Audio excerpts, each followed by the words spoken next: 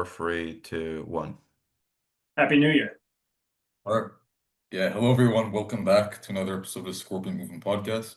Today I'm joined by my co-host and good friend Jacob, and we're very excited to speak with none other than Colin Marston himself. Now, generally speaking, I prefer to allow our guests to introduce themselves at greater length, but I'll just begin by saying that Colin is a musician, multi-instrumentalist, record producer, and audio engineer with a vast discography of very ambitious music under his belt. As a performer, he's played in bands like Old Arctopus, Krallice, Gorguts most recently. As an audio engineer and record producer, he's worked on releases by artists such as Orthrealm, Mastery, to name a more of a deep cut, and Artificial Brain, just to name some of my favorites, because obviously there are many more. Now, with this having been said, Colin, I mean, go ahead, feel free to introduce yourself and what you do to audience. I didn't want to be too detailed in explaining your background so that we can give you more of an opportunity to expand on it. And because it's a very broad question, you're welcome to be as detailed or even on the other hand as brief and concise as you'd like. So just go ahead, explain if you can expand on the description I just provided, but let's hear the story, I guess, the story of Colin Not Marston. not a bad description. Yeah. Yeah, I guess I'll say I grew up in Philadelphia, but Yeah. I pretty much spent my whole adult life in New York City. Yeah, New And York City. at the end of at the end of the spring last year in 2024, I was finally kicked out of my long running studio, and for the last Oh, year yeah. spent a while floating from temporary location to temporary location, and now here I am finally in my new place. New place. So I ended up moving back to Pennsylvania, not like very much outside of my own expectations, but I'm up in northeastern Pennsylvania now in the Pocono Mountains. Oh, So it's actually not that far from New York. It's like an hour and a half, 2 hours from New York, and about 2 hours from Philly. But now I'm up in the woods, and I have a really, really nice new spot here. So you sort of like triangulated yourself to be the farthest that you can be from both Pittsburgh and Philly.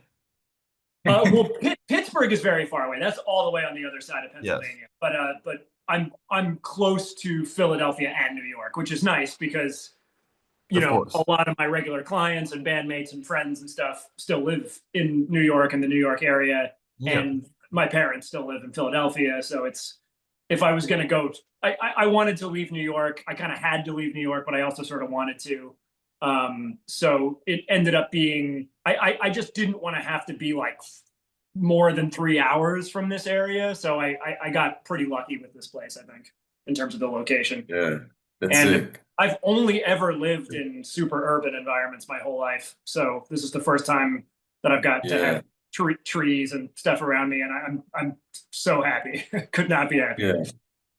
If I can interject, so you're not in Menegroth anymore because that was the legendary studio, right? That you own. I think Right. you So owned it for a long time. yeah, Menegroth's Yeah. A Thousand Caves. I moved into. So I had a small studio for 2 years from 2004 to 2006, and then in spring of 2006, I moved into Menegroth, and I was there all the way through 2024.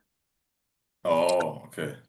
So now Wow, I'm in that's the new Menegroth. This is the new. Is it actually officially called Menegroth or is it? I don't have an official name. Like, No. it's the question more people ask me than any other question is, what's the name of the new studio? And I have not been able to come up with any kind of a genius alternative. So I sort of softly decided to just keep the same name. But we'll see. There's nothing set. Okay, yeah. So wait, Menegroth was that ever an official name in the first place? Or is Yes, it yeah. just The last studio yeah, had a really long name. It was Menegroth, The Thousand Caves. So sometimes okay, people call it yeah. just one or the other.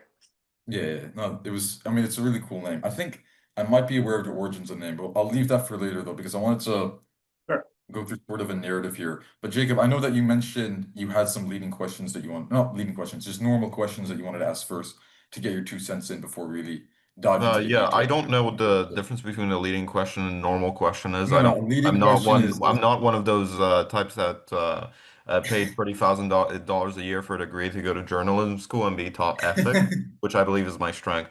But Colin, I just wanted to ask a question that may seem very like easy to answer on the surface, but I do think that it reveals a lot more about someone's trajectory.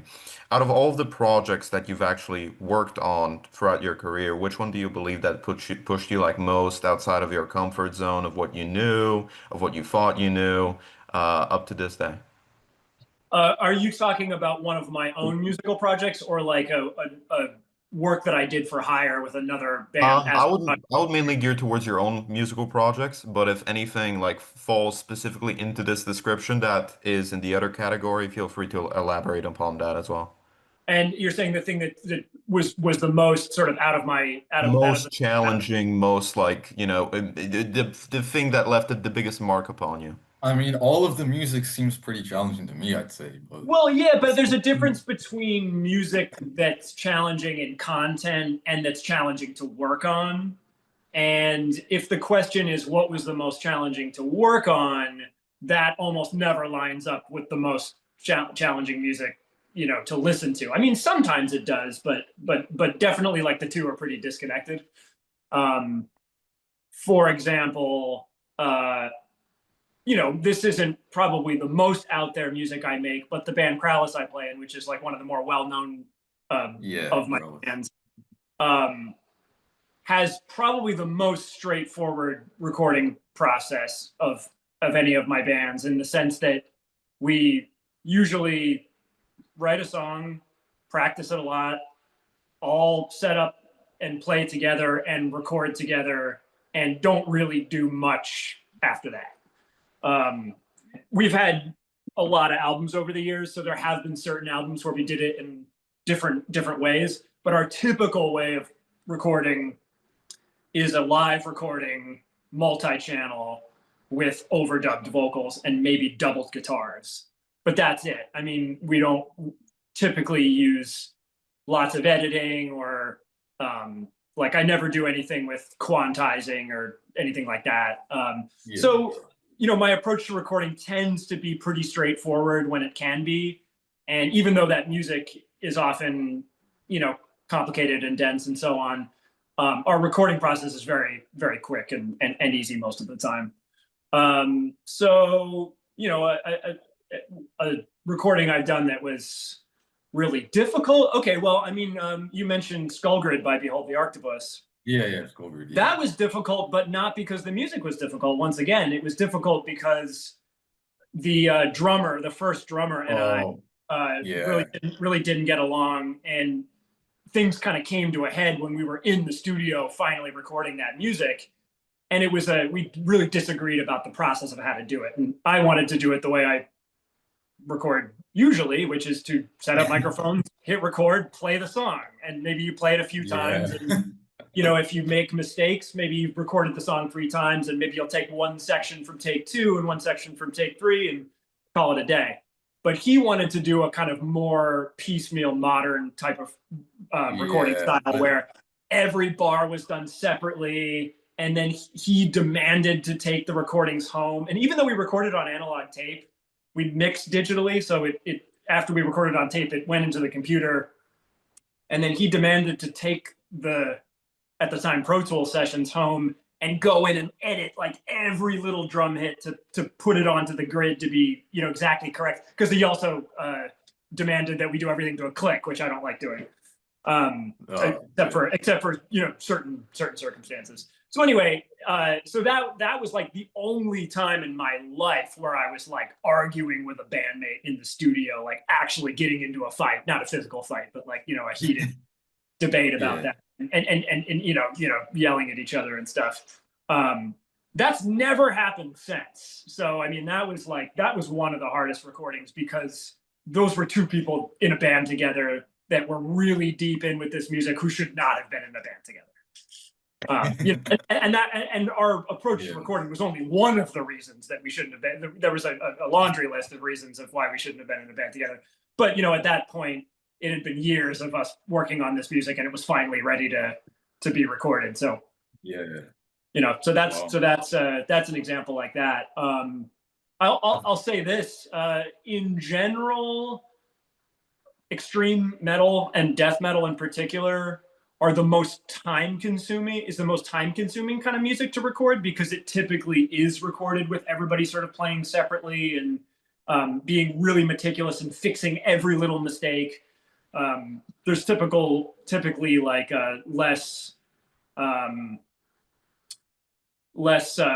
room for like looseness in that kind of music. Yeah.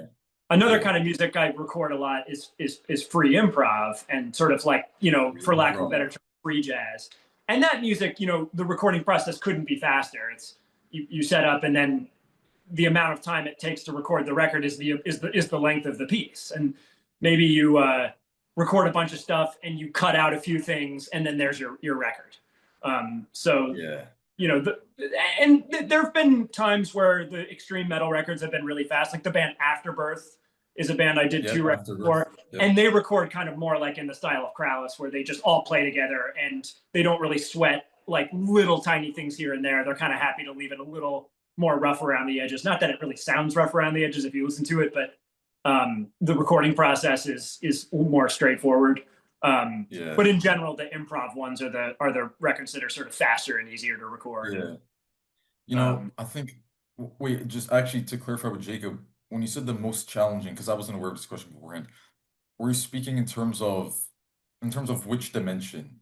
We're Because when speaking I think about this in the question, sense of the right? dimension Yeah. of often when it comes to people who work in fields that are creative, we find a situation where they not only begin to speak like a politician when they're asked a simple question, but they actually need to be pushed to a certain extent in order to showcase the full range of their abilities rather than what they've learned throughout the time. So when it comes to musicians, I've often found, or music producers actually, I've often found that the abilities that are learned very early on in this skill set, which is very like multilateral, which has many different components, are not very transferable when a completely new project comes across the way. So I was just sort of curious if Colin had this one, you know, standout situation where there was something incredibly like difficult that he wasn't sure that he could pull off, but it proved quite instrumental to his career and his development in this Okay. field, Yeah. and how it influenced him in that way by sort of letting him have his Yeah. own, you know, I mean, spark his own stuff. the way I'm taking that question is, and let me know if this is more what you're getting at or less what you're getting at. Yeah. I almost feel like you're looking for me to recount a time where there was like a big technical challenge to some kind of recording, and I didn't really know how to deal with it. And through the Yeah, process of that's one example of it, man. something Anything like that that. just sort of tells that story Yeah. of Well, I think that, struggle and then self-discovery.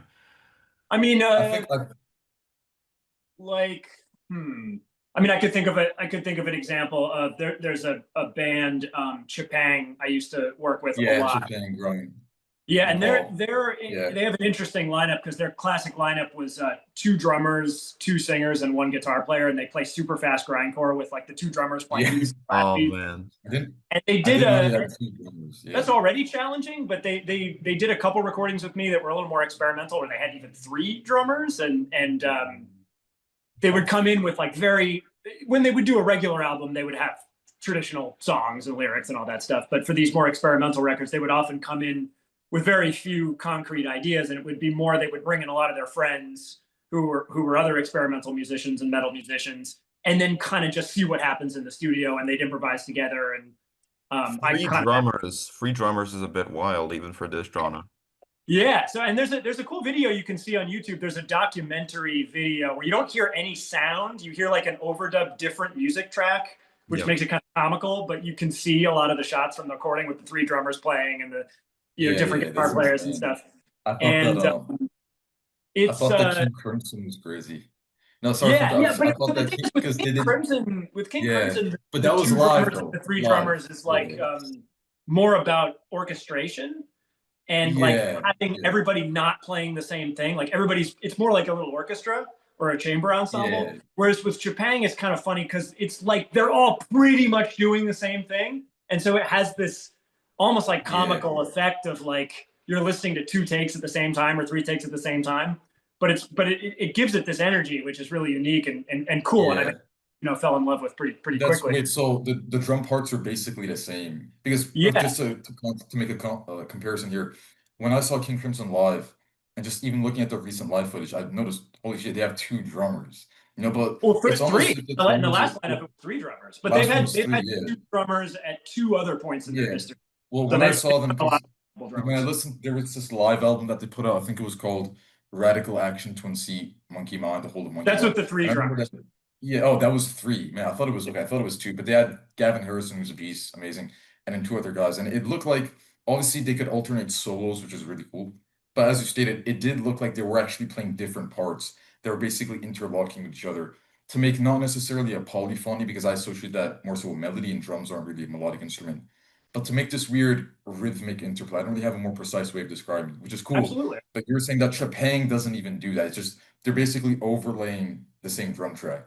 Wow, that's Right, crazy. right. Yeah. And it's So like, in a sense, that's challenging because you're being given this blurrier picture to deal with, because it's yeah, like two of almost the same thing almost at the same time.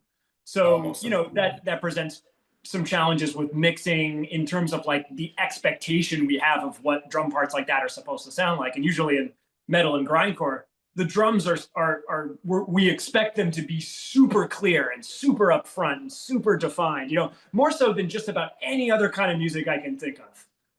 Death Yeah. metal, Oh, it definitely. demands the clearest drum sound, Yeah. I mean, well, so people want to hear blast beats, so that's kind of the right, and a hallmark blast of it. beat is already a blurry kind of Yeah, thing. So you yeah, want to blurry. have as crisp a sound as possible. So they're almost like upping the challenge even further by being like, no, we're going to give you two guys doing it, and Yeah, deal with that. So that was yeah, a unique challenge. And then the recording with three drummers is kind of even crazier. Although, like I said, that was music that was a little bit less concrete to begin with. So there's a little more, yeah, a little less of the expectation of what it was supposed to sound like. But yeah, anyway, that was one thing that came to mind. yeah. I You know what the technical challenges though in the studio are absolutely not the hardest part of working on music. It's usually if there's a real problem, it's like a personality issue, with people. Oh, Right. yeah.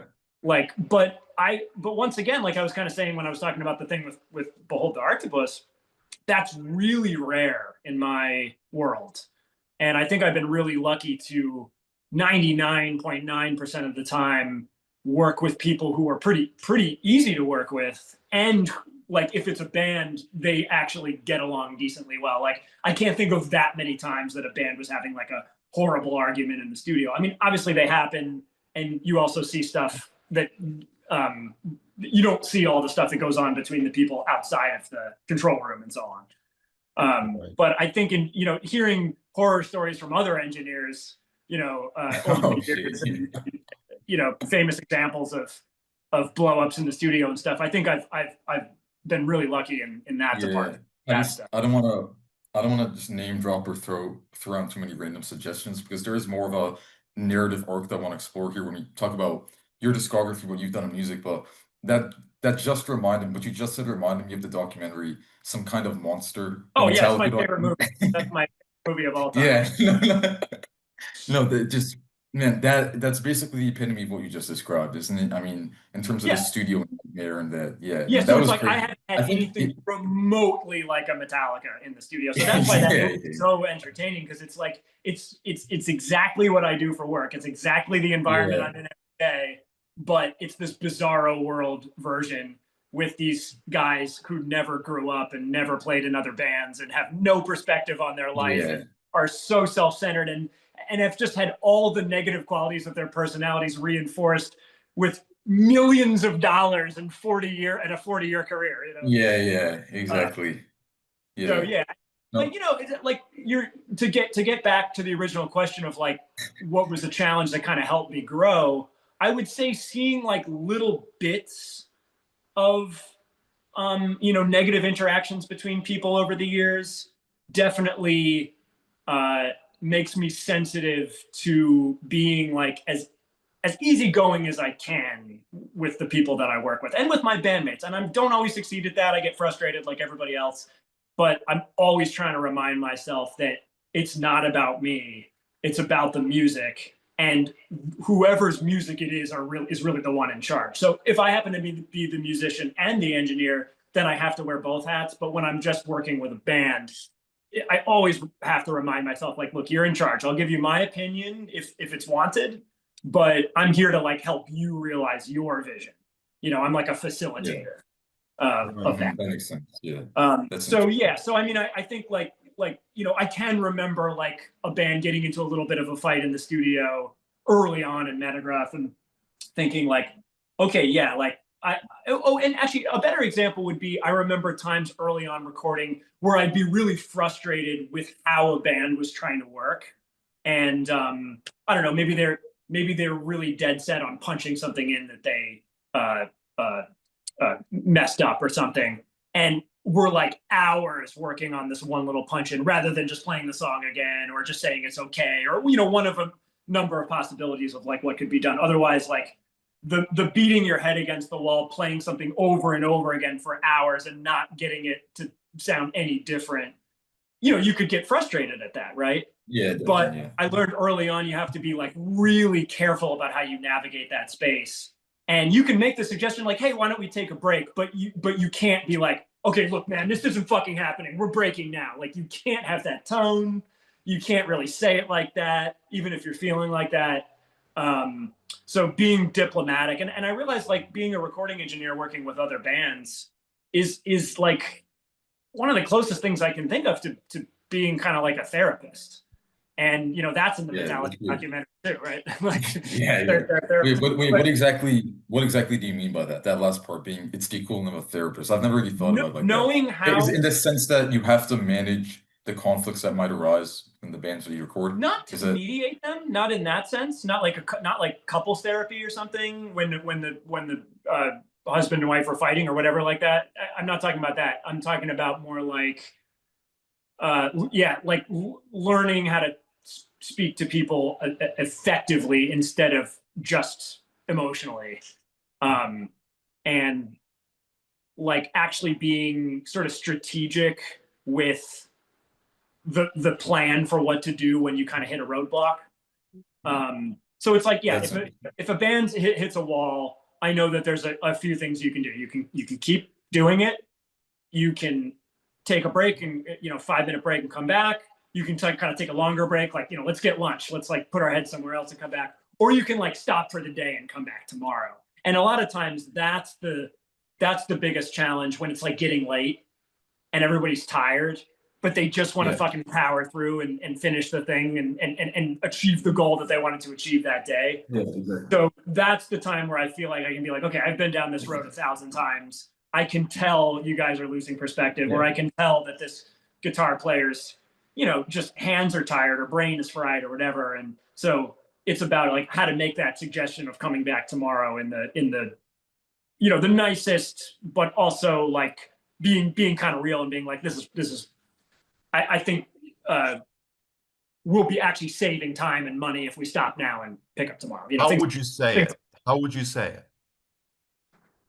It depends on the circumstance, and I guess that's kind of what I'm trying to say. Is that's like a skill to be learned, not like I can imagine, not like a rule book to be read from. So I think one of the things I've tried to be the most sensitive to, and it's related to this, is anytime I work with a new band or new musician, I have to figure out what their bar of what a good performance is. I have to learn that by working with them. So the people I've worked with time and time again, I kind of know if they do something and I hear it, if that's going to be something they're going to want to fix and it's going to bother them or not. So I think it's like getting a sense of what that person's standards are so that I'm not imposing my own standards, or worse yet, some kind of like industry standard idea, which I hate that. Right. I'm very opposed to that idea being brought into the creative world. So I like, that's probably the thing that comes up the most. So, it's like certain people I work with a lot, I know that they're real hard on themselves and that they're going to kind of make themselves upset. So going into it, it's like, let me do anything I can to like minimize that and maybe suggest taking a break sooner than I would for somebody else who usually doesn't get frustrated with their own performances. The people that are super easygoing to work with, I can go into it being pretty confident that shit's going to go smooth. But obviously, if they get frustrated, I've been down that road with other people, and I can kind of try to adapt. Yeah, Fair that's enough. interesting. Well, what I understood from that question was, I mean, I had my own spin on it, but basically, I think you can divide, in a certain sense, you can divide that idea of difficulty into two different forms or two different manifestations. And one, as you actually hinted at, Colin, one would be the difficulty that has to do with the performer and how difficult the actual music is to play, in a sense, on the more technical level, which has to I do don't think it obviously. ever has to do with how hard Yeah. the music is. I don't think it ever has to do with that. You It's think just it never has to do with that? it's proportional. It's like you have Yeah. this musician, Okay. and what's their relationship with their music. Yeah.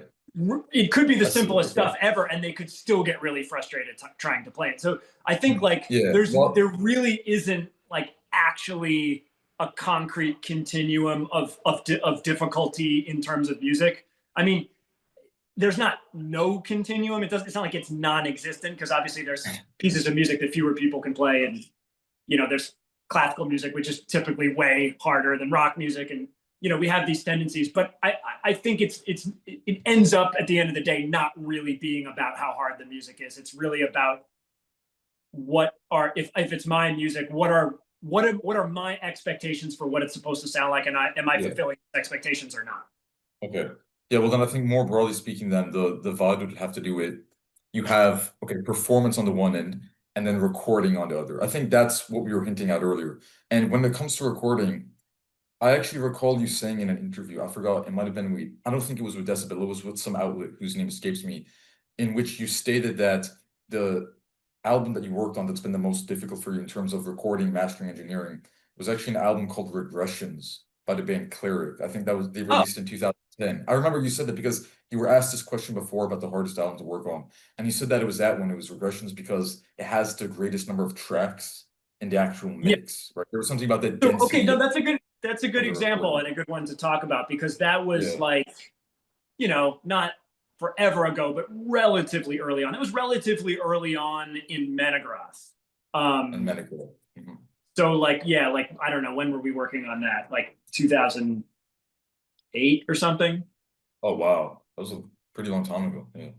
Oh yeah, no, maybe it was like 8, 9, and 10. Okay, but the real reason it was so hard was because it just took the longest, I think, of any record I ever did. We started recording that record in my previous studio, in the basement studio, and then it carried on to the next place. So that was like one of the few albums I had that like spanned 2 studios. I guess that's kind of how it. But and it has to do with the number of tracks as well, right? Because the number of and tracks and the number of layers, and that was partially that they treat their music almost more like audio for a film, and the music's really cinematic too, so it kind of fits. So there would be like lots and lots of layers, and they weren't quite as good at that point in their career at like smart orchestration, so to speak. So like, just to give you a rough example, like rather than having like 6 keyboard parts all layered that aren't necessarily supposed to be heard that well, but like there's a lot of information and the music's already so dense that you're never going to be able to hear anything that clearly. Maybe on the album after that, Retrocausal, maybe they would have just done 1 keyboard track and achieved like a similar musical goal that way.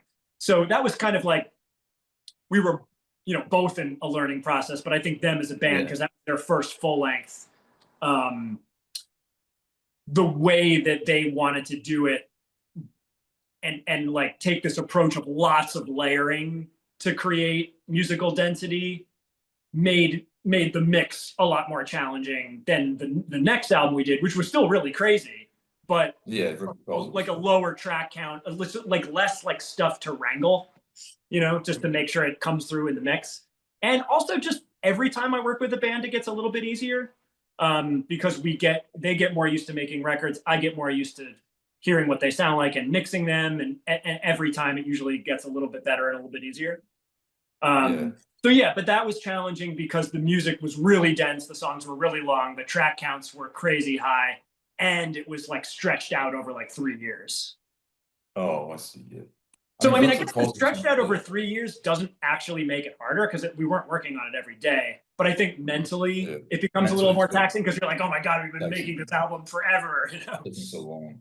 Yeah. I mean, no, I love that band. Actually, I like retro calls a little bit more, to be honest. It feels like a more mature version of their sound, but Yeah, they're for very sure. unique within the realm of that And entire it scene. You also can't really find sounds another band like it them. also like sounds Yeah. better like from the standpoint of being like, you know, slightly higher fidelity, and it sounds a little Oh, bit more high fidelity. professional. Yeah, But I definitely. gotta say, I went back and listened to Regressions Yeah, I haven't over like checked. last summer or something, and I was kind of into the rawness of it. I was like, oh, this is cool because it's this very ambitious, because it's been years since I heard it, this very ambitious record with, you know, it's very technical music and stuff, and you'd expect it to have this very clean, polished recording, but Yeah, instead which is it has like a slightly more natural recording, and yeah. left a little more rough around the edges. And I guess that's, if anything, that's kind of my tendency. But because it was years ago, that was like a little more exaggerated. But I kind Mm. of found myself thinking like, okay, yeah, it's a little less pro than maybe I would have had it sound now. But I like that it's dirty, and that it has this combination of being really ambitious and dense without having like a really like um modern drum sound or whatever, for example. Yeah, there's so many ideas and tangents that come to mind here. Actually, I'm taking down different notes, and so I have a couple of themes that have already been formed here. One is the intricacies of engineering and the problems with contemporary metal engineering, because you've definitely talked about them in the past. You've talked about the loudness wars. Actually, I'm definitely going to ask you more about that concept in particular, just so I can understand a little bit better. Some of the early Behold Arctopus lore, which is actually a little bit funny to me. I'm definitely familiar with the story that you're describing where you were butting heads with the drummer. I think because either because you talked about it in the past in some type of interview, or because someone wrote about it. But that was Charlie Zeleny. Was that his name? Zelezny, or that was his name, I think. And he was also in Blooded Signs, correct? Zeleny, but yeah, I think Zeleny, yeah, yeah. And he was in Blood Science, and correct, was that another on one the of he was on the first record. I think there were two Blotted Sciences. yeah, yeah. Yeah, and I think the second one's He Hannes was Grossman, if memory no, serves. yeah, Hannes Grossman was on the second one. He was definitely on the first one. Yeah, And then I Charlie. think he did a lot of studio work after that. But it's funny because I actually found out about Behold Arctopus through Blooded Signs. And it's kind of a weird Oh, story, cool. but and I didn't even realize that he was the drummer on both albums. I had no idea. But Got it. we're gonna dive into that a little bit later because we went on such a tangent here, just off of a single topic or theme, which is recording. But what I had in mind was to go through more of a type of linear retrospective of your career, your discography, even going way, way back since maybe even pre-Arctopus, to be honest, just to really dive into the details and the deep lore. But from here, what I was thinking of asking is just to finish off when it comes to the topic of hardest recordings. I'm gonna make two guesses as to bands or albums that were also probably more difficult to record on average. If you're to look at the Okay. entirety of the albums you work on, I'm gonna make two guesses. I mean, I don't know the intricacies of audio engineering, but just based off of listening to the albums. So one, Imperial Triumphant. I mean, because Alphaville, especially on Alphaville, it sounds crazy in terms of density, and there's so many different tracks, and it's so loud as well because you have some tracks on which you have the growls and the more traditional metal vocals. And then you have her name, I think her name is Yoshiko. She was in a band called Bloody Panda, right? Yeah. Yeah, yeah, She's yeah. doing, Yeah. I don't even know how to describe it, but it's not even metal. You know what I'm saying? For some reason, it's it's screaming, but it's not metal. You know what I'm saying? It's just a different Absolutely. Yeah, yeah. style. No, she's one of my favorite It's singers. I love her. Yeah. yeah, amazing. Really, really good. And when you have different harsh vocal tracks that are being played at the same time, it just sounds so brutal. I love that sound. Not many Nice. bands do that, but when it does happen, it sounds amazing. And then, but there's also the brass, there's the piano, there's even the taiko drums from the guy in Meshuggah at one point. Right. That's a crazy album. So that came to mind. Is that as difficult to record as it sounds in terms of Yeah, no, density? that's another good example. I would put Imperial Triumphant Records, especially that one, especially Yeah, Alphaville Alphaville. and Spirit of Ecstasy, Yes, very good. in the cleric category. The difference is that those were recorded more like I'll say like a regular album where it didn't take years. Like they came in and did the basic tracking in a few days, like a normal rock band. And then usually what Imperial does is they do a lot of the overdubs and guest musicians like on their own elsewhere to kind of save time Yeah. and money. So we did some of the stuff in the studio, and every now and then it makes more sense to bring somebody in. But for those, Okay. like, it is funny because it's like, over the years, this kept happening, and we'd do the record, and I'd be like, okay, that was easy. And then like a couple weeks later, they'd come back with just this hard drive full of fucking extra tracks. And I'm like, oh, okay, now this is hard to mix. And so eventually, I think around Alphaville or Spirit of Ecstasy, I was like, okay, can I get a demo in advance? And can you tell me what the plan is, like, for all the tracks? And the other thing too is that for both Alphaville and Spirit of Ecstasy, not the newest one, not Gold Star, but for those two records, we worked with Trey Spruance from Mr. Bungle and Mr. Bungle, Baxed Head and Secret Chiefs. the best guy, Secret Chiefs, So that was interesting because at first I was really nervous about that because they're like, we're going to bring in a producer. And like, no one's ever brought in a producer. Like, I've only ever worked with bands where like basically they're the producer, or maybe I'm the producer, or most of the time we never talk about it.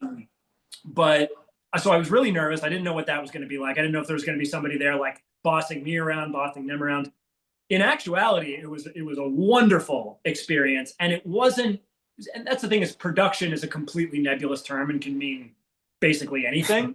So what it meant in this case was that it was like almost like Trey was a fourth band member just for those records. And all he did was do overdubs that kind of enhanced stuff that was already there, which was brilliant because rather than dumping a lot more new content on top of a band that's already really hard to mix, even when they're just a trio, he would do things like run the vocals through his modular, his Eurorack setup, and give me really weird special effects to work with. He called them reverbs a lot of the time, because sometimes what he would do is he would double a guitar part on like a hammer dulcimer or something, just playing the exact same thing as the guitar, but he'd call it a reverb because it was meant to kind of go in the background and just be this like subtle enhancement of something that was already there. So all the stuff he did that was along those lines was like excellent. And he's got such a great ear. He's a great guitar player, just a super smart guy also, and like very knowledgeable about like the whole history of music and almost like the whole history of everything too. So he's insane. So basically what happened was we did the record, me and just the three guys in Imperial, like normal, then went away for a while. Trey did all his stuff at home. Then Trey flew in and mixed with us. So when we mixed, like basically I did my usual thing where I did the first draft of the mix alone, which I pretty much always do, just to get the basic picture. And then they came in, and together, the three of them, or maybe Kenny wasn't there for Alphaville, and Trey then worked on the mix together and really enhanced it and turned it into what it was. And that was just absolutely a joy too.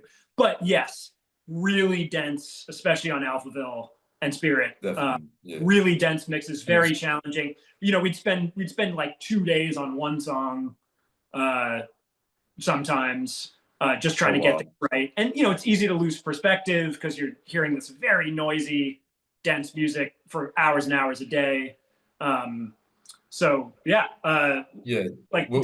challenging, but like really fun, and like really like good energy and vibes and happiness and stuff like the whole time. Like not at all like a slog, like kind of a challenge, like a really like fun challenge. Yeah, no, I mean the outcome was amazing because I love Alphaville, I love Spirit of Ecstasy. Imperial Triumphant, I think, is just one of the best metal bands around nowadays in terms of being really innovative, in terms of pushing the genre forward. They're great. I'm very stoked at how well received they've been, because I mean I've been working with them since the beginning, like since like most of the band was high school, and Kenny and Steve weren't in it. It was Zach and a whole different lineup. You know, I like at first it was more traditional, and then they pretty quickly got pretty weird and influenced by Deathspell Omega, and then the influences got even stranger after that. And, you know, like less and less commercial. And I never thought they would be a band that would catch on the way they had. And, you know, it's really a testament to how good Zach is at the kind of like part of being in a band that's not just writing. I mean, he's a great guitar player, great musician, great writer, composer. Really interesting player, definitely. But he's really good at like promoting his band and like Oh, sort he of is. Yeah, he's amazing. getting on this tour, and he's really smart with merch and Oh marketing and all yeah. that stuff that I No, I have like have a no fucking ability to. yeah. Now I have an Alphaville hoodie actually. It's sick. I don't know. It's Nice. the one with the. It just has the cover on the back. You've probably seen it. I mean, it was one of the most popular hoodies. But Cool. yeah, no, I got some comments on it. The merch is great. The Imperial Triumphant merch is so good. It looks Yeah, so he's got cool. it. Well, that's the other thing It's too, is he's got yeah, this whole the whole like costumes and masks and like yeah, the the Art Art Deco Deco thing. aesthetic. Yeah, yeah. The Yeah, he costumes are so brings cool. in this whole extra musical Yeah, thing, which I is like do. that's the part of music that I always struggle with the most. Like Yeah, I remember. I can sit down and make music all day, but in terms of like figuring, especially when it's less traditional or it's like not in a genre, because like it's like some of the projects I do are this subgenre of death metal, sure, you know what to do with that. But a lot of the music I make, like Behold is a decent example, or Dysrhythmia, where like we're really slipping through the cracks of a lot of styles, and that's the shit. Like especially for Dysrhythmia, I find it. I've never come up with a single song title for that band. They're all Kevin. Just because I Yeah, yeah, never know like what the vibe is. You know what I mean? It's like, I'm and that's one of the reasons I like the music so much, is that it's more abstract. And I really am into yeah. I do. abstract in the arts in general. Like that's the thing that I really love more than almost anything else is like atmosphere and abstraction. Yeah, Um, yeah. so that makes it hard for me sometimes to take something really abstract and like put a artistic like skin over it, which helps it be more relatable to an audience and helps it be more marketable. And like, it's always a Yeah. challenge to come up with what's the Well, album. that's I have yeah, I mean I have so many different comments here. There's so much I could say, but when it comes to abstraction, I definitely agree with you. I've always preferred more abstract music, but not only that, I mean I can appreciate music that's a bit more linear, more focused on narrative and storytelling. I think it has its place too. And I don't discriminate against that type of music, definitely not intentionally. So I know that there are some people within the metal community who are, you call them the elitists, the true cult guys. You're probably familiar with them, who think if it's not war metal that was mastered on a potato or a tin can, if it doesn't have the old school Dark Throne kind of aesthetic, it's garbage, it's shit. I just don't really, I don't get that. I think it's a little bit disingenuous and fake. You know what I'm talking about, that type of phenomena. It's probably not that prominent anymore, but on certain parts of the internet, you would definitely encounter these types of people. I any remember any this is just any kind of traditionalist is yeah, yeah. it's Yeah, just I kind of like, remember, all right. just a funny story. I remember when I first got into metal, or more sort of extreme metal. I was into bands I think you could describe as somewhat entry level. Now, I was really into Cannibal Corpse. I still think that some of the early, I mean, I've actually never heard you mention Cannibal Corpse. They're one of the big names in death metal. Do you like them at all, or is there any of their Love them. material? I mean, You love they're oddly not one of the bands I got into younger. Like I came Oh to them yeah. a little bit later, but yeah, fantastic. And especially, the early records are pretty Yeah. weird. They're pretty No, they are abstract. actually pretty weird, honestly, pretty abstract. Yeah. I do Yeah, go and back and I then the thing listen to is, like them. they settled into a sound and it Yeah, didn't deviate much, But I yeah, think yeah. especially early on when there wasn't really music that sounded like that, something like Butchered at Birth or Tomb of the Mutilated, like Yeah. it sounds pretty alien, especially for that It the does. Yeah, context of it, that. de- it definitely does. I mean, what it's about cannibals, sometimes people call them the AC/DC of death metal because they release one album and then the template never really changes beyond that. It's just another album, the same style, same style. But if you listen to interviews of the band members, if you read interviews, they're actually very aware of that. They're cognizant of it. And they say that, I mean, Oh yeah, this is a lot of it's this is the sort of mission. on purpose. Yeah, that this is the mission of Cannibal Corpse on purpose. It just wouldn't really make sense for them to change their sound. And I actually appreciate that more in a sense than bands that undergo a radical change on the basis of motivation that isn't very genuine or sincere. Like not to name names of probably Metallica. I think most people can agree that the changes that Metallica underwent in their sound weren't completely authentic. You know what I'm saying? Especially by the time you get to I don't even remember the names of some of the mid-90s albums because they're just so bad. You know what I'm saying? Load Like and Reload? Load, yeah, Load is the album, and I mean the one with Lou Reed was, it sounds interesting. On me, that wasn't really it's not a sellout album because it's actually pretty experimental, but also a bit of a mess in my Yeah, I opinion. mean, if you want There was, anything to disprove what you're saying, just talk about Lulu. By the way, my two yeah, favorite Metallica albums are Saint Anger and Lulu. And and something, I'm yeah, like saying that somewhat tongue in cheek, but I'm also kind of serious because those are the records that really say fuck you, we're doing our own thing.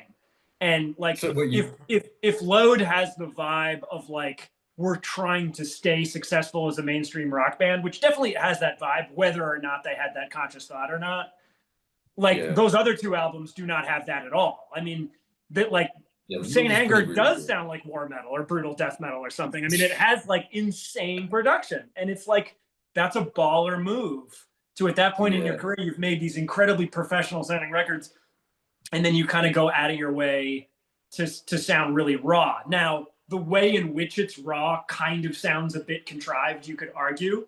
And like I go back and forth on that because yes, but also it sounds brutal and insane. So who cares? Yeah. So yeah, I mean, yeah, I think you're right. Okay. Like pressure from a manager, from the fans to do this or that. I think that's that's not how I want to live my life. But I do think that allowing yourself to change naturally is can't really be anything but good. And I do question a little bit the vibe of Cannibal Corpse to be like, well, it wouldn't make sense for us to change now. We've got this thing going that we've established. It's like, well, yeah, but you also could just change. You could just still change, Yeah, or you could change in a subtler way. yeah, I I get basically what you're say just saying. do whatever is inspiring to you with your art, and then it'll be genuine. So Yeah, like whether or yeah. not it sounded like the last thing you did, if you're inspired and love it, then that's going to come across in some way, I think. Yeah, well, what I'd say is okay, 2 points when it comes to Cannibal Corpse.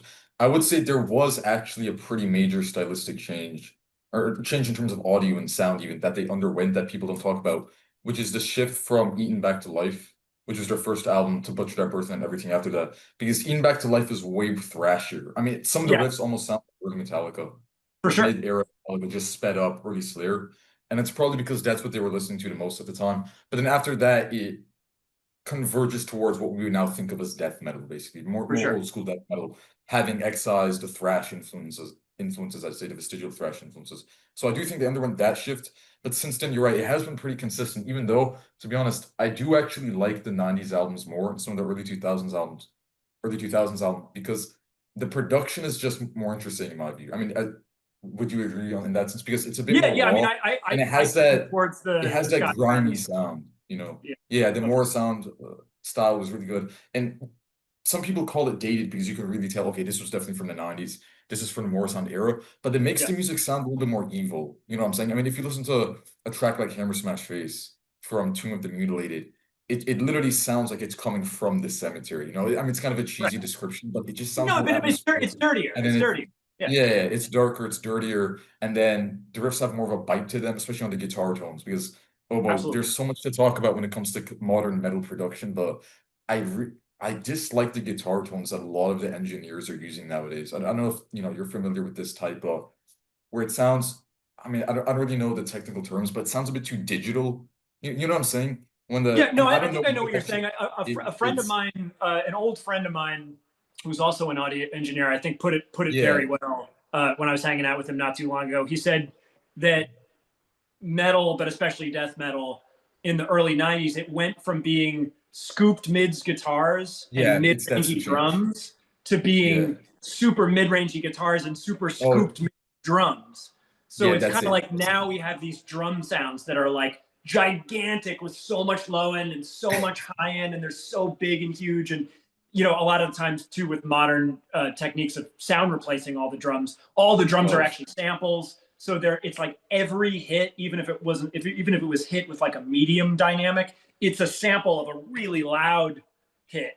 So yeah. it's like Well, louder hits played faster than anyone can actually yeah. play, and that gives you more attack to the drums, and they cut through a mix more. But it's like at a certain point, um, they're taking up so much space that there isn't really room for the guitar tone to have all that low end and high end anymore. So the guitar tone has to fit in more in the middle. So it ends up being this kind of more mid-rangey middle kind of sound, which is from a technical standpoint, good for like the clarity of the pitches of the notes coming through. Like mids tend to have more of that. Like low end and mids tend to have more of that. Low mids and mids. But there's some magic that you get when you do that kind of ridiculous removal of all the mid-range in the death metal guitar tone, where like, yeah, it's a little, you have to get used to it. Like you, at first it might sound like noise and you can't really hear like what notes the guy's playing, but a lot of that's also the material itself, right?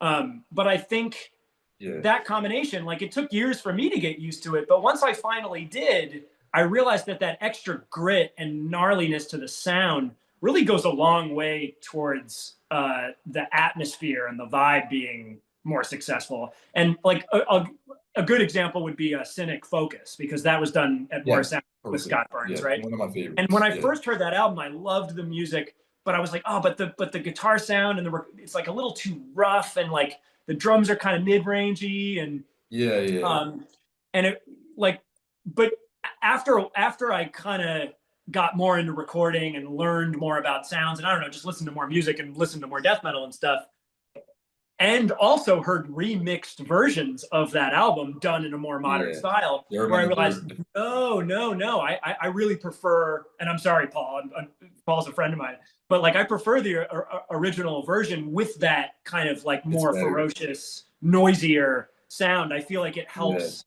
temper the jazz fusion element, like really clean element being brought into the death metal, and still gives it like this kind of energy and like kind of like instability or something, which I think is like when music's too stable, when the tempo's too regular, when the sounds are too regular, it becomes a little boring for me at least.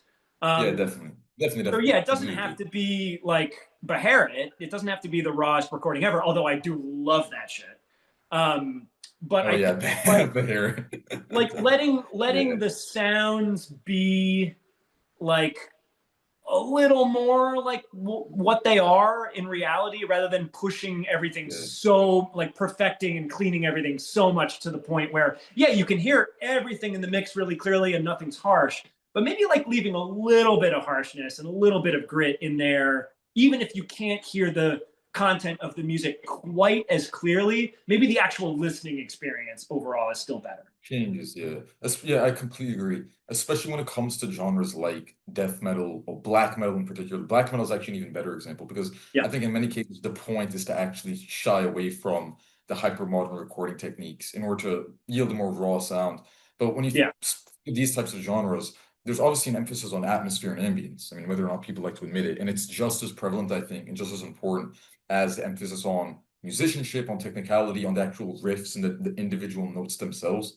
And with that in mind, I don't think that it makes approaching those types of genres and albums like you would, say, a pop record or even an EDM record in certain cases, or genres that are a little bit more, obviously it sounds like somewhat of an elitist or pretentious way of phrasing it to many, but genres that are definitely more commercial, more accessible to the majority of people, that just sell better in many ways, doesn't really make any sense. And it's almost counterintuitive from my standpoint, because it just defeats the purpose of what many of these types of bands are trying to achieve, which is to make that menacing, sinister sound that literally in some cases sounds like it came from the graveyard itself or from the forest. When you think about black metal bands, I recall this anecdote that Varg, who obviously controversial figure, but even though I do really enjoy some of the early Burzum albums, I think after that it just after that I kind of stopped paying attention to him. I don't even know what he's up to, but Philosophum, Dunkelheit, and those types of albums I think are still amazing. But I actually remember reading once that when it came to Philosophum, if that's how you pronounce it, because that's actually my favorite record of his, he told the engineer to use the worst mics he could find, which is hilarious to me, because it's so antithetical, I think, to what many people in modern metal would do nowadays, which is fine, make it more quantized and all of that. But he said that after the fact, he said that he did that because it was more closely suited to the music, the type of music that he makes. And imagine if you listen to one of the tracks on that album imagine if those tracks were mastered in such a manner as to make every single note as clear as possible, to make the guitar tone super bright, mid-heavy. It's just the music almost completely changes. I can't even imagine it, and the atmospheric element I think is gone as well. So I don't know if you It's Yeah, not I that really. album, but I don't know if you looked into a few years ago, I don't know, maybe 10 years ago or something. He actually did go back and re-record a lot of the songs from the first two Oh, albums you did. with drum Wow. I did. machine and with a really Wow. clean guitar tone and all. You did all the things you're saying, and guess what? It's not as good. Yeah, it's not as And he good. changed the I can't vocal even. style. He made the vocal style his kind of like soft modern style instead of Yeah. the total And then like also, insane person yeah, the screaming. vocals. Yeah, and also that's what I love about 90s black metal production, especially the Norwegian bands, the second wave bands, which I don't know, are you into those bands at all? Like Dark Throne, Absolutely, yeah, Mayhem, some of my favorite stuff. absolutely Yeah. you like those bands, yeah. There's a to me, it'll never go out of style. I mean, regardless how I know some people think it's just the cheesiest music ever because of the context and the corpse paint and all of that, but I just if you listen to the music itself, it doesn't go out of style. The riffs are sick. Mayhem has Absolutely, so many music is deep. Mayhem Yeah, has so many good riffs. The Mysterious on it's Satanis, awesome. it's just an endless riff fest. So Freezing Moon still such a good song, so fun to play on guitar. But anyways, what I was trying to get at is if you think about the vocals on those albums in particular, I can't really imagine the brutality and the abrasiveness, the almost animalistic sound that they produce being realized with a very clean production style. You know what I'm saying? I mean, obviously, I'm not an expert on this, but it's almost as if what's the technical term for this? The the vocals are what is it? Clipping, peaking. How Oh, do you like conjure yeah, what I'm trying to say here? those I are think ways of saying just distorted. yeah, distorted. Yeah, they're distorted, but partly okay, owing in part to the fact that they're doing harsh vocals, which in terms of technique are obviously different from. In No, terms wait, of technique, what are you talking about now though? Because are you talking about the the vocals production on styles. Yeah. Philosopheme, or are you talking about a No, just general style of sound? on many of those albums in general. I do think that Philosophy is a really good example because it's so much more abrasive to the point where it almost sounds like some of the screamo bands or screams bands as they call it from the late 90s or the 2000s. Wait, but no, It, that's the record. That record has a different vocal style. That record has the like distorted, like more low vocals, and the first three albums are the ones that have the wah like crazy screams. really no. Well, we're talking about But Philosophy, right? yeah, the first three albums he's got the like the wailing screams, but there's no like effects on them really. And then on Yeah. Philosophy, that's the one, the really dirty sounding record where like the vocals are more like subdued, but they have like a lot of distortion on them. Wow. Well, to be honest, well, Philosophium, I'll allow myself through. Philosophium is the only one that I've listened to from front to back. I've actually only heard snippets of the first three. So obviously the context that I have is probably a bit more limited. But even to me, I mean, Philosophium, it sounds like he's croaking almost, has that croaking Yeah, that's sound. more of the croakier style. It's Totally, yeah, totally. yeah, it's super raspy. It's literally sounds almost And that definitely has well, like distortion on it, if yeah, memory serves. a It's been a while. while since I listened to it, but I Yeah, a remember while it then. being Although I think actually like, either like through a distortion pedal, or maybe more likely like the microphone is like the gain on the mic preamp is cranked and it's yeah, the distorted gain on the mic mic preamp. preamp, exactly. Yeah, but when I think about just even not just respect to philosophy, but respect to second wave black metal, Norwegian black metal more broadly, the classic 90s artists, Mayhem, Dark Throne, Burzum, even Emperor to an extent. Obviously, their style was a little bit different because they had the symphonic elements, but Well, I I mean, think the the style of production, all of those bands is super different from each other. yeah, they are different, but what I would say is that in terms of production, it does seem like the production choices actually suit the vocals. And more specifically, it suits what the vocalists were trying to achieve. Because if it's too clear and if it's too easy to actually discern, it definitely loses some of that bite and that Yeah, animalistic. Just agreed. that's what is Yeah, I intuitive mean, to me because I'm not an the way engineer. So I like to think of it is like when the recording is too clean, it takes some of the mystery out of the it is music. true. I think Yeah, like yeah. another thing which makes music really compelling for me is some sort of mystery, some sort of, and Mystery. Yeah, that yeah. can come in many forms, right? It can come in the form of like, okay, the actual content of the sounds I'm hearing right now, I like what's happening, like, and you kind of have to listen closer. So that can come from like a rough sounding recording or distortion or any of the things we're talking about. But also like there's the musical decisions you make, and those can create a sense of mystery. Like if you've ever listened to a song in a style you know really well and you know the band, you kind of know everything that's going to happen. Um, and so if you love it, that's great. But like, let's say Yeah. something just comes on and you're just like, okay, I know where this is going. This is no fun. It's like a movie where you know the ending, or like a mystery Yeah, movie. it doesn't at that point it doesn't even make sense. Yeah. Why Yeah, would you so I watch mean, the I think like you can create mystery through your actual compositional choices too. Of like, Oh, not yeah, really 100%. knowing where the song is going, or maybe you have a sense of where it's going, and sometimes your sense is reinforced, and Yeah, other times the composer takes you in another direction, and you're like, oh, I didn't expect that. Awesome, That's like yeah. Well, the what good people, music is. Even in pop music, like there's an unexpected chord change in a Beatles song or a fucking Depeche Mode song or whatever, where they use a minor chord instead of a major chord where you'd expect it to be the other.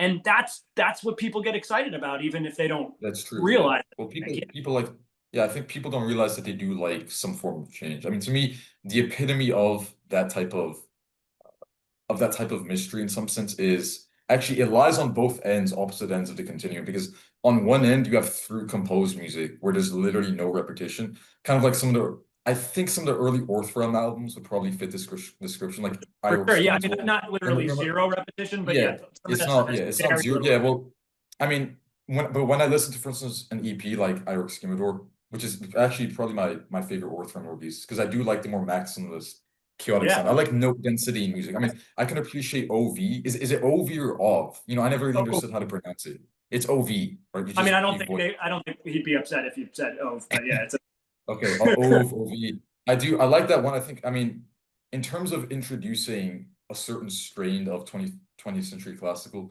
into, you could say, the underground rock or metal adjacent world, I think that was pretty much revolutionary because it is basically minimalism, or it utilizes the key minimalist ideas within the context of instrumentation that's more familiar to rock players. I mean, it's sure. drums, guitar, but the basic idea isn't really that far from Steve Reich, Philip Glass, and those types of people. So from the Well, standpoint it's of also kind of novelty, like maximalist minimalism, right? Because yeah, it's like it's really like maximalist. Yeah, it's like it's aggressive music, right? yeah, It's it's not like aggressive. Yeah, yeah, most of the minimalist classical we can think of is sort of very yeah, like pleasant sounding.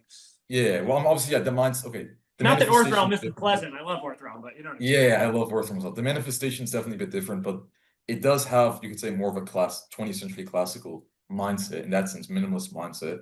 Obviously, I like that one as well. I think from the standpoint of experimentation and ingenuity alone, it's definitely high up there. But in terms of the listening experience, which is probably what I care about most at the end of the day, even beyond some of the extra musical elements, I still like the early Orthrealm releases more because, again, I came from tech metal, more technical metal bands, just technical music in general. I was always attracted to even the idea of virtuosity, shredding, stuff like Yngwie Malmsteen that, people Sure. people often clown on it because it's cheesy and it's a bit overblown, but I always loved it.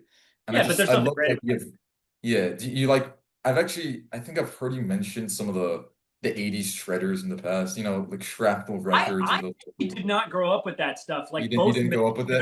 in Orthrealm and Krallice, like both he and Kevin, who I play with in Gorguts and Dysrhythmia. Mick Barr and Yeah, so Kevin, Mick Barr definitely. and Kevin like Yeah. both grew up They, with yeah, like 80s metal and like glam and like yeah. knew about shredders and Shred, stuff yeah, like that. basically I think maybe shredders Mick stuff. didn't like that stuff at first, but got into it. But anyway, my point is, Yeah. I didn't really like any kind of metal outside of Metallica until I was like 17, 18. Oh, Um, really? Yeah. No. and I went straight to The cr Gorguts yeah, and the like craziest. Death Yeah. Human and Dark Throne and Ulver and stuff like that was kind of my entry point to extreme metal. So I heard a lot of the pretty out there in one way or another stuff first, and then kind of made my Yeah. Well, way I mean, back. yeah. Uh, It's funny though because actually, especially back in the day when the culture around metal, I think, was a little bit different. People were a bit more close-minded. Behold, the Arctopus kept getting grouped into this idea of guitar hero music. You know what I'm saying? There's this idea mhm. that, oh, it's like shred music, and Yeah, people. I mean It sounds weird, but it people. does have They, shredding, but it's not shred yeah, music and like yeah, Joe said. people were Not, even. I mean, yeah. people were even grouping it in with Yngwie Dragon Force, Dragon Force and stuff like that. Yngwie Malmsteen, which doesn't really make any sense to me in Yeah, I retrospect. mean the But only I thing just it think, has in common yeah, with those bands is yeah, fast guitar. That's it. yeah. But people were weird, especially because within metal, there's definitely, especially within people who love old school death metal, people have a more traditionalist mindset. There is definitely some skepticism of overt technicality that's really in your face because people Sure. associate it with, but not. I mean, look, some of the early. I'm obviously ranting here, but I think this is fun and it's actually funny to me. Some of the early old school death metal is somewhat. It's pretty technical to play on. Sam. It's pretty technically challenging, and I think All death metal is actually pretty it's yeah. Unless, technical. well, I'm trying to think of. Nunslaughter Sure. or Yeah. yeah, I mean I'd say they're pretty simple to be honest in terms of No, they those are types. simple, but my point is like if you It's not compare it to genre. all other genres of rock music, like Yeah, I just the guess. physics of doing the stock beats that are in any kind of metal band is way harder than Actually, playing yeah. You know what? the That drum actually makes parts to sense. any Yeah. kind of like most other kinds of rock music. That's my point. Yeah. And Yeah. just playing like a basic death metal riff with lots of palm muting, fast downstrokes, tremolo picking, like those Yeah. are That's all hard for techniques people. that like Yeah. some guitar players never even learn. Yeah, they can't even touch that, man. That's so funny. But yeah, I think even if you go back to the really classic 80s, early 90s bands, I mean there are tons of skank beats because they were listening to, the boot da boot da boot, that type So of it's stuff. I don't know how to thrash. say it. But yeah, this it's basically a thrash beat. People call that skank beat, yeah, just Yeah, more yeah. commonly. They were probably picking it up from Slayer because Slayer really took Well, that to the because next I level. mean, because more But than that, like those death metal bands like started as thrash bands, pretty much. yeah, they Like definitely all started those thrash. Yeah, musicians, yeah. yeah. Yeah, So yeah, especially so of course the old that. school bands. Yeah, Death, Morbid Angel, definitely Possessed. I mean, you can't even is Seven Churches Death or Thrash? It's not really clear. Yeah, that's Obviously, exactly. So that's the one that's like yeah, right on the Morbid because Angel is taking it on. I talk about Hell Awaits a lot by Slayer. This Yeah, I love that second one. That's Slayer actually my record. favorite. To me, that's kind of That's a my death metal album. yeah, that's my favorite Slayer album to be honest. Even I haven't Yeah, really me too. listened to them in a long time, but it's really good. And also, to be honest, I think obviously we're touching on so many different areas here. I think people also call it more death metal, or that it's closer to death metal because the aesthetic is a little bit different. I think when it comes to defining genres, especially within metal, it seems as if the extra musical components are just as important, and sometimes more important than the actual content of the music itself. Because I mean, if you were to take the riffs, you know, I think if you sped up some black metal riffs, it could work within certain death metal contexts and maybe even vice versa to an extent. And it just applies to heavy music in general, to be honest. Obviously, with certain exceptions when you get to the really extreme areas, like Yeah, Last Days of Humanity and shit like that, where no one even right. knows if I they're mean, you're playing. right. There's crossover for sure. Yeah, the crossover. There's a lot of crossover. So people actually use aesthetics, lyrical themes, album art as a means of discerning between them. And it seems as if people start to associate thrash with the aesthetic of 80s party culture, drinking beer, eating pizza, having fun with your friends, Mhm. with the bros as they say. And even nowadays there's this people call this a meme label, but have you heard of the concept of pizza thrash? Yeah, just recently. Yeah, no, it's recent. Yeah, yeah. Wait, how did you find out about it? Just So just Mick recently. told me about it. Oh, Mick told you about pizza thrash. Yeah. No, it's He's like, funny yeah, because I can't remember the context. no, because I mean I like. Do you like any of the newer people call it, the more retro thrash bands like Municipal Waste and Toxic Holocaust? Municipal Waste, I know because I'm good buddies with Dave Whitty, the drummer. He's been Oh no, you know what? Yeah, well, do you know him through Dave Whitty's such a weird example to me, weird character because I knew him. I first found out about him through Discordance Axis and those types of yeah, bands. The super insane, dissonant, out there grind bands. And it was only after the fact that I found out they was in Municipal Waste, which is right. pretty Yeah, I catchy feel like band. when I It's met it's him first, it was when he was playing in Burned by the Sun. oh yeah, was that more But of a I think grind? I knew about Discordance Access and Human Remains maybe even before that. So yeah, I was a Yeah, huge fan of those two bands. Burnt by the Sun is more of a grind album or grind band. Is that Yeah, the yeah. sound? Basically, yeah, pretty much grindcore. Yeah, no, he's a beast on the drums. But Probably, I mean, not he's like got they don't. I don't remember them having like a lot of blasting. Maybe no blasting. Maybe just some. yeah, But yeah, but yeah. like but more of that than death metal for sure. Yeah, but anyway, so Dave Woody, that's a fun example. But I enjoyed But yeah, some of those bands. municipal waste is I cool, mean, but like I don't know, I don't follow. I don't that think type of any like modern thrash bands really. I'm trying to think of an example. there's some that I like that I think are actually pretty progressive. I like Vector. I don't know if you've heard of them. Oh yeah, but They did they're kind of long yeah, gone now, right? I think yeah. I mean they had, they ran into so many controversies, but I don't know, I But haven't yeah, really yeah, kept no, up. Vector, I Yeah, remember I being haven't cool. kept up with them in a Behold while played because I played just a show with them in I don't know, maybe like 2012, oh 2013. really? Yeah. No, I think no, that's funny because they actually I think they stopped in my city. I'm in Miami. I'm based in Miami. They Mhm. stopped in my city to play a show at this venue called Churchill's Pub. Oh, I played There's at this Churchill. band. You played at Churchill's? Yeah, Ah, with that's Dysrhythmia. sick. Yeah. Yeah, I think it was actually around that time because if you go online, if you look up Vector Live in Miami, there's a show that was played at church. It was probably 2012, Mhm. 2013, and they were touring quite heavily. So maybe even that's when Behold toured with them. But Behold But no, we never, I didn't don't think tour. Behold. We played Oh, you didn't Valentine's do a Day with tour them in New York.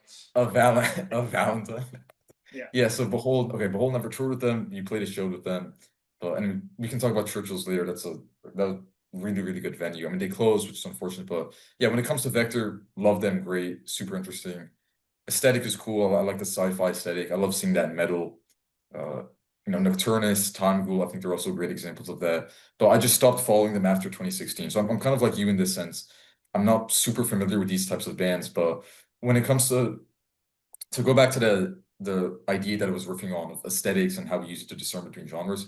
Yeah, pizza thrash, it seems like people came up with that label after the fact, in retrospect, to describe bands that had already been around for a while. And it makes some sense to me. I get where they're coming from. But then you look at the other classic thrash bands of the 80s, like Slayer, and yeah, the aesthetic is completely different. I mean, Slayer Hell Awaits it's about vampires, it's about the occult topics, its lyrics are super morbid, violent. To be honest, I remember enjoying reading those lyrics back in the day. I don't usually do that even. Sometimes I do nowadays just because I try to write. I've been in some bands just pretty amateurish, but I'm more interested in the lyrical, the lyrical aspect from the standpoint of actually creating lyrics.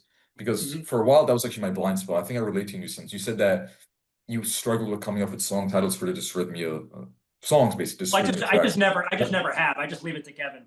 But Yeah, I yeah, guess yeah. the struggle So with I'm like, titles yeah, in I'm more general, familiar. but something kind of changed like in the Yeah. last 5, 6 years, and I've become a lot more comfortable with titles now. Yeah, yeah. Well, I was gonna ask you when we talk about lyrics and some of the themes on, for instance, Krallice, because I actually really like the Krallice lyrics, and I've been taking the time recently to pour over some of them.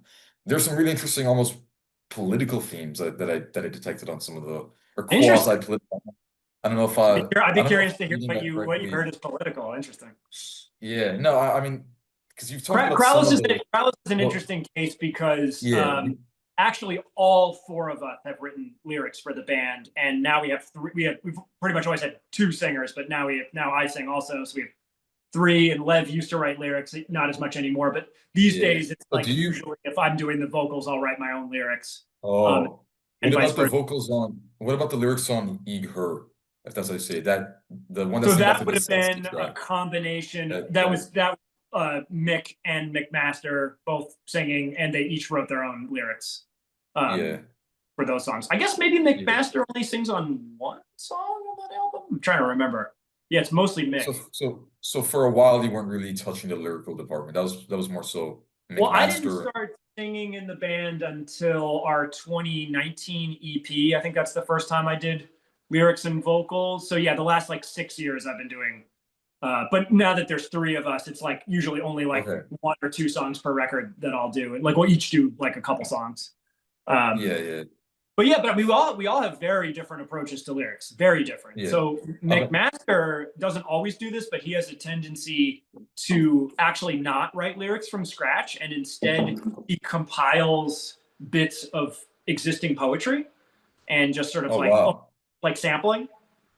Um, It's poetry that he's written, basically. That no, it's no, no, no, no. I'm creativity. saying he Oh no. takes existing lyrics by poets, like not even Oh, lyrics. really? He takes poetry that exists in a book and takes Wow, lines wow, from wow. it So he didn't and even organizes them into to fit the song. yeah. And That's not is that every for single the song that he's sang on, but that's a lot of them. That's a technique has he's that done, been there which neither of us have ever done. has that approach been there since the beginning of Krallice way back in the Yeah, day, or is it more? Oh, it's yeah. been there. That's Yeah, his yeah, approach. he's been doing And that then since, like, definitely Diatima, wow. maybe even from the first record he sang on, which was our second album. So yeah, he's been doing that since the beginning. Wow. No, Mick that's cool. That's Mick's cool. approach to lyrics, I think, is probably the most traditional, where he's got a notebook where he writes lyrics whenever he has ideas, and then he has a song and he goes through his book of lyrics and he sees which ones might fit, and then he like decides where to put them in the song. Like, I think that's a Yeah. pretty common way of approaching it. Um, And then you I approach lyrics and vocals because I'm not, well, I don't know if this is because, but like since I'm not like a seasoned vocalist, my approach has been to find the parts in the song where I want to have vocals, think about what syllables I want where, and then write the lyrics specifically tailored to that moment of the song. Yeah. So all three of us have completely different techniques of That's doing interesting. Yeah. I mean, there are so many questions with respect to those revelations, you call them. But when it comes to lyrics in Krallice, you said that in Krallice, you said McMaster uses pre-written pieces of poetry that he basically samples, for lack of a better term. Yeah. That's the correct reading. So which poets does he borrow And from? I mean, you I can wasn't tell, even like, aware of it. they're credited. So like if you They're go and look credited. at any of our albums, sometimes it says lyrics by McMaster, which means that he wrote them, and other times it says lyrics after, and then somebody else's name who's obviously not somebody in the band. And that's where he's done the like, taking pieces of existing. Do you know who are some of these names, these poets? Oh, I I mean, can't think of a single one right now. You can't. Oh, really? Are they just super obscure, or Well, is it for one because? thing, I have basically no relationship with poetry. So I probably wouldn't know anyway, outside of like the Oh, most okay. So famous you. poets. I Oh, mean, okay, so we so the have. book I'm reading right now is the Odyssey. So technically that's poetry, but I mean that's also like, Yeah. Well, ancient that's an epic epic. It's an epic. epic So poem. It's pretty fucking metal, but it's not really. very I guess metal, it's yeah. not. Yeah, it's not directly related to probably the But yeah, I mean types the of the, poems the that he's people putting that across. he like when I like when we're doing the layout for the album and I see the where the who the poet is or whatever, I feel like it's usually not a name I recognize. Oh, okay. Well, I mean, it must be. But I you can don't. I go. I wouldn't mean, say you can it's go look at relatively. it up in Yeah, 2 seconds. I'll check it But out. I'm really we curious put about all that the because credits on the Bandcamp page, yeah, and probably some of them yeah. are in Metal Archives, and they're all printed in the Yeah, CDs. I'm really curious about that because I just wasn't even familiar with that until you told me, but that's cool. Oh, Okay, sorry. What did so you? no, I'm really curious about that because I wasn't even familiar with that until you told me. I thought that Krallice just utilized more conventional method at all times, Oh, yeah, basically, when yeah, it comes yeah, to yeah. writing lyrics. And I didn't even know Well, that he then, and so devised also the our drummer used to write lyrics as well. So like, he yeah. wrote lyrics Is on the that first. Lev Weinstein, right? Is that Yeah, is he he wrote still lyrics on maybe like the yeah, first 3 or 4 albums, a song here and there. Yeah, basically, yeah. this is what I think. What used to happen was when I would write a song, oftentimes he would write the lyrics and McMaster would sing it. So that happened on some of our early. Oh, yeah. And every now and then, somebody like one of us will sing somebody else's lyrics, but most of the time we sing our own lyrics these days.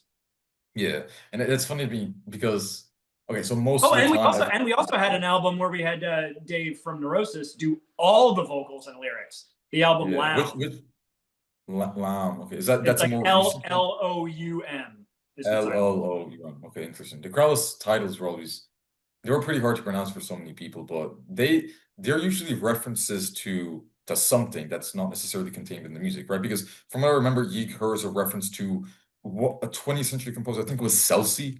Is that his Yeah, name? so What's it's his a it's a misspelling of the title of one of his pieces. yeah, well, what's his full name, by the way? Just if you recall, I Oh, think it's geez, yeah. What's his first name? It's like oh it's not Giovanni we both Giotto. I think it's something with a G-I-O. it's definitely but he's Italian, right? Oh fuck, Yes, yeah, we both forgot about it at the same time. That's hilarious. yeah. Now you always confuse him with Ligeti, Georgi Ligeti, who's actually pretty cool as well. But anyway, some of those guys, Oh, yeah. My isn't it favorites. Yeah. funny that the 20th century classical guys, many of their names actually end in the exact same syllable. Not the exact same, but Penderecki, Brecci, Ligeti, Celsi. I just thought it's I funny. mean, just Whatever. the I ending. The yeah. It's as if God was just decided to ensure that, okay, if you're born with this syllable in your name, you're gonna produce this insane fucked up music. That's gonna inspire Colin Marston and people later on. No, but and it's funny that I mentioned that now just off the cuff because I had written down in the show notes talk about 20th century classical because I feel like more and more metalheads and people who are just into extreme music more generally are actually finding out about it and realizing that this is sick, and that they can actually incorporate it within their music. Because for a while, the idea was that obviously, it's a stereotype that's imposed on metal from the outside, and metalheads aren't like this in person. Just really dumb stereotypes tend to be like this. The media generates this for clicks in a sense. But for a long time, especially back in the 80s and 90s, maybe even the early 2000s, the idea was, oh, metal is anti-intellectual. It's just brutish, almost caveman type of music, and it doesn't really have anything to do with the Western canon. If it even exists, that's actually another topic that I had written down, is whether or not there's a canon of art, including not just music, but really art more broadly. But that always seemed to me, even when I was really young, just in elementary and middle school, to be completely false. I mean, even if you were to restrict the idea, for instance, classical to Baroque music, Romantic music, that type of lineage, people like Bach, Beethoven. I mean, the 80s shred guitarists is probably not the most archetypically metal example. Oftentimes, they're literally just playing or reciting the etudes from those composers, Bach, Beethoven, people like Paganini. Malmsteen loved Well, covering yeah, Paganini that's fucking back in the day. Ingve Malmsteen for Many, sure. Just do it. yeah, many of the people, even and then that bled into hair metal, but you still, I mean, you still see it in some thrash solos. Solos definitely are, I think, are a chance for those types of influences to shine because they're more technical. They tend to be a bit more melodic, I think, than the average riff, which is a lot more percussive and rhythmically oriented. So even in the very shallow sense of just borrowing certain harmonic ideas or some, not really techniques because you can't talk about techniques on the violin the same way that you would techniques on the guitar, but in the sense of borrowing from that really old school classical style, Baroque, Romantic style, that was always somewhat present, I think. You can't really deny that. And then by the time you get to the 2000s, I mean, death metal bands are just borrowing from that style in droves. If you know Necrophagist, step in. This seems to be pretty, all of these have been pretty big. I mean, yeah, his solos basically sound like Yngwie Malmsteen. So I Yeah. heard someone, I saw someone describe them and says, Carcass with Yngwie Malmsteen solos in a way, because yeah, that's what it sounds like. And if you look at a Yngwie Malmsteen solo, you can't really differentiate that from, I mean, you can obviously because the instrument is different, the timbre is different, but melodically, harmonically speaking, pretty similar to Paganini, Beethoven, some of these romantic composers. It's not that different in that respect. And then, so on the musical front, I think that that's really dumb. And it's also, it's weird that metal would get that association in particular, because out of all of the genres of popular music, I think it's actually one of the most intellectual. You know what I'm saying? It sounds kind of weird, but even if you were to exclude the lyrics, you know, and just look at the music itself, the content of the music, there's this idea that, okay, if you want it, I'm not necessarily saying that this is always the case, but I think it helps to know, not necessarily music theory, but to know the actual feel of an instrument on the physical level. If you really want to appreciate some of the riffs and the leads that metal guitarists play, you know, it helps to know, to have some familiar with the drums, for instance, if you want to appreciate how hard blast beats are, how hard, even as you stated earlier, some of the basic beats that they use, like the skank beats, the Slayer beats, all of that, that has this physical element that is more accessible, I think, to instrumentalists. And that actually facilitated my discovery of metal and different metal genres because I had an acoustic guitar. Sorry if I'm sharing too much about myself, but I think it's relevant No, and it's interesting. So I had an acoustic guitar for a long time because my parents, I started playing the piano, that was my introduction to music, but it was basically forced on me or imposed on me by my parents. It wasn't really a choice, deliberate choice. I think that's how many people, especially many young people, start out with music. And then from there, they got me an acoustic guitar as a gift so I could branch out. I had a lot of fun playing it. I took some lessons, but I didn't take them that seriously. And then when I started actually listening to and seeking out music on my own, well, I gravitated to rock and metal music. I liked it a lot. I thought that the sound was cool. And then that actually motivated me to pick up the electric guitar. And then when I was 11 years old, I just got my first electric guitar for Christmas, which is also how Alex Lifeson from Rush, I think, got his first guitar. I actually don't know. It was either Christmas or a birthday present. Surprisingly okay. common with metal. The guitars come to you as a result of a gift, you know, Christmas gift, birthday present gift. But yeah, my parents just gave me that as as a gift for Christmas. It was my only Mhm. gift because, you know, guitars aren't that cheap. But beautiful gift, obviously very worthwhile purchase expenditure. And from there, that actually motivated me to really practice and tighten the chops because I would look up tabs by bands like Death, Morbid Angel. I was just really into the 90s sound at the time. Deicide, I really liked. And Yeah. it was surprisingly difficult. You know, but people listen to it Oh, think, oh, it's not really that hard, especially compared to the insanity that death metal reached later on with tech death and all that, the shred emphasis. But it's harder than it looks and it's harder than it sounds, I think. I mean, it was hard for me. You stated this earlier, but it was hard for me to even play the heavily down-picked, palm muted riffs, you know, right. There's especially there's when you a lot of things which don't sound particularly yeah, difficult, maybe, but yeah, like you don't realize like something like doing a riff with fast moving power chords is yeah, really hard to bro, keep your hand in this shape and move it around really fast. Like dude, that's way bro, more difficult than playing single notes. I could handle tremolo picking okay, you know, on an okay level when I was really young, just starting the guitar and it was pretty much trash. But those types of sections that you're talking about just screwed me up, and I Yeah. hated playing them. Everybody's And got that's their Achilles heel, right? And it's like, yeah, yeah, for me, tremolo picking has never been a challenge because I also yeah. don't do it super accurately. Oh, I really? just kind of let it Yeah, let no, it you know, I flow and I noticed that focus more on the yeah, yeah, when I yeah. listen to Krallice, okay, there are different types of Krallice fans, I feel like, because there are people who like the more, not necessarily minimalist, but the more repetitive. I don't mean repetitive in a bad way, but I mean repetitive in the sense that you play some type of line, not even a riff, but a chord or a series of chords. I'm not using the most technical language, obviously, and you just repeat that No, I mean for you had it minutes and minutes with on end. riff, and it's But like it's a band that has yeah, riff. I mean, it's literally because people tend to associate that word repetitive with boredom, simplicity, but I mean, it's just a literal descriptor of the music in this case. It's not a pejorative at all. So there's that era of Krallice. I mean, Years Past Matter, okay, that it's still a technical record, but it's a little bit more repetitive than the Krallice records I really gravitated to, because my favorite Krallice albums would definitely be, even on a sonic level, on purely sonic level, Yeek Her and Prelapsarian, which I think that was part of a consecutive, that it's called Yeah, Prelapsarian, right? The one that came honestly, out in 20. that's almost even kind of one album because I Oh, like really? Yeah, yeah. two of the songs, the last two songs, the second half of Relapsarian, those were songs written at the same time as the Yig stuff. And then the song Hate Power was like a single we did, which just kind of ended up on there. And then I can't remember the genesis of the first long song. That's a mix song. But Yeah. yeah, that song, No, because that material was mostly conceived at the I same mean, time. So well, you're I right. basically listen, yeah, I basically listened to it in one go. And obviously they And were, by the same yeah. token, a lot of the material on the first three albums was written at the same time.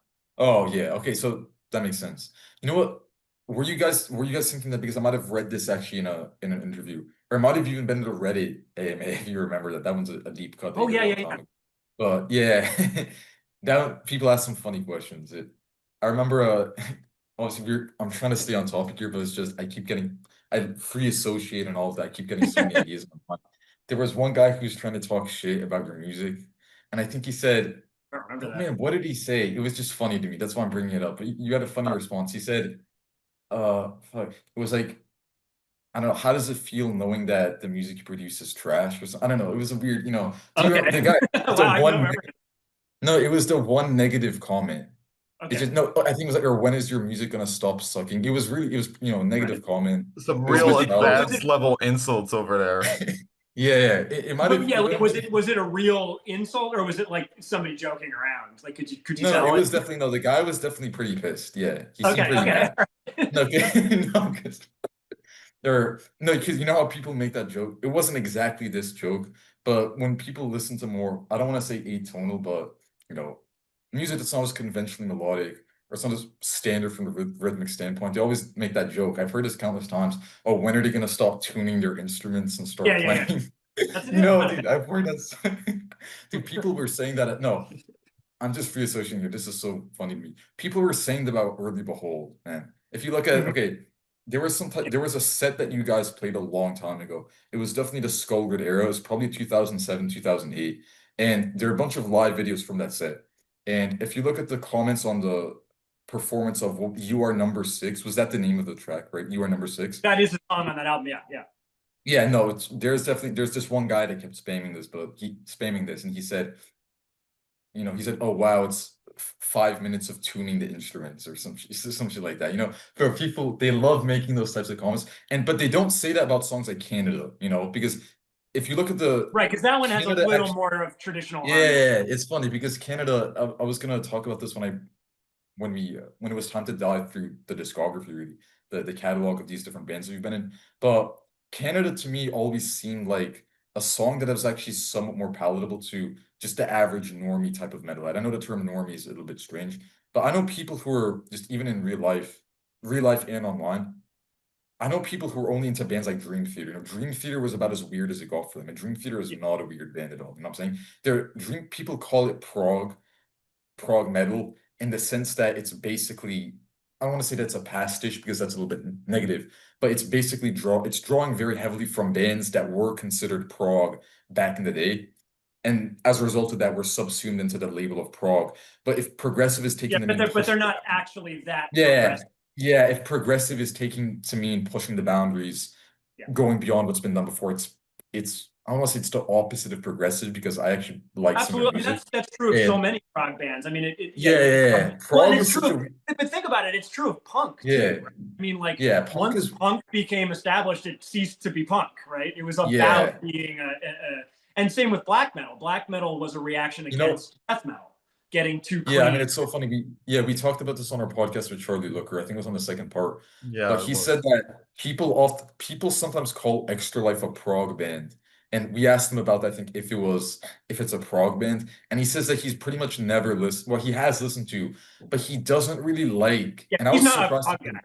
No, yeah, I was surprised to hear him say this because I thought on paper, I thought it would go well. But he said he doesn't like and he never listens to almost any of the classic Yeah, archetypal canonical no, 70s prog bands. He said that he doesn't like Yes. I mean, I was surprised to hear that he doesn't like Yes. I personally, I'm they're not not, surprised. I yeah, wouldn't think. he doesn't, I don't know, but he likes King Crimson. Okay, that made sense to me. He likes King Crimson, I I think think. he probably likes some King Crimson, but I bet he Yeah. would. A lot of it is terrible. Wait, which King Crimson do you, I mean, on paper, there are probably some commonalities, and King Crimson it's one of the darker and more metal prog bands of that time. There's no Yeah, doubt which is about why I was it. so drawn to it. But the thing is, I feel like Yeah, he didn't get into that stuff growing up. He had yeah. You have to different get into it musical growing up. upbringing. Yeah. So it's like Yeah, no, I grew up with prog. Like King Crimson was my favorite yeah. band. I liked Yes and Emerson, Lake and Palmer and stuff. I knew they were corny, but like I was like, okay, but it's got some of that like ambitious classical Yeah, vibe. yeah, I really liked classical too. So yeah, I yeah, grew up classical. like No, I yeah, grew no, up you have both to grow up with into it. the genre of prog, but also into bands that were actually progressive, not in any genre. Yeah. So like See, I like, one of my other favorite bands growing up, like I liked as much as King Crimson, was Neurosis, and oh, they're Neurosis. a Yeah, band that they kind of settled into a sound maybe with like the last like 3 or 4 records, but up until there, like every record is like really different from the last album, and they're like on this just path into the unknown, and they're not feeling like they need to circle back and have any of the old elements. It's like just a forward journey. And yeah, that was another reason why I was a little bit bummed about the 3 drummer lineup of King Crimson, the final lineup of King Crimson, and why I didn't go see them live, was because that was the one time in the history of the band where they didn't make a new album, and they wrote a little bit of new music, sort of, and that ends up in some of their live sets, but they didn't do a whole like, this is the new King Crimson, here's the new music. Like, and to me that was like very, yeah, I think even to Fripp back in the day, that was a lot of the point of the band, and he would just break up the band when he thought it wasn't progressing enough, yeah, or when he yeah. got too He was frustrated. very, yeah. No, he was really strict, and he actually conceived of himself almost as a band leader, kind of like someone like Miles Davis, as opposed to what you'd find in the context of rock, where the idea is that Right. it's more collaborative, it's more democratic, and he was definitely pretty. I think he literally described himself as an authoritarian. I mean, he said, "I'm an authoritarian about Well, music." he was a really interesting Yeah, band leader, because interesting. he wasn't a band leader in the sense of I write all the music and everyone's parts. There's some songs where he composes the song, but he's never composing everybody else's parts. Like, and often, and the band has this history of like every lineup of them doing lots of free improv. So Yeah, he's a free improv band is huge. leader in the sense of he Yeah, assembles the musicians that he wants to hear interact together, and then he's got his weird ideas about what's King Crimson and what isn't, that is just esoteric and arbitrary. yeah, But yeah, he's more of a like, I put together the group, and now it's a group, and it operates like a group, and like I'm the leader, but I'm not like a Frank Zappa where I'm giving everybody sheet music and this is what you have to play. It couldn't be more different from that. So yeah. That's I always interesting. had a Yeah, lot of respect for that, and just the fact that he was always about pushing forward and always about innovating. And they would always have whatever the newest music technology was. They had the Mellotron yeah, early on. exactly. The They had Mellotron way back in the day. Yeah, guitar synthesizers right where they came out in the late 70s, early yeah. That 80s. was weird. Um, Yeah, you they were know, so always they were. like, so yeah, I thought that was the one thing that was missing from the new lineup, where it was cool. He put together a new version of the band, but then they just did reworked old material, which was always kind of like a cool bonus of a new lineup of King Crimson. But I was like, oh, but you're not doing the one thing that you said was kind of the most important thing. So yeah, just getting back to the idea of Yeah, and so no, I progress completely agree. in the I do. real. Well, I do like the new lineup a lot. I mean, I'm biased because I'm really, really young, and How that's old are actually you? I'm 20. Yeah, 20. yeah, I'm very young. So I'm way. How did I get into Prague? Well, no, that's a story in and of itself. And Jacob is basically my age as well. I think Jacob's I'm 21. We're, 21. we're around the same age. Yeah, we're the same age or the same generation. So we're I obviously I a lot think I'm more. like almost a year older than you. Yeah, because yeah, you're older Yeah. than me because were born in Poland, but part of the same generation. So obviously, the manner in which we discovered music is probably a little bit different. But Right. owing to my age, I think in part, I actually I don't want to say that I discovered King Crimson, but I definitely first got really into them through the videos they actually posted of the more recent tours, the more recent live sets, and Oh, that were cool. posted to YouTube after the fact. That's actually the first song that I really fell in love with was 21st Century Schizoid Man, but not necessarily the version that's actually on the album, the version that's on the studio Yeah. album that you can listen to. Yeah, It was like a actually, later version. Yeah, yeah, that's the cool. one that was released way back in 1969. It was actually a live version that was posted to their channel because they have an official channel now. I think in Of 2016. the last version of the Yeah, band. yeah, of the Yeah. most recent lineup, which I did see live because they were touring like crazy, touring heavily, and I saw them live actually in 2019. Sick, amazing Yeah, show, one of my now favorites. of course Yeah, I regret not seeing them, but yeah. like at the time I was like, Are they? there's no new Yeah, album. Yeah. yeah. I mean, to us, I didn't really care about a new album, because I like the Right. back catalog, I like the repertoire, just and they No, I make mean it. yeah, if I was your Yeah, who age even? and just Yeah, found out about them from that lineup, I would have been like more than thrilled to go see the show, I'm sure. Yeah, the first time I yeah. saw them was 1996 with the Thrack lineup. Oh, Uh, Thrack, yeah. and I saw that version of the band, and then I saw the Construction of Light version in 2000 or 2001, probably. And then I saw the Project 2, which was the Fripp, Ballou, and Trey Gunn with Adrian Ballou actually playing drums. And that's it, I think. I think just those three Yeah. shows. And I've seen some other, various members Yeah. of the Okay. playing. Trigun. I actually, I'm gonna write down Trigun's name because isn't it true that he played a primitive, not even a primitive, but an early version of the war guitar that you were famous for playing in Behold Arctopus? Is Yeah, that yeah. true? So that's how I found Yeah, out yeah, about yeah. it, was when I He's the got into guy. Yeah, yeah. King Okay. Crimson. I was trying Yeah, to it was recall the name. Yeah, the that's new funny. lineup. That's sick. And Yeah. at the Okay. time they were That's both at the time it was both Tony Levin and Trey Gunn playing Chapman Stick. But then by oh, the time I Chapman saw Stick. them Yeah. live the next year or 2 years later, he had gotten the war guitar, and that was how I found. Oh, the war guitar story. That's where it came from. Yeah. Okay. I mean, Yeah. I'm actually familiar with some of the lore about because I've listened to so many interviews with you, but I'm familiar with some of the lore about the war guitar in the sense that I think, isn't it true that you got it through some type of summer camp? I mean, it's kind of Yeah, it no. was Yeah. National Guitar Workshop, which I think is probably Yeah. still Yeah. a Yeah. thing. Where Yeah. they Oh, offered a seminar, which I think usually you go for a couple weeks or whatever, but they offered a okay. Yeah. seminar Cool. which was just a 5-day class where you could rent a war guitar for like $30 for the week. I mean, there was a cost to the class too, but I mean, like my point is the cost of renting the war guitar was like negligible. So that was really the That's how you only got the way I'm war. ever going to be able to try one out, because you can't go in a store and try one of these instruments. Yeah, the war guitar is insane. Blew my mind when I first saw it. That okay, I was gonna say that for later, but I just brought that up because you brought up Trey Gunn. I remember, wait, Yeah. isn't he the guy? I sometimes confuse him with Tony Levine because I mean the Chapman Stick, it's not really, I think it's similarities to the war The guitar get Chapman overstated, but the the idea, predecessor. yeah, That yeah, dates but back the to the Chapman Stick's the predecessor, and there's at least some similarity in the sense of ideas, the idea of having a there's passage, a yeah, ton of a similarity. It's ton of similarity, yeah. basically the You think same it's okay, basically the same, yeah. Well, it's in tapped, you play more. in the sense of its layout and tuning and string configuration. It's the same, or it can be the same, because now at this point, and not even now at this point, but war guitars offered more variety, and then sticks started offering more variety, and now we're at the point where there's all these luthiers making any number of string instruments you want. So Yeah, that yeah. the Yeah. specialness of it has kind of gone away.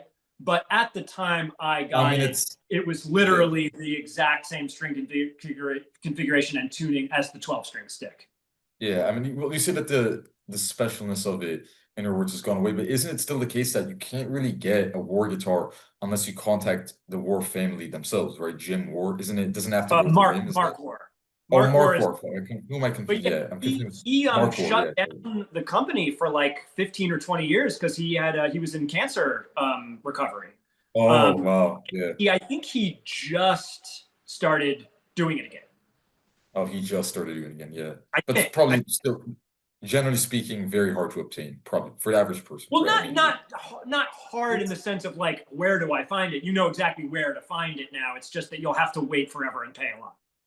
Yeah, wait forever, pay off. Yeah. Which Yeah, because I mean in that goes practical with terms, any custom instrument usually, yeah, made yeah, by a luthier, like that's not, mass produced instrument.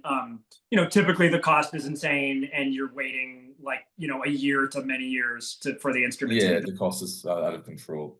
Definitely. So Even yeah, Chapman sticks the war nowadays. guitar that I Yeah. got back when I was a teenager was not a custom one. It was basically the way it worked was five people registered for the class, right?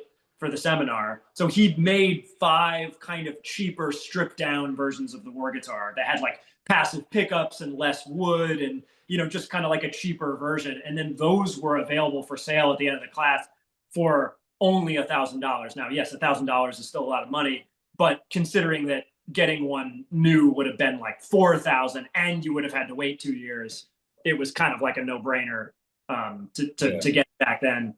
So Okay. then Makes fast sense. forward to 2008, that was when I got my custom war guitar, and that did take a year or 2 years or something. Okay, yeah. But And was Trey but Gunn? Mark offered to make it for me, Yeah. so Oh I was like, wow. Okay. I'm not gonna, I'll wait as long as it takes if it's gonna fucking make it for me for free, of course, and he Yeah. even let me design the body, so I actually did the drawing of what the body would look like, and couldn't Oh believe when it wow. That's cool. showed Yeah. up. It was So it was pretty custom made in a sense and wasn't really he completely had to custom. act I mean, it couldn't have completely been more custom. custom. Yeah. Yeah. Completely custom made. You had to present him with a design, basically, a I blueprint mean, and I everything. just drew a very crude drawing of the shape of the body on the neck, and the neck was already. I knew what the neck was going to be because that was the established part of it. So yeah, I picked like where the pickups would go, the configuration of the pickups, the body style, and everything. Yeah, okay, that's interesting. I actually didn't know about that. I didn't know that was custom made. And would you say that you were Well, all the speaking thing of is, guitar? all of the war guitars are custom All made. okay, all of them are Like custom made. They're all custom the made. first one I got when I was a teenager was this rare example of him not making them custom just because of this class.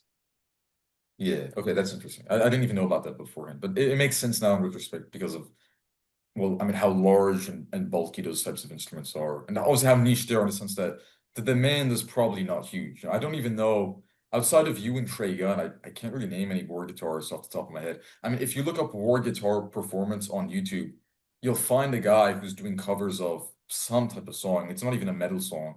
It's not really a prog song or anything like that. He made it more complex to suit the capabilities of the war guitar. But I don't know his name. His name escapes me. I don't know any other players, to be honest. I mean, Yeah, do you know any? there's not a lot of like names outside of Trey Gunn. I mean, he's pretty much it. And then like you have me down on this like way more underground level than Yeah. him.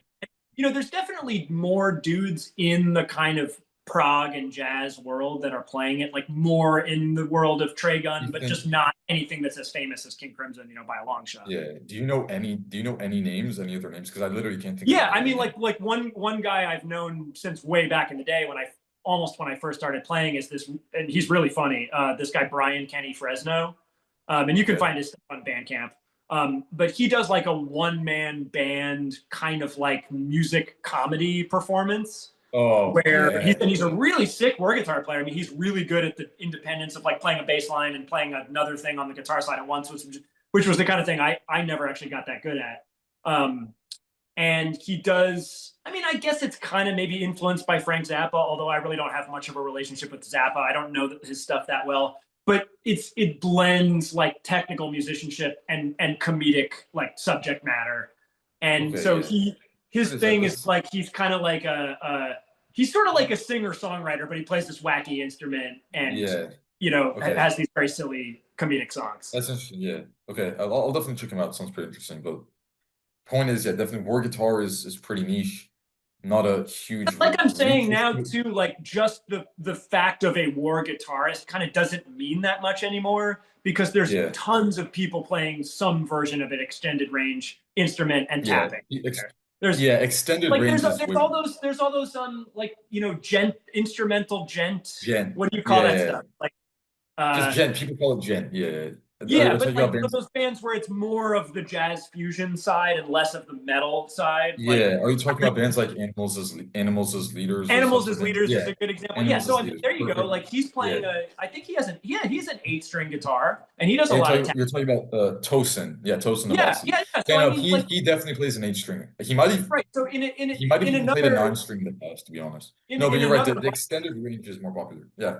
Yeah. So Yeah. like if he had just grown up 20 years earlier, he would have been a Chapman stick player, maybe, or or he would have just played a 6-string guitar but done a lot of tapping like Stanley Jordan or something like that. Yeah, You know what I yeah. mean? Like or Van Wait, Halen. didn't So I feel like yeah. the specialness, as much as it has probably actually helped me, the specialness of being a war guitarist like is kind of meaningless. Yeah, I mean, it did sound really cool though, especially back in the day. I think back probably in the 2000s when Behold Arctopus actually emerged, and then later on when people, including myself, start to actually discover it. You latch onto the war guitar, Yeah. not necessarily as an element of novelty, because I don't think that that's quite the right term to use here, but definitely as an element that's unique. I mean, it's pretty unique to the band, and Yeah, from my perspective, I never it's like encountered it very in any other. arresting to see a Yeah, non-traditional. it's very. Yeah, for Yeah, sure. and I remember because I tried to form a prog adjacent band. Well, I've tried to do it multiple times.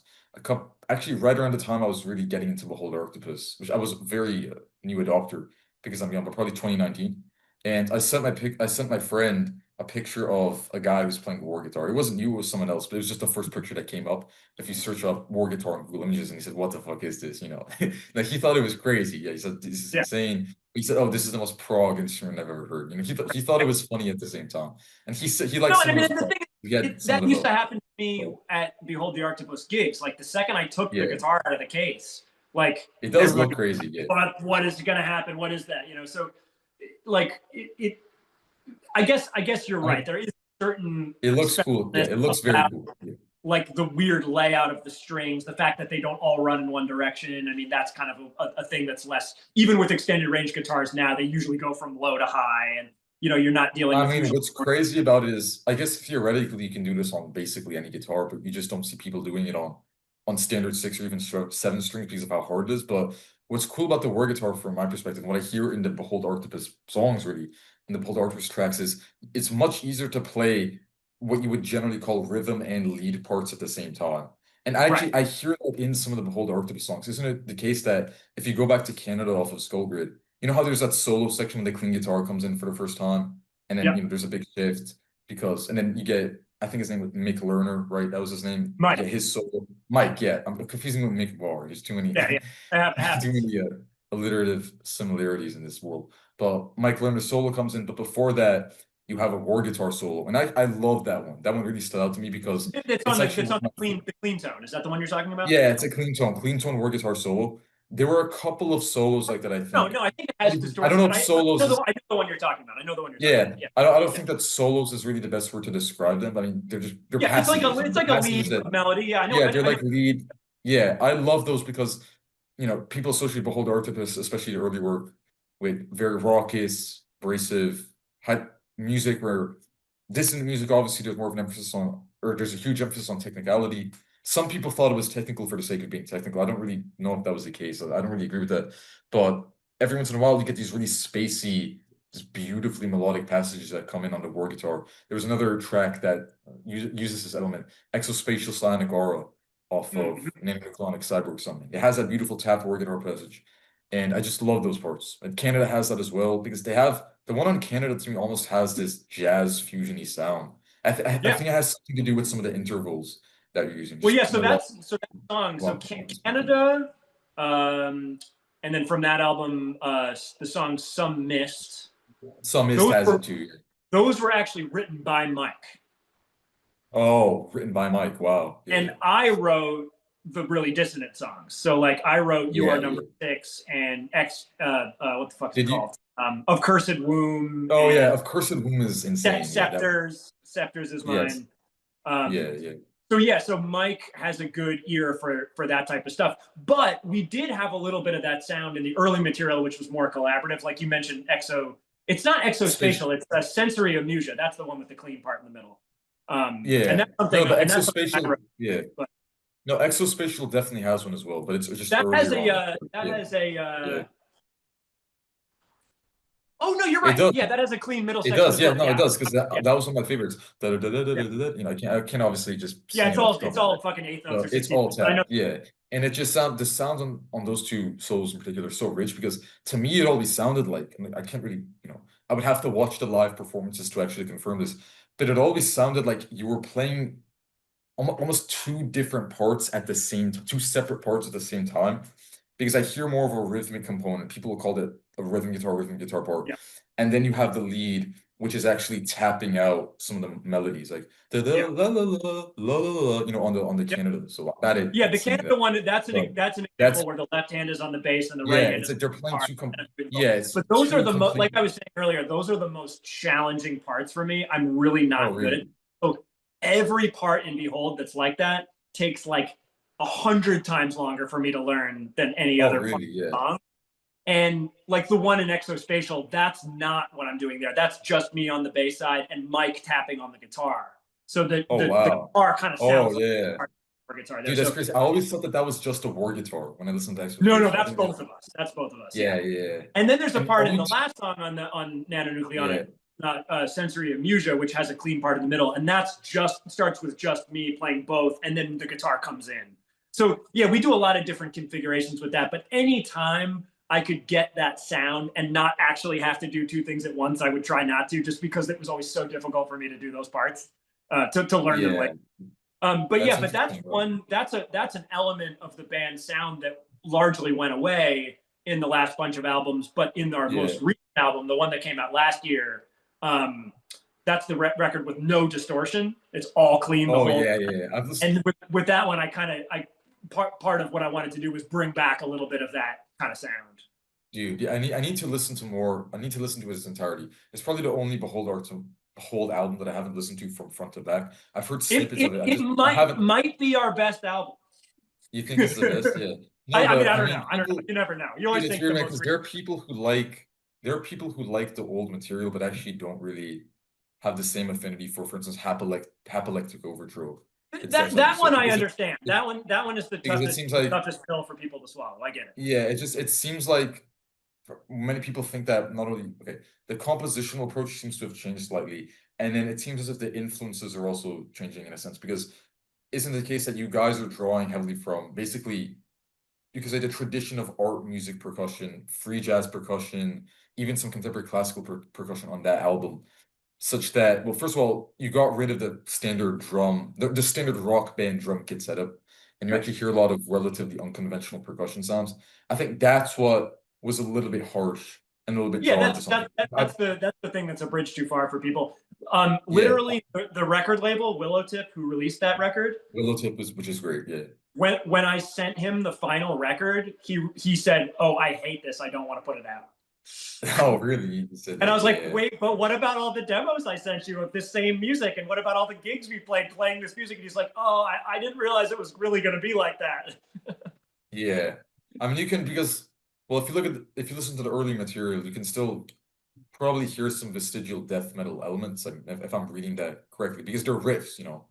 I mean, Well, people so because some people. the interesting thing about this is my perception of that album, not surprisingly, maybe, is incredibly different from I think most people's and from yours. And the way I see it, it's the same influences that we've always had. It has the Really, death yeah, metal, it has the modern classical. It's just that we're realizing those influences in a different way. yeah. I Um, guess, yeah, in yeah. the sense of like we brought in the brutal guitar sound here and there.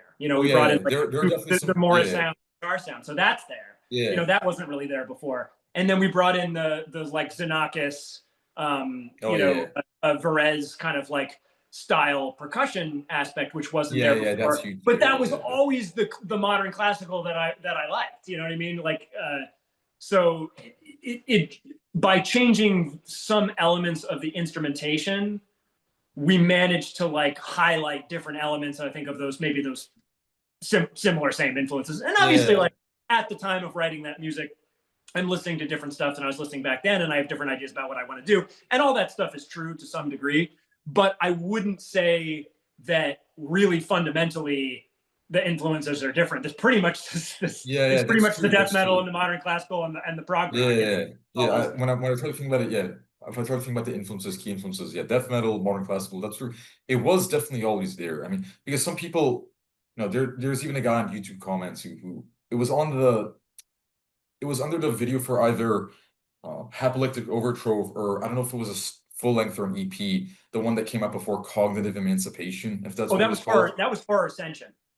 Oh, no, I'm saying not horror ascension, cognitive emancipation. And then Yeah, happy, yeah, yeah, that one. Yeah, yeah. yeah, happy, because I said that because I think it came out right before Hapileptic, basically, right? Yeah, It was Cognitive is the one yeah, before. That's the first. That's the first album we did with our current drummer, and that's the only one where he plays yeah, yeah, a normal drum set. yeah, normal drum set, but he's still on And Hapileptic. kind of like our discussion with Krallice about Yig Her and Prelapsarian, Yeah, the material on Cognitive is really the same as Horror Ascension. yeah, It's okay. like the songs that we didn't get to. That album was taking so long to work on that eventually I was just like, okay, let's not work on these other songs. Let's just make a short album. And so fast forward another like 4 years, you finally get to hear the rest of the album. Yeah, well, it's either under Hapileptic or Cognitive Emancipation, but there's a guy, and you can literally find on YouTube comments. I think it was under the actual official release. I mean, not like a Bandcamp release or a CD, but Yeah, the yeah, release that's posted by the Behold Arctopus YouTube channel. I I got don't you. know if it's a Behold Arctopus or if it's your channel. It might even just be your YouTube channel because you Yeah, post a lot of the if it was Cognitive Emancipation, then it was just on my channel. Yeah, yeah, because you post some of the Behold material. yeah, because But that some was a guy said, self record. yeah, self-release. But there was a guy, and he actually keeps commenting on your videos, which is funny. But there are people who keep commenting on your videos, man. It's like the same people each time, which is hilarious. I don't know what that is. But there was a guy who said, "Oh, it's okay, but I actually missed our early material because I miss songs like Canada and Right. Exospatial." Because he said he liked that it was actually more melodic, and it had some of those, those melodic colors that are a bit more standard in the sense of having more Well, clear just tonality. in Even though general, though, that music is just more the traditional. Like, however you slice yeah, it, it's more traditional. Maybe I'm saying it's the same influences or whatever, but yeah. But I mean, we yeah, realized the music in a far less traditional way on Hapileptic, and with Cognitive, I don't know. I mean, because that's kind of in between, I guess, but definitely closer to the early material. yeah, but if when I think about what I liked in the early Behold were releases, including I think you guys put out an EP or maybe even two before Skullgrid, right? Because there Yeah, was Nanonucleonic Cyborg Summoning, but then there was definitely one before that that yeah. had Arctopocalypse now, Wormageddon later. yeah, That yeah, had Arctopocalypse now. And that and one had what yeah, happened, it's kind of confusing because what happened was, so we put out two EPs and then we did the Black Market Activities Metal Blade. yeah, We actually like signed a record deal, right? And because we made music so slowly and because we knew weren't going to have Skullgrid ready for a while, the first album on our contract got to be a re-release of a combination of our first two EPs. So a lot of people think of the first album as Nanonucleonic and as having Alcoholocaust and Space Turtle on it, but really those yeah. last songs are from our first EP.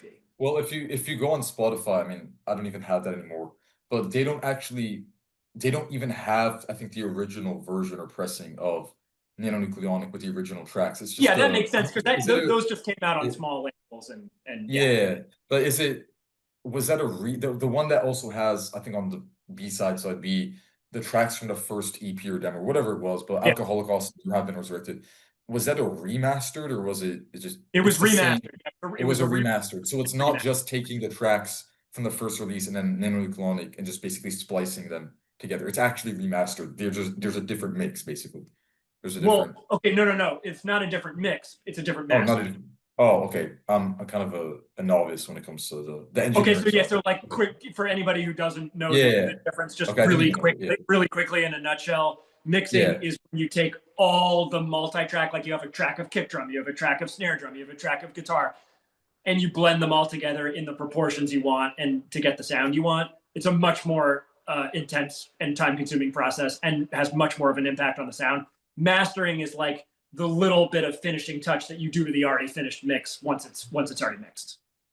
Okay, So okay. basically, Yeah. it's a And very subtle sonic difference between the yeah. original version and I should preserve that in my memory so I don't make that mistake again. But it's funny because I actually had a section in the notes for the show entitled nerd questions about the Nice. minutia of audio engineering really matters. Because I actually find it fascinating. I mean, some people find it to be boring, and some musicians think that they don't even need to learn about it. I've met so many people who, especially guitarists, who think, oh, I'll just play, I'll just shred, I'll write the songs, but then I can leave the studio work to the people who are actually supposed to do that in a sense on a more Well, formal that's professional fine. level. But That's I fine. think I mean, that that's the thing. That's why there's people like me who you yeah, hire to work on your stuff. Like that's great. yeah. But Because I I do, will say that like the more yeah, you know, the better off you'll be.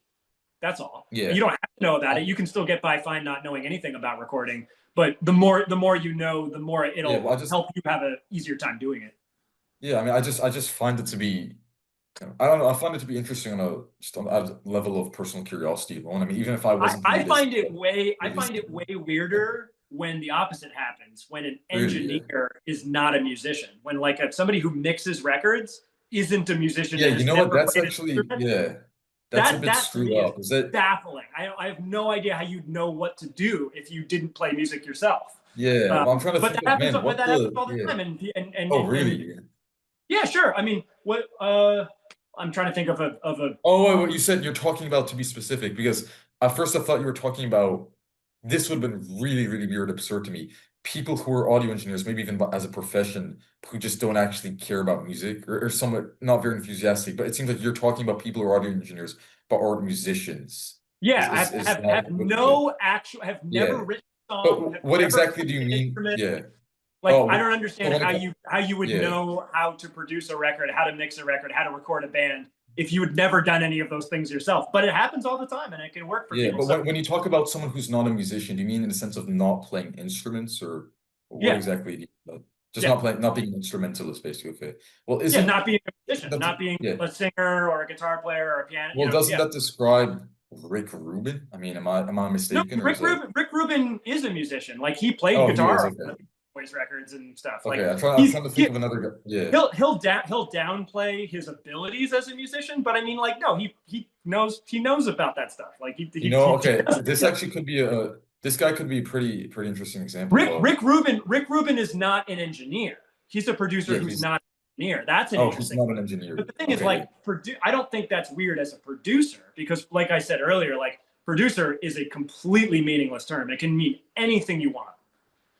Whereas an Yeah, audio engineer has like a pretty concrete meaning, and a mixing engineer and an audio engineer, mixing is even more specific, right? You can have a tracking engineer, a tape op, whatever, mixing engineer. But yeah, doing those things and not having any understanding of what it means to like write music or play a show or record an album, Yeah. like it's just hard for me to wrap my head around because to me, like the two are so mutually reinforcing. Yeah, They're yeah. I mean, almost like the same thing for me, just because I've always done both. So it's just hard for me to wrap my head around. But it yeah, happens all that's, the time, and it yeah. works. So, Maybe but you know, by I'm the trying same to think token, yeah. you can be a musician and know nothing about engineering and still make records. I'm trying to think of an example, but are you familiar with Ross Robinson? I mean, his name might be Yeah, familiar to you. absolutely. Yeah. Yeah, he does Is all the he a new guy metal. who, yeah, is he, I don't think he plays music. I mean, in the sense of instruments, right? Or does, I don't know. I don't know if he does or not. But I've definitely yeah, like I just, the magazine Tape Op. I've read ever since I was a kid, and I'll read interviews with all sorts of engineers that I don't know about, and yeah, I'm always surprised when a few of them don't happen to be musicians. It's definitely much more common that you're a musician, but like every now and then yeah, you read about somebody who's not. yeah, And it was much more common back in the day for the engineer to not be a musician. Like if you were going into Abbey Road in the '60s, maybe the guy who was like operating the console or the tape machine was not a musician, but that was like in a time where recording was viewed as much more of like a scientific technical practice, and you knew about that, and yeah, maybe it was more likely that you knew about electrical engineering or something than music, because really like you were just trying to keep the tape machine from falling apart or whatever the fuck. yeah, yeah. Well, I think the approach and the manner in which we relate to that side of music, or that side with, you could even say that side of engineering, because there's obviously some overlap. I mean, some of the principles are the same in terms of coming from the same basic physics, obviously, because sound is, Yeah, sound's a wave that's, and waves reduced to matter, in some sense, particles. So that's why acoustics is actually, from the standpoint of physics, it's pretty intimately interconnected with, fields like optics and absolutely. stuff. Yeah, Yeah, physics, the acoustics of sound. I mean, they're one. It's just the physics of fucking sound. yeah, physics and But acoustics yeah, I of mean sound. the like I don't have any relationship or much of a relationship with like building equipment and fixing equipment, and like I know how to Yeah, solder, but like I just didn't keep up with it, and let that be a skill for other people. So I mean that's a thing that's like really common with recording engineers, is that they're into the technical side of like actually building gear and maintaining gear and stuff, and I yeah. don't have that. So I mean, Did you yeah. ever go through what they call the audiophile phase, where you obsess over headphones, speakers, all that? I actually had that phase back in the day, man. I was trying to find, because I listened to music all Yes the and time. no, but not. I'd Yeah. say not really. Like yeah, I find the shit that works for me, and then I just use that. Like, I mean, Yeah, like I have just like many of the same guitar pedals, just because I'm weird like that. Like I find what works yeah, for me, and then I don't tend yeah. to like keep searching. There's other people that are like on the quest for the perfect speaker forever, and they're constantly doing it. Like people are like that with guitar pickups. Like, and I'm just like, oh god, I don't know shit about that. Like, I want to Dude, I've just never been. get used to the pickup that's in my guitar and figure out how to make Yeah, that I don't sound. really. Not think about it. I've also, well, I mean, to me, there's a difference between being an audiophile and a gearhead in the sense that there's not you say, on 100% mutual overlap between the two. I mean, some people who are audiophiles don't really have that much of an interest in the gear aspect, and then vice versa. But when it comes to me, I've never been really the type of person or the archetype that you're describing, in the sense of obsessing over and nerding out over gear. Because honestly, with respect to my purposes and with respect to the purposes, I think of many musicians who might not even realize it, it's just not really. It could be a controversial opinion. It might just be what I think, but it's just not really as important as it seems to be and as we're told that it is, I think, for many people. Yeah, Because when you think about it, I mean, riffs are riffs, lead lines are lead lines. And to me, I was always just more interested in the technical side, but technicality with respect to, instrumentation and what it's like to actually physically play the music. And my first electric guitar was a Fender. I think it was a Fender Squire. And Mhm. I liked it at first, and it's suitable, I think, for certain genres of music. I mean, if you want to play older rock songs, blues rock, if you want to play Hendrix, Deep Purple, those types of bands, the hard rock bands, I think it's actually great because it's closer to the types of guitars that they were actually playing than what is really popular in modern metal. Was it a Squire Strat? Is that what you're saying? A It was Stratocaster? just, yeah, the Squire. Yeah, I mean Fender Squire. That was, or not even a Fender's Fender. not. I think Squire is a different brand that makes a Stratocaster. It's not. There's no Oh, Fender. really? No, Well, no, no, sorry. Fender Fender Stratocaster. Strat. Fender Strat. It was yeah, sorry. I messed it up.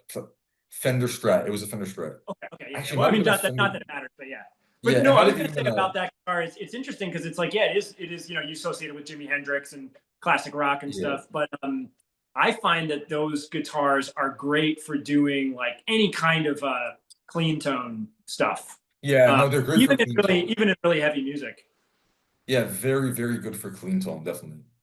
Maybe not really good for jazz in my opinion. Jazz is a broad term, but what I found though with those types of guitars is that they were actually literally holding me back because I just couldn't play some of the death metal parts, thrash metal parts. It was just really hard. First of all, tremolo picking was way harder, it's not generally hard for me. But playing those fast palm muted, the chugged parts, and then the parts where you're playing, for instance, these riffs that are just basically comprised of power chords that are palm muted, and then you're shifting them around the fretboard. For Yeah. instance, even a The song like hardest shit. yeah, even a song like Master of Puppets by Metallica, because so many people want to learn that song. I literally couldn't play it, and the Fender was definitely holding me back. It's just something about the I strings think Kirk here. Hammett used to play a Strat in He Metallica does. around Oh, that time. really? It's not fun. I just But yeah, because but I I mean for could sure. not. But I mean for Yeah. So sure then he had a humbucker in it. I mean yeah, that's the main thing is that those guitars with the single coils, it's hard to get a heavy distortion metal kind yeah, of and the distortion. that's Yeah, it's just really hard to get. It's hard yeah. to get that type of sound. But for me, it was just the strings as well were just a bit too brittle. I mean, I don't really have a technical knowledge on any deep level of the string gauge or those types of specifications, but they just felt too thin to me, and I couldn't really get that heavy sound. And it was just literally making it physically harder to play those types of riffs, to play what I was into. I mean, now I'm into a very wide variety of music, and I think the Fender's okay in some contexts, but I just switched to an Ibanez. I forgot the exact model or the exact specifications, but it was just this Ibanez guitar that a cool guy gave me. I like this band. He just gave it to me at a reduced price, and I much prefer the Ibanez, to be honest. Ibanez to me is an all around just uh, Swiss pocket knife of a guitar. I mean, maybe Yeah, with certain. Ibanez is the best. I grew up playing Yeah, Ibanez. you agree? Yeah, In Ibanez is the more best. recent Yeah, years, I've been playing BC Rich guitars, but I BC still play. Rich. Okay, And yeah, yeah, BC Rich is they're kind cool. of the best. I've never been Ibanez is interested. really good. I've never been interested in Fender. Never been interested in Gibson. Never been interested in ESP. Yeah, Yeah. yeah. Pretty much That's just more so Ibanez for. for me. Yeah, I think that side of the guitar world is probably more so for people who, again, they like the blues rock, the older players, Hendrix, Deep Purple, that type of song. Maybe Yeah, Led but I Zeppelin. mean, not even People that. really, Like but Kevin, who I play with in Dysrhythmia and Gorguts. I mean, he's all about those guitars I just mentioned. Like all the guitars that I have no interest in, those are the guitars he likes. oh, really? Does he play those guitars live and on the albums? Oh yeah. I Oh, mean, wow. for years, Dysrhythmia was only Strat, and then he got an SG. And then so that's what he was playing in Gorguts. And now he has these like custom made guitars, but they're still in the style of the SG and the Yeah, Strat. So yeah, yeah. he just plays I like mean, personally, the BC Rich the was, big hits of rock guitar pretty much. And the BC Rich was interesting to me because when I was, doing some research about guitars that a beginner should actually buy way back in the day, and I was really into just the old school metal band, like thrash, but 80s thrash, 90s death metal. The BC Rich was really interesting because Kerry King from Slayer played it. It just looked. I think he played it right. That was definitely, it was either him or I think I Jeff. mean I don't know. I think everybody in Slayer had one in the early Yeah, yeah, days. it's definitely, Maybe yeah. eventually ESP or something. Yeah, they were definitely playing a BC Rich for them. It was the most iconic instrument the most iconic guitar model that they played. And King in particular, Kerry King had the Flying V, which I thought looked sick at the time. I wanted to get a Flying V for my first guitar because it's so closely associated with thrash. But I found out that it's probably associated with some other genres as well. I mean, there might have even been people in power metal who play it. But yeah, the BC Rich stood out to me in that sense, but I just eventually picked up the Ibanez because of practicality and because of Yeah, experience, because I knew someone who actually was selling one at the time. And since then, I've never really looked back. It's probably my favorite guitar, and it's just a very it's all purpose, can play many different genres very well. And it's very comfortable to play. I mean, it makes playing very very fun, very yeah, for nice. sure. But with that being said, I just never really saw much of a use for spending so much money on gear and really obsessing over, especially when you consider the financial burden that tends to come with that. I figured that okay, I want to learn certain techniques. I want to learn how to play my favorite band songs. I just don't really see why I need to obsess over gear. Unless, I'm sure that some people disagree, but also when it comes to outside of the context of live shows, I don't really understand investing so heavily in these massive amp setups, the massive pedal setups, the people who nerd out over pedals and that type of stuff. I mean, all that I need really is, I think I forgot the brand of my amp. It might even just be a Fender amp, but I haven't moved beyond even I got it a long time ago because, it has a nice nice gain setting. The distortion's pretty nice, has a crunchy sound. But then you can just switch through different channels and presets. They literally have a surf rock preset. They have what they call an 80s metal preset. You can literally just go through any single sound Yeah, it's that like you a like. modeling. Yeah, it's pretty much all that I really need. I just didn't see the need to actually go beyond that. But when it comes to the live shows, I understand why it becomes more important in that context because you want it to be very powerful, want it to be very crushing, and the actual sound and level of acoustics has to be pretty precise, I think, for live shows to actually sound good, for people to make out the guitars. But beyond that, I don't really understand the obsession with gear, because I see it in some rock and metal spaces, but I can never really relate to it, to be honest. And I was more interested in playing. And even I in mean, that I year, think that's a healthier tendency for sure. I've definitely watched yeah, certain of mine go down kind of like gear obsessed rabbit holes. My story with it is like kind of hard for me to even uh, figure out because I've always thought of myself as like not that gear focused, and certainly for yeah, years I was not really like buying gear to have fun new gear. I would buy gear for the studio when I needed it, and it was usually really boring stuff like headphones and mic stands and XLR cables and quarter-inch cables and power strips. And now I have 7,000 of all those things, just because I had to have so many to run the studio. Um, I'd say in the last 5 years, when my financial situation finally got a little bit better, and I had time home alone during the pandemic and stuff, I did sort of get into this rabbit hole with synthesizers, oh, and yeah, so now I can kind of relate to some of my friends from before, on this yeah, kind of like every time you see me that I have a new instrument kind of thing. And I haven't maybe let it get that bad, but it's way different than my relationship with gear used to be, where I'm actually yeah, kind of buying new instruments for fun sometimes. Whereas before it was like I'd only do it when it was necessary because like I need one more microphone to make this record that I'm getting hired for happen. So I have to buy it. yeah. And so I had a pretty good When excuse to accumulate a lot of gear, and I have an insane number of amplifiers in the other room. Yeah. It blew. What about effects pedals? Did you ever really get into the effects pedal rabbit Yeah, I hole? I know mean, people. they're right here. I've got a lot of fucking pedals, right? It's a whole wall of them, but Oh uh, yeah, yeah, but it's not, I'm not yeah. a guy who has like 6 pedal boards on stage and I bring them everywhere I go and stuff like that. Yeah. Yes, I use I use pedal board and maybe a lot of pedals, like, you know, anywhere from like 3 to 8 pedals, you know, so that's a lot. I've kind of always been into pedals. Like since I first started playing guitar, I got effects pedals. Like I had the Big Muff and delay pedal and my Morley overdrive and the Metal Zone all like really early on. Yeah, okay. But yeah, I don't know. I'm kind of in a weird middle ground where like I'm kind of a gear guy, but I'm kind of also anti just getting lots of gear like for the sake of it. Like I guess the reason why, part of the reason I think I've been more prone to it with synthesizers versus guitars or pedals or something is that like the difference between one guitar, and we were just talking about how guitars are very different, but I feel like the difference from one guitar to another is pretty slight on average. Okay. Whereas the difference All from right. one synth to another synth can be gigantic. I mean, Yeah. because synthesizers are just like every one is designed with unique capabilities. It's almost like every guitar you buy would have a different number of strings and frets.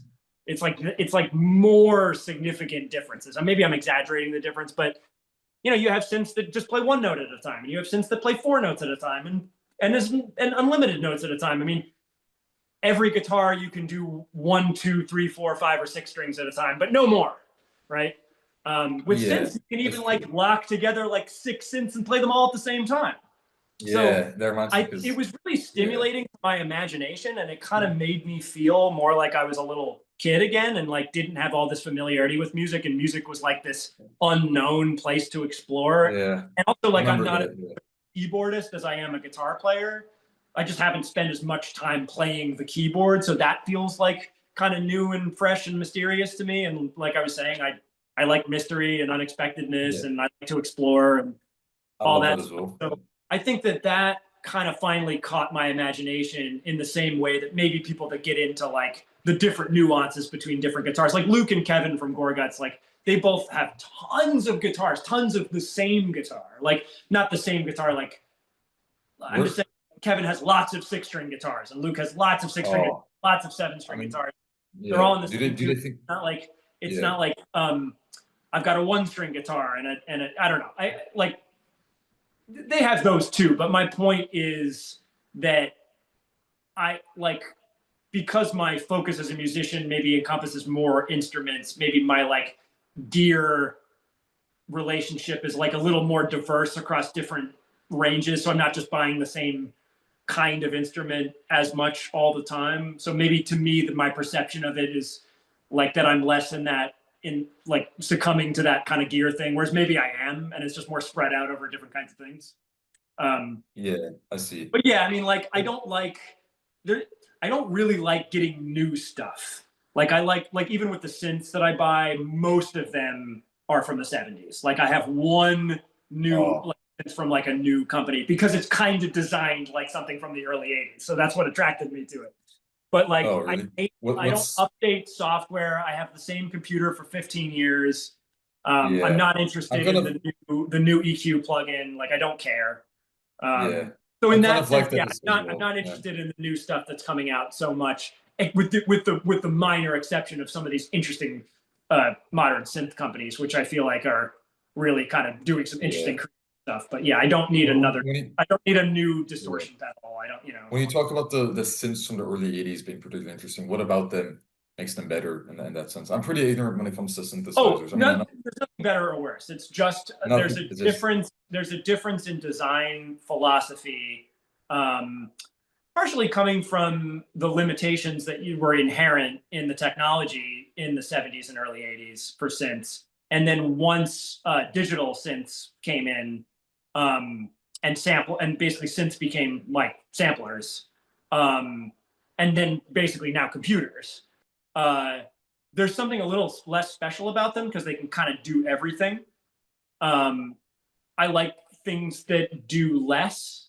I think that's the common thing across all the board of musical equipment that I like in terms of amps and synths and pedals. I don't like big multi-effects pedals. I don't like amp simulators. I hate Axe effects. I hate Kemper. I don't like really complicated amps with lots of possibilities. I like things that do one thing really well. So I mean, like, you know, these these keyboards over here, for example, like these are good Oh, examples of those like ones, yeah.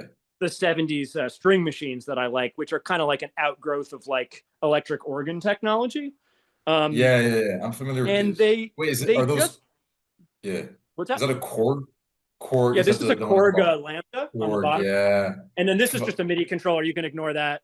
And then this is a Roland Paraphonic 505. So these are both in the category of what's called string machine Yeah. Wait. analog synths, where Yeah. you can I'm a bit actually just, play yeah. all the keys at the same time. They're fully polyphonic, but all the sound Oh, just goes through one filter and one envelope. This is a little bit different because it actually goes through every key has its own envelope, but this is like the only string machine like that. This one, if you hit a key and it has a slow attack, like you have, let's say, like a slow attack sound, and you hit the key and it's fading in, and you hit another note, it's going to jump in at the same volume that the um, amplifier was ramping up to. Whereas on a typical modern synth, like on a Casio or something, and on this one, but this is a weird example, if you're fading in one note and then you hit another note, this note fades in also over top. It's like a whole separate voice. But multiple yeah. voices hadn't been invented yet. So this was the way you got a polyphonic synth back then.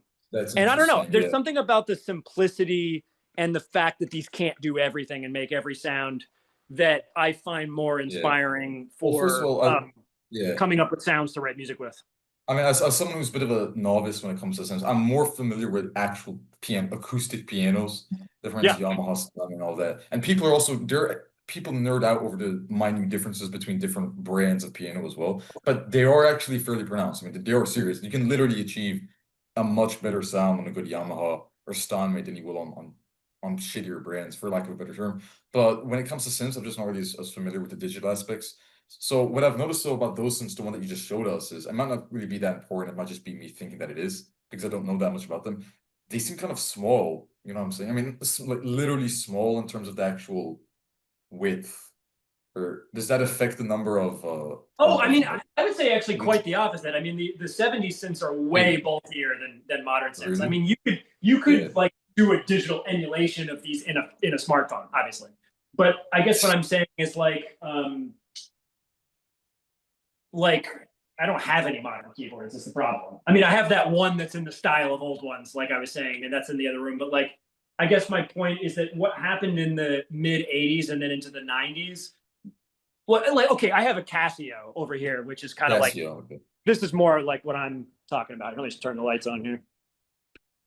So like, this was kind of the direction that keyboards went in, was like this, right? Where everything, it's just, you type in the sound you want and it's just a list of presets, and it's got a zillion presets, but that's it. Or maybe you have a synth that does have some sound shaping capabilities, but it's all menu diving. It's all within a computer, right? So you just have this kind of personalityless black box that's pretty much always this size, right? But with these, these ones, you know, this is like, look how wide. It's like, that's very wide, and they're very heavy, and you know, hard to transport and stuff. So it's they're just way less practical. They make way less of a variety of sounds. They are way bulkier and heavier. Yeah, you know, this might be the dumbest question ever, but does that affect that literal number of notes? Because I know that, for instance, if you look at certain, well, no, that's what I was talking about with the the whole paraphonic thing. So like, you know, like a synth like this, which is your more old school mono synth, you can only play one note at a time. So this is the ARP Odyssey, which is not too far from the Mini Moog, which is, you know, one of the most famous synths ever. This one is just one note at a time. Now, this one has a duophonic capability where it has two oscillators. So you can actually split them if you play two notes, and you can get two notes at the same time, but no more than that. And they're both going through the same filter, right? So that's kind of where synths started, more in that vein. And then you have electric organs, and here's another one, another string machine, right? This ARP Omni, where you can play all the notes at the same time, but you don't have individual articulation of all the notes. To get a real, like what you would call a polysynth, now this would be this white guy. This is the modern one that I was saying, which is designed like an early 80s Roland's kind of. So on this, you have a maximum of 20 notes at the same time. And then if you put it in stereo mode, you have 10 notes at the same time. And then if you use both layers, you have 5 notes at the same time, and that's it. Yeah, So I like see. when Okay. you have all these sound shaping capabilities, typically you're limited with the number of notes you can play at the same time. Now, once you have a digital version of any of this stuff, the sky's the limit. However much processing your computer can do is how many voices you have. And so, Yeah, I see. Yeah. so I yeah, I mean, mean, number of, there's a lot yeah. of specifics of the construction that go into like things like how many notes you can play at the same time. Okay, yeah.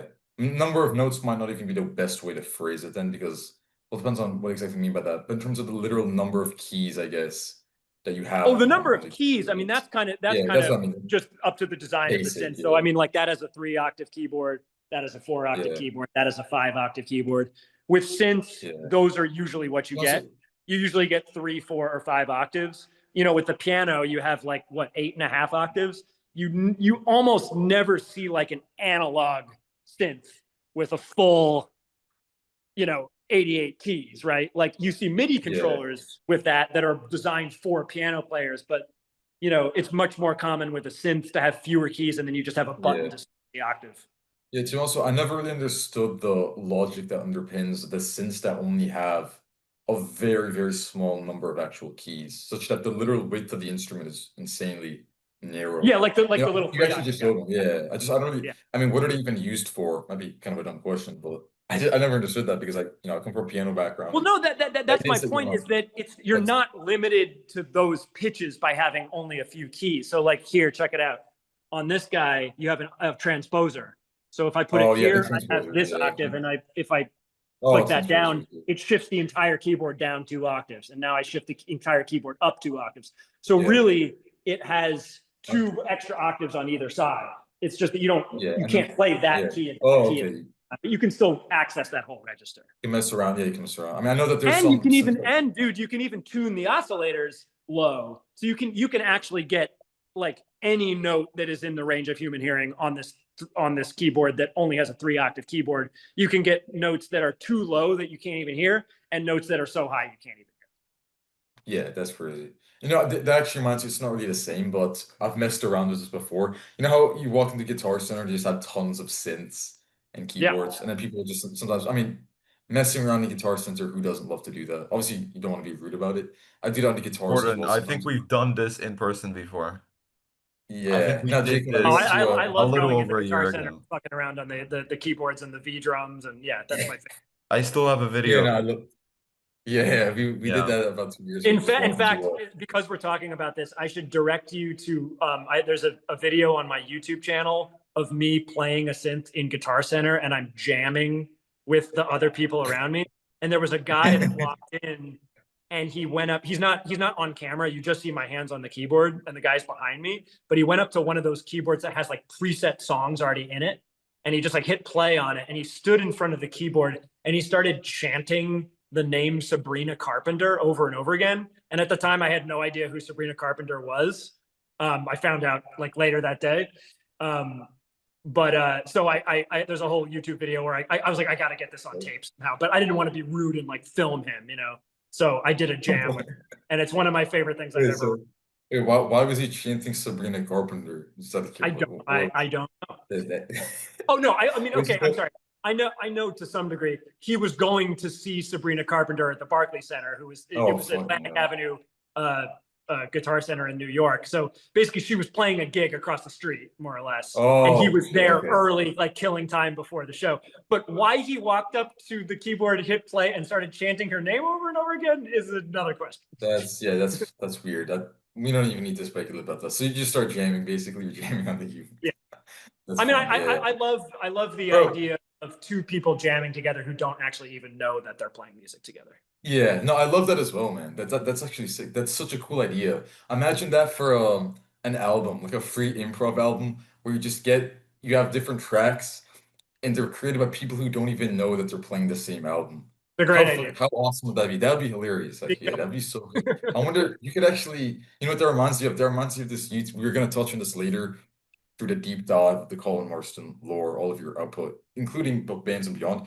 But you have this YouTube series, I forgot what it's called, in which they're like mashups because the you have super groups. Yeah, the super yeah, the groups. super group. Yeah. Dude, Yeah, that was the because Colin, I yeah, became became so interested in finding the isolated tracks from certain albums. Yeah, Like, yeah, man. Fucking yeah, and yeah, then dude, and and insane. also Yeah. we do this thing at Krallice practice a lot when we're killing time and joking around, where we would put on like 2 songs at once in YouTube. We bring up 2 albums and put them on at the same time. And you can, like, not on a phone, but on a computer, you can load multiple windows at the same time and they'll just play over each other. So I was like, oh, if I take the isolated drums from one song and the isolated bass from another and the isolated guitar from another and the isolated vocal from another, Yeah, I can create these bands. So yeah, so that's yeah, actually I'm very proud. This is something that might not come across in those videos, but I'm proud of the fact that all of those videos are actually live performances. I didn't multi-track it. I just opened 4 YouTube windows and hit record oh, really? So and you don't even manually do that much. used the volume on the YouTube video to mix them. Oh, wow. So And you then didn't and then even, after the song was done, I went and found all the photos in an iMovie. I made like the music videos, so that was done after the fact. But oh, there's so actually you like didn't even, they actually are performances. oh, wow. Oh, yeah, performances. So you didn't really do any studio work, no multi-tracks. It's Right, organic right. audio basically. That's pretty much what I Yeah, do. it was just That's recorded great. as a Yeah. stereo. Those, yeah, Sure. those are hilarious. I love those. Yeah, I think there was one. Is it true that, again, if I remember serving well, I remember one in which Zach Hill was the drummer you sampled. Is that, Yes. no, Zach Hill Yeah, from Hella, he's in dude? the ballot. Yeah, Sounds, that's Zach Hill, yeah, Whitney Houston, Brian Eno, and what's his name, the bass player from Joy Division and New Order. I don't What's his even know. Yeah, Joe Division. Pete? Anyway, yeah, that's the band on that one. Yeah, no, you should talk. I wanted to get our co-host Pearson on because he's actually been in some bands himself and he loves Zach Hill. He just thinks his drumming is the greatest thing ever. I do as well. Who Honestly. I does? think the first time, sorry, the question. Who loves Zach Hill so much? You said? Oh no, we have our co-host and very good friend of ours. His name is Pearson. He's in a couple of bands. He likes some of your work as well. He was in our video with Charlie Looker in that podcast. Okay. And really cool guy. He's one of my best musician friends. And yeah, he's really into Zach Hill. It's funny though, because I didn't even know that he was into him. And then he sent this track in this Discord server that we're in called Biblical Violence. You know that one off the Hella album. The Yeah, first Hella album. that's the song that I used in the And Super video. Just because yeah, that's probably their most. It's either the first song on the first album or it's like yeah, one of their. it's definitely one of their most listened to tracks, even in terms of raw numbers. But yeah, that track, that's actually almost what strengthened our friendship in a way, because I didn't really know that much about him beforehand until I saw that and realized, okay, we have pretty similar tastes. But yeah, listening to that track for the first time, huge revelation, just mind blowing, because the drumming is insane. I saw someone describe it. There's this guy on Rate Your Music who does good reviews. His name was Herky Jerky. He doesn't do reviews anymore, but and herky jerky is a reference to music that's literally herky jerky in terms of the being very stop start, arrhythmic. You know what I'm talking about? Sure. Related to what some people call brutal prog, which is kind of I had that in my show notes as well, brutal prog, and whether or not it's even real, because the term is hilarious to me, but I actually like the bands that people call brutal prog. You know what I'm So saying? I believe that term was invented by Weasel Walter. Yeah, it was Weasel's term. Yeah, we talked about this He with was the Charlie. drummer on Horror Ascension by Arctopus, and Yeah, we and still, he has still his play together in Senethrak. yeah, and he has his own bands like the Flying Loonbuckers. I love Yeah, all the that's his long running group, but he's been in more bands than I know. Yeah, he's been, and he was on, because he was on in Senethrak too, I think. I know we're just that's still all the same 4 people. It's me and Mick, Senethrak and yeah, and then Paolo, yeah. I was gonna bring up in Senethrak later because it's insane music, but I love it. It's crazy. But what was I getting at? Anyways, there was this guy, yeah, he on Rate Your Music, he said that the drumming on the first Hella album, and Zach Hill's drumming more broadly. I mean, he mellows out sometimes, especially with Death Grips and some of the later acts. But the drumming on the first album, yeah, well, not that much, but in the sense of, okay, it maybe not mellowed out, but the style's still pretty different, because he has to, because if you listen to Hella, there's definitely more of an emphasis on the instrumentation. It's really front and center, but with Death Grips, he has to accommodate the vocals and the rhythms that are a little bit groovier, so the drumming style is different. But that guy, the guy I'm talking about, he compared it to, Kalma Namkiro. I think he wrote song pieces for player piano. Yeah, and they're weird because they're rhythmic, but not in the sense that they're easy to snap your fingers to and nod your head to, but in the sense that it's almost as if he's thinking about the music from an architectural standpoint as opposed to a tonal standpoint. He wants to make shapes that literally look cool if you see them on a MIDI track. You know what I'm talking about almost? Okay, yeah. And so Yeah, which I actually really like that idea. You know, I really fuck with that idea. I think it's pretty cool. And I like him a lot. I like player piano music generally speaking, but someone compared his Zach Hill's drumming to what that would sound like if you just drummed it out. You know what I'm saying? There's a similar idea, which always stood out to me. So yeah, just a bit of a random tangent about Zach Hill, but I like his drumming a lot. He's sick. He might even be one of my top 10, top five drummers of all time, to be honest. Sure. I'm pretty bad at drums, but he's definitely up there along with I'd say Thomas Pridgen. I don't know if you know him, but he was in the Mars Volta. So Oh, yeah, that's right. he's It's like the name sounds familiar, but yeah.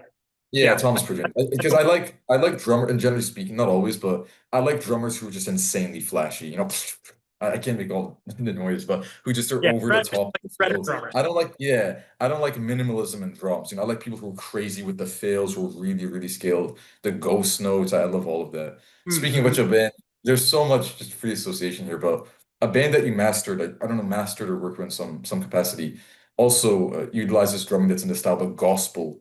I don't know if you remember them. They had an album called The Oh, Moon is the Yeah. Well, you yeah, did. but No, I I don't think know because I don't know the release that you worked on, but if you look at your credits right now, it says that you worked on gospel on one of their releases. I don't know. that was it was maybe something that never got finished. And then there was also Yeah, Mystical Wizard Business, which I think was some of the same guys. If memory serves, I yeah. could be wrong. And I think I worked on something like that. And it was just tracking, if memory serves. Maybe I Oh, mixed it. tracking. Okay, yeah. I It's think weird maybe I because yeah. recorded it. Yeah, no, because if you look at your credits online in terms of if people want to do research, they're probably going to be somewhat confused because each page literally has a different number of artists. You know what I'm saying? Because there's the Menegroth page, which is more official, and it has a list of not only your bands, but people that whose albums you've worked on. But Oh then yeah, there are yeah. other yeah, but then there are other lists that are on sites like All Music, Or the Radio disc. Music, Metal Archives, even that no one even knows if they're accurate because judging from some of those lists, it seems like you've basically worked on literally every single album Well, that's the ever thing been. my list is not accurate either because I Oh, realized really? Yeah. here I decided to update it for the first time in a long time, and I made it through like 1 or 2 years of the last 2 years, and then like Oh, okay. Yeah. ran out of steam, and like I need to come back and do it again. So yeah, there's a lot of things missing from it. Yeah, but all of the lists are different, which makes it confusing for people because people don't really know which one's accurate, which one's the most up-to-date version. But it's Well, funny though because you can assume that they're just all yeah, incomplete, but I mean the yeah, stuff that it incomplete. Yeah, lists yes, yeah, probably isn't wrong.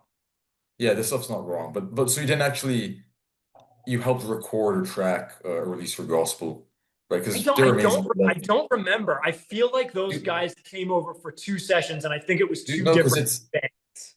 yeah, no, because it's weird because online it basically says that you did because it says I don't know like it says production or I know you said production's a broad term, but there are sites that say production or mastering credits, and then list of artists, and then they're more clear inserts, clear artists like Artificial Brain and those types of bands where it's really obvious that you worked with them extensively. But Yeah, then there's also gospel, you know, it's like, yeah. and I No, think it was I mean, you worked I on, definitely worked with them for sure. I oh, mean, it's you worked not the wrong, but gospel, yeah, I'm just blurry on the details. yeah. But you didn't work on the full lengths like The Moon is a Dead World from way back in the day or Loser or whatever. No, No, no way. no, Yeah, it was okay, like that's they had kind of broken up and then maybe got back together, and they were like thinking of doing a record, and they came to track. It was like something like that.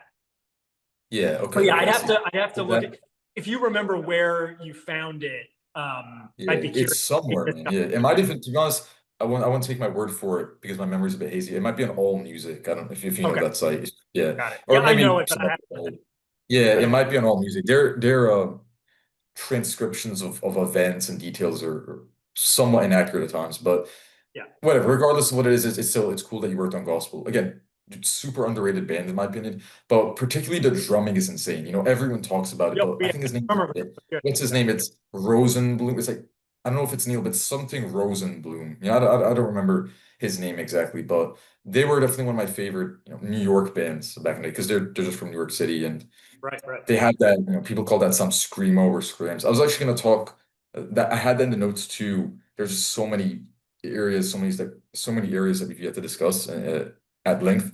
But I was going to ask you what you think about screamo, or people call it screams because it's actually experiencing somewhat of a revival. I think in recent years, I think it's honestly one of the best movements or subgenres within hardcore, within just extreme music in general. I really love it. I love all of those releases from the late 90s, early 2000s, and even some more contemporary bands. But we're gonna save that for later, otherwise it's just gonna be way too convoluted. So because we went on so many different tangents, to get back on track in a sense and to anchor ourselves. Okay, we talked about gear, whether or not you're a gearhead. So the final verdict on whether or not And Colin by the Marston's way, that's the fucking wall of basically, amps, by the way. Like, so yeah, yeah, yeah, clearly well, I am some version of a gearhead, you know, yeah, so but but it's a ultimately particular one. somewhat, the verdict is still somewhat mixed. I mean, it's not, Yes, yes. it's I kind of not out am, of and I'm zero, kind of. yeah, it's out of 0 to 10, it's more like a 6, maybe, I don't know, 6, I mean, 7. We're trying to just, let's just say this. I am, but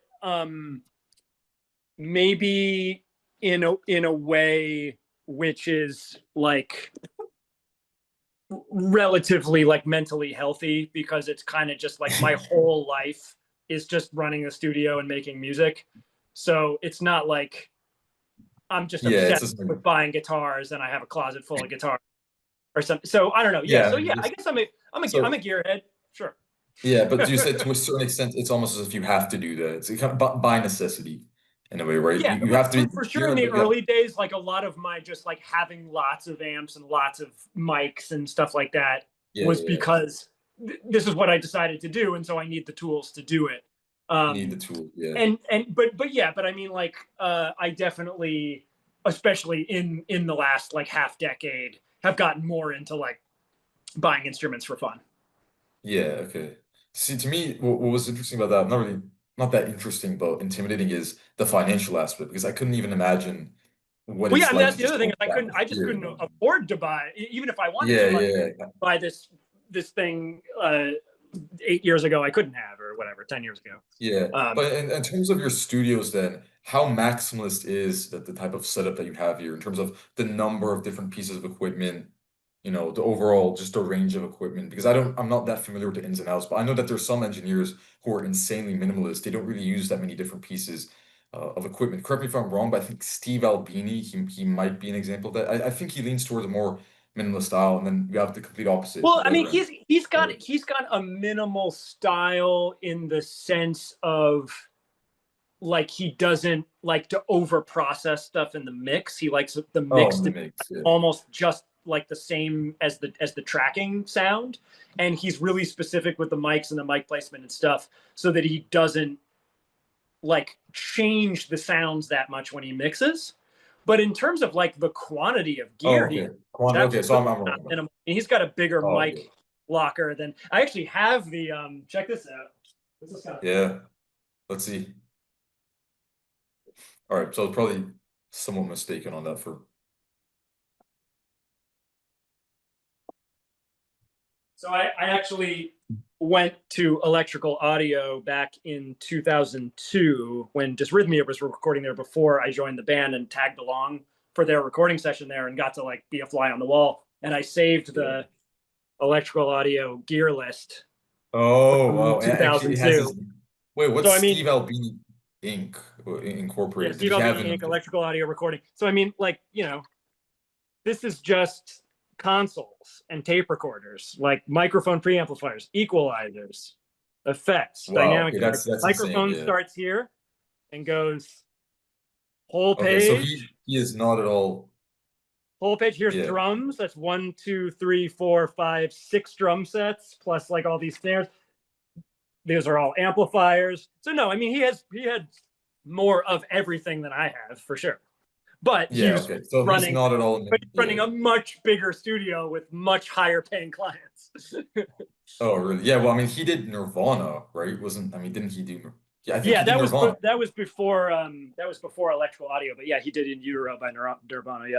Oh, okay, but not Nevermind. Okay, because Nevermind is No, the most commercially successful. But In Utero, yeah, he did. Well, In Utero, it almost has his sound against. Yeah, I like his production work. I for sure. remember I read an interview of yours in which you said you actually cited him as an influence of sorts with Oh, respect Steve to Albini is a huge influence. I mean, he's possibly my favorite engineer engineer. for Yeah, rock. it's weird. You know what's weird about that though to me is that it seemed like a counterintuitive pick. I mean, obviously, I know that people are eclectic when it comes to influences in the general sense, in the broad sense, but the type of music that he works on is just really different from the bands that you work with. I mean, from what it appears like to me, you know what I'm saying? Because it's more into indie grunge, especially I don't really know what he's doing nowadays just because I haven't kept up. Oh, he died. He died. Or oh, he died. That's our yeah, he died. Because you said now, but what I meant to say is I'm not as familiar with some of his later work in terms of the artists that he worked with and the releases that he actually helped put out.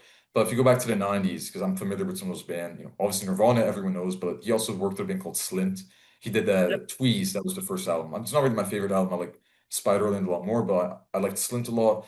And those bands are much Right. more minimalist in the sense of note Oh yeah, density, the actual content of music. And they just remind me really of a completely different side of music from your studio repertoire in a sense. So sure. where does the influence, how does it manifest then? I mean, where does it come from? Because, obviously he wasn't really, Well, the thing, I mean, it's like I grew up liking a lot of that music. So uh, it's not like I always liked Gorguts and Morbid Angel or whatever, and that's all I've been listening to. And then you know what I mean? Like, so, I probably the first thing I heard that he did was Nirvana for sure. When I was really young, and then yeah, and then like stuff like the Neurosis records that he did were huge oh, for he me, did Neurosis, yeah. and Yeah. especially Times of Grace, the first one that he engineered. Um, and then at the time, like pretty quickly after I learned about him was 2002 when I went. So because I probably first, with the exception of Nirvana, which was actually back when that record came out, I probably started getting deep into some of the Albini recordings like around the year 1999 or 2000 or so. And um, my friends were going to record with him. There was this band Technician we were friends with who went and did a record with him, and then Dysrhythmia went and did a record with him, and I tagged along, and so I kind of got even deeper. But yeah, but I mean, I'm a fan of like like that Slint record, and I mean, this is not like super important records to me, but like that and Pixies and Oh, he did Pixies, yeah. Dazzling Killmen. I mean, he did a lot of the kind of Oh, weird Dazzling. Oh, he did Dazzling. math rock, Wait, Midwestern math rock stuff. did he do Face of Collapse by Dazzling Killman? Because I really like that album. I don't, I did he believe do so. that one? I Yeah, believe no. so, but I can't. But That's how I don't know that. I don't know the titles of their albums well. yeah. But Face yeah, of Collapse and is then, like also. De Kreutzen, and Zanny Gava. He did a Zanny Gava, right? So yeah, there Oh, was Zini also gave it, they were, yeah, all sorts of weird. weird. No, oh, and Shellac. I mean, I was just a big fan of Shellac Oh, Shellac, yeah, and Shellac. Steve's But band. Shellac was his band. I mean, I think he actually Yeah, played in that one. that was his third. Yeah, Well, I don't know if it's his third band, but like his probably have third to. band that people know about. Yeah, probably have to rebuy. And Well, Zenny there Java, was the name's Ray Man, and then Shellac. yeah, Zenny Java, the name's really familiar. They're basically a noise rock band from Japan, I think, Yeah, right? yeah. That yeah. But they also had that sludge sound as well. Yeah, really, really cool Yeah, band. sludgy Okay, sound. cool. He Yeah. did a Cheer Accident record I liked, and I don't know. Yeah, there's all sorts of shit that he liked. All sorts of Oh, like. Sheer Accident. I You know, mean, Pearson really forget likes it. about extreme metal. I mean, like just a lot of the stuff I was listening to that wasn't extreme metal. That was just shit that I thought was cool. Ended up going through his studio, and I just I think his like sort of minimal, very sort of pure approach like always appealed to me, and I just always related to that because that's just kind of how I approach shit for in Yeah, some way sure. or another. It's kind of similar. Well, when you say pure minimal, does that mean that you don't, for instance, like to drench the music in effects that are added in the studio after the Yeah, that's fact, like or not my you like to? tendency. My tendency is to get the instruments sounding good, like set up the mics correctly, get that to sound really good, and then you don't have to like change it that much in the mix. So it's just like a more like, especially when it comes to metal, typically stuff's like tweaked a lot in the mix. And I've become a little more comfortable with doing stuff more in that vein over the years, but my tendency tends to be to not do stuff like Yeah. that. And Oh, I can kind of get excited about like weird processing in a mix when it's trying to make things sound dirtier and weirder. Like right now, I'm mixing an album for Urarv, which is this continuation of Aldron from Dodheimsgard. oh, yeah. They Donham's they want were a they black metal band, though. They were a black metal band for Dodheimsgard, more yeah, it's years. a classic Yeah, Norwegian black metal, but they're still yeah, around. But but they Aldron, became he used to more be a singer yeah, guitar player, yeah, and he left. He came back and then he left again.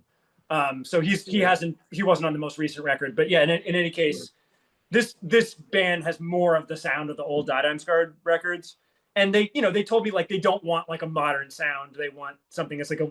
They didn't say specifically like that, but like more old school of a sound. So I And can that's get what you're into working on right listening. now. I can get into like listening to these records made under like very compromised circumstances, and when maybe the style hadn't even been well established, so they didn't even maybe necessarily know how to get what they wanted. And so yeah, you end, like we were talking about the other black metal recordings, like you end up with these very strange, like processed but not in a clean, like professional way. Like they sound dirty and weird and atypical. And so I can kind of get more into heavy processing in a mix when it's pushing things more in that direction than when it's pushing things in like a tech metal, like a tech death. Like that's the sound I'm Yeah. allergic. Yeah. I know exactly what you're talking about. Like, I don't know if you, some of the new school bands, especially the ones that emerged in the 2010s. I don't know if you know bands like Archspire, or you have your Yeah, exactly. Like Archspire. I mean, Yeah. like those I mean, guys are great. Like yeah, they're friends with my ex-wife, and I think they're cool, and they're what they do is very impressive, and like it's even kind of funny to me sometimes, like how just insane they are. But yeah, like that sound that they're going for is just not a sound that I like. You know, like yeah. I'm not a very, huge fan of very, that sound either. very clinical kind of sound. Yeah, yeah. So I'm not a huge fan of that sound either. Yeah, clinical stuff. And also, you know what? Another word I think comes on is bright. I don't Yeah, really, everything's like very bright, it's very really clean, very bright. tight. Yeah, super bright. Nothing's washy, nothing's murky, nothing's like too bassy. You know, it's like, yeah, Yeah, I like the that's shit definitely that more of feels the like it's enveloping you. that's more of the modern tech death sound. And you see it also a lot in the bands I think that are trying to really highlight guitar virtuosity. It seems to be really common among those, Yeah, and especially the bands that it they makes call sense when neoclassical. you It have makes a some lot sense. of yeah, when you have a lot of musical density, you want all that musicianship and all those notes to come through. Yeah, it makes sense to kind of go in that direction. But there's something kind of great about playing music that is really crazy and dense and fast, but not giving it that super clean sound. Like a band I fucking love with all my heart that I also like to talk about is Portal from Australia, Portal is because they're amazing. like I one was of literally just thinking, they're like the yeah. only like lo-fi tech metal Dude, technical death yeah, metal band. because yeah, once you mentioned hi-fi tech death, I was trying to think of counter examples, and yeah, Portal's probably one of the best examples. I love Portal as well. It's one of They're my interesting too because they're it's great. not even really lo-fi. Like it's not. It doesn't sound Yeah, like it's a not lot. lo-fi. No, I mean Yeah, it's their recordings are actually fairly straightforward. It's just that the sound of the band is so insane that that being captured in a way where they don't clean it up too much, it kind of comes off as lo-fi. yeah, but then what are they doing to achieve that murky sound? Is it literally It's just in the a result riffs. It's of in the riffs because that's what they sound this like is in the live. riffs? Yeah, that's true. It's funny to mention them. I keep going back to some of the early work in particular, though. I was literally just watching a live performance of Glimmer Faunal. It's off of the first album, I think, Sepia. Yeah, And dude, it's still a killer, man. It's great. I love that there aren't really that many bands that experiment with that type of sound because obviously, the dissonant trend is becoming more popular in death metal, black metal. People even think that's a new genre. People say, oh, dissonant black, disso death metal, they say. And you would have right. bands that are trying to work within those spaces, like Puron, many of the bands that you mentioned, but Portal's still pretty different. I mean, for instance, if you compare Portal to another band that gets that dissonant label I mentioned earlier, Deathspell Omega, the sound is, I mean, they feature in the same genre list, the same end of year, metal album review list, but the sound's pretty dissimilar when you think about it. Because Oh, if you very actually different. break it down and look at the tabs, Deathspell is really chordal. You know what I'm saying? I mean, it's a lot of they do a lot of the semitones. What I've noticed with Deathspell, and I was actually gonna this ties into what I brought up earlier or not brought up earlier, but what I had in my notes, which is music theory, and whether or not you think it's even important or relevant. That was another topic that I had that I was really excited to dive into. Because for a while I was ignorant of it, started to dive into it more deeply as of late, and I found it to be pretty rewarding just to understand why and how I like the sounds that I like in a sense in music. But I Yeah, was breaking up Spell Omega and I realized that a lot of what they do is they'll basically take a power chord, the perfect fifths, and then they add just a minor second interval or a semitone on top. yeah. So such that weirdly enough, it sounds consonant and dissonant at the same time because the Mm-hmm. root Yeah, it is has a sense of tonal yeah, centricity, but you have the yeah, clashing because of the the notes. roots, yes, because the roots pretty. For instance, if you listen to Pericletus, the that song is, I mean, it's not really insanely dissonant now that I think about it because they temper it and they balance it through those types of chords. And they actually use that, they stack them in these what I call tone clusters. And they use it to create a weirdly consonant sound. It's dark, but a little bit consonant. But then if you look at Portal, and even when Deathspell becomes insanely dissonant and crazy, what they're doing most of the time I've seen is, they basically they'll play semitones or minor seconds because it's literally the most dissonant interval up to a point. I mean, you can nitpick and say perhaps it's theoretically possible for there to be more dissonant intervals, but with respect, for instance, the keys of a piano, it's probably the most dissonant interval. Right. They'll play a minor second or a semitone, and then you just shift it up and across the fretboard, typically in a chromatic manner, to get that really grindy, almost nauseating sound that sounds like an alarm at times. I don't know. I like bands that, I mean, I like the chugging as well. I like the low end in guitars, but I really like the high pitched, almost alarm type of sound where it sounds like the nuclear war alarms. It's such a Nice. weird Yeah. comparison that they had back then. I love that type of sound. And even there are actually even some early hardcore bands from the early 2000s that use this type of sound, like Daughters. I don't know if you know Daughters, but Yep. it's Yep. just really high pitched, wah, wah, wah, wah. The Yep. Locust, they used this a lot back in the day. I really like that type of sound. But then if you Or look at what's the classic example? The Dillinger Escape Plan, 43%, yeah, 40 yeah, right? 43% burn. Yeah. That's kind of like Dan-dan-dan-dan. that's like the figurehead of what you're talking about. Yeah, yeah. I mean, they're Dan-dan-dan-dan. not Boom, boom, sliding the boom. chord around, but I mean, it's just so Yeah, no, explosive. but it's that no, well that's also I've noticed that I think that's it's a major I don't know, it's major seventh or major ninth. It's basically because I was trying to actually see, okay, what is this shape so I can play it more because it sounds sick. And I realized that obviously it's not really mind-blowing, but you just take an octave on the guitar and then you take the highest note in terms of pitch and you just shift it down by a semitone. And you literally get that shape. It's the shape, yeah, it's the shape that Dillinger uses. It's just a semitone away from an octave. So I don't know, I forgot if it's a minor seventh or a minor ninth, That's but a it sounds major. sick. Major, sorry, major, yeah, major seventh. Love that sound. It sounds really cool. I've been using it a lot. But anyways, if you look at Portal, what I've noticed is it's way less chordal. What I'm saying? It's almost as if when you look at some of the tabs, the note density is pretty insane, but they're not really playing riffs. You know what I'm saying? I mean, I can't remember a Not, single. I'm thinking of a track called Glimmerfunnel, if that's how you yeah, pronounce yeah, it. It was I know, on. I know that. But I mean, Yeah, there's CPO. riffs. It's They're just they're real crazy. yeah, they are crazy, but it almost reminds me of free jazz in a weird way. I know it's such a weird comparison, but in a sense It that there comes are these off maybe dense. like that because it's so Yeah, noisy and at first yeah, incomprehensible. But really, if you dig into it, I mean, it's a I metal think song so. with Okay, yeah, A section and a B yeah, section. there are riffs. Yeah, well, no, there are And definitely then, I mean, riffs. that's why I think they're so. One thing I think that's so impressive about them is they're, in a sense, not doing anything so differently from everyone else, and it comes off as being very different. Yeah, So it's like they like found a maybe yeah. way to really have their own voice. Yeah, And well, yeah, I get where you're coming from. I do think at the same time that they are pretty unique. I mean, you can't really reduce them to a yeah, general descriptor. They're definitely pretty unique because even when they play the riffs, obviously riffs, I wouldn't say that the riffs are cliche, but a little bit more recognizable to death because they do actually use some pretty standard intervals like minor thirds that we recognize in death metal all the time, even from old school death.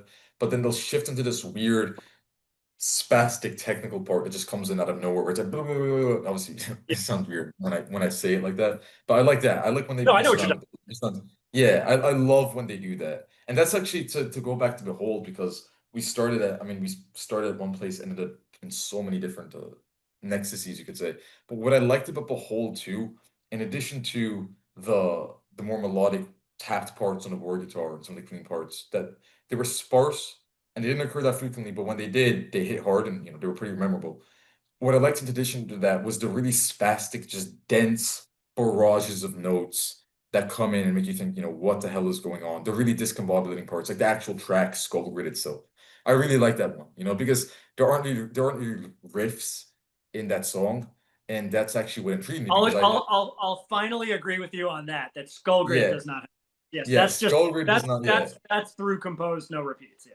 yeah Skull Grid through composed does not have riffs, and then what I noticed with Skull Grid is Skull Grid I the don't remember the song. time.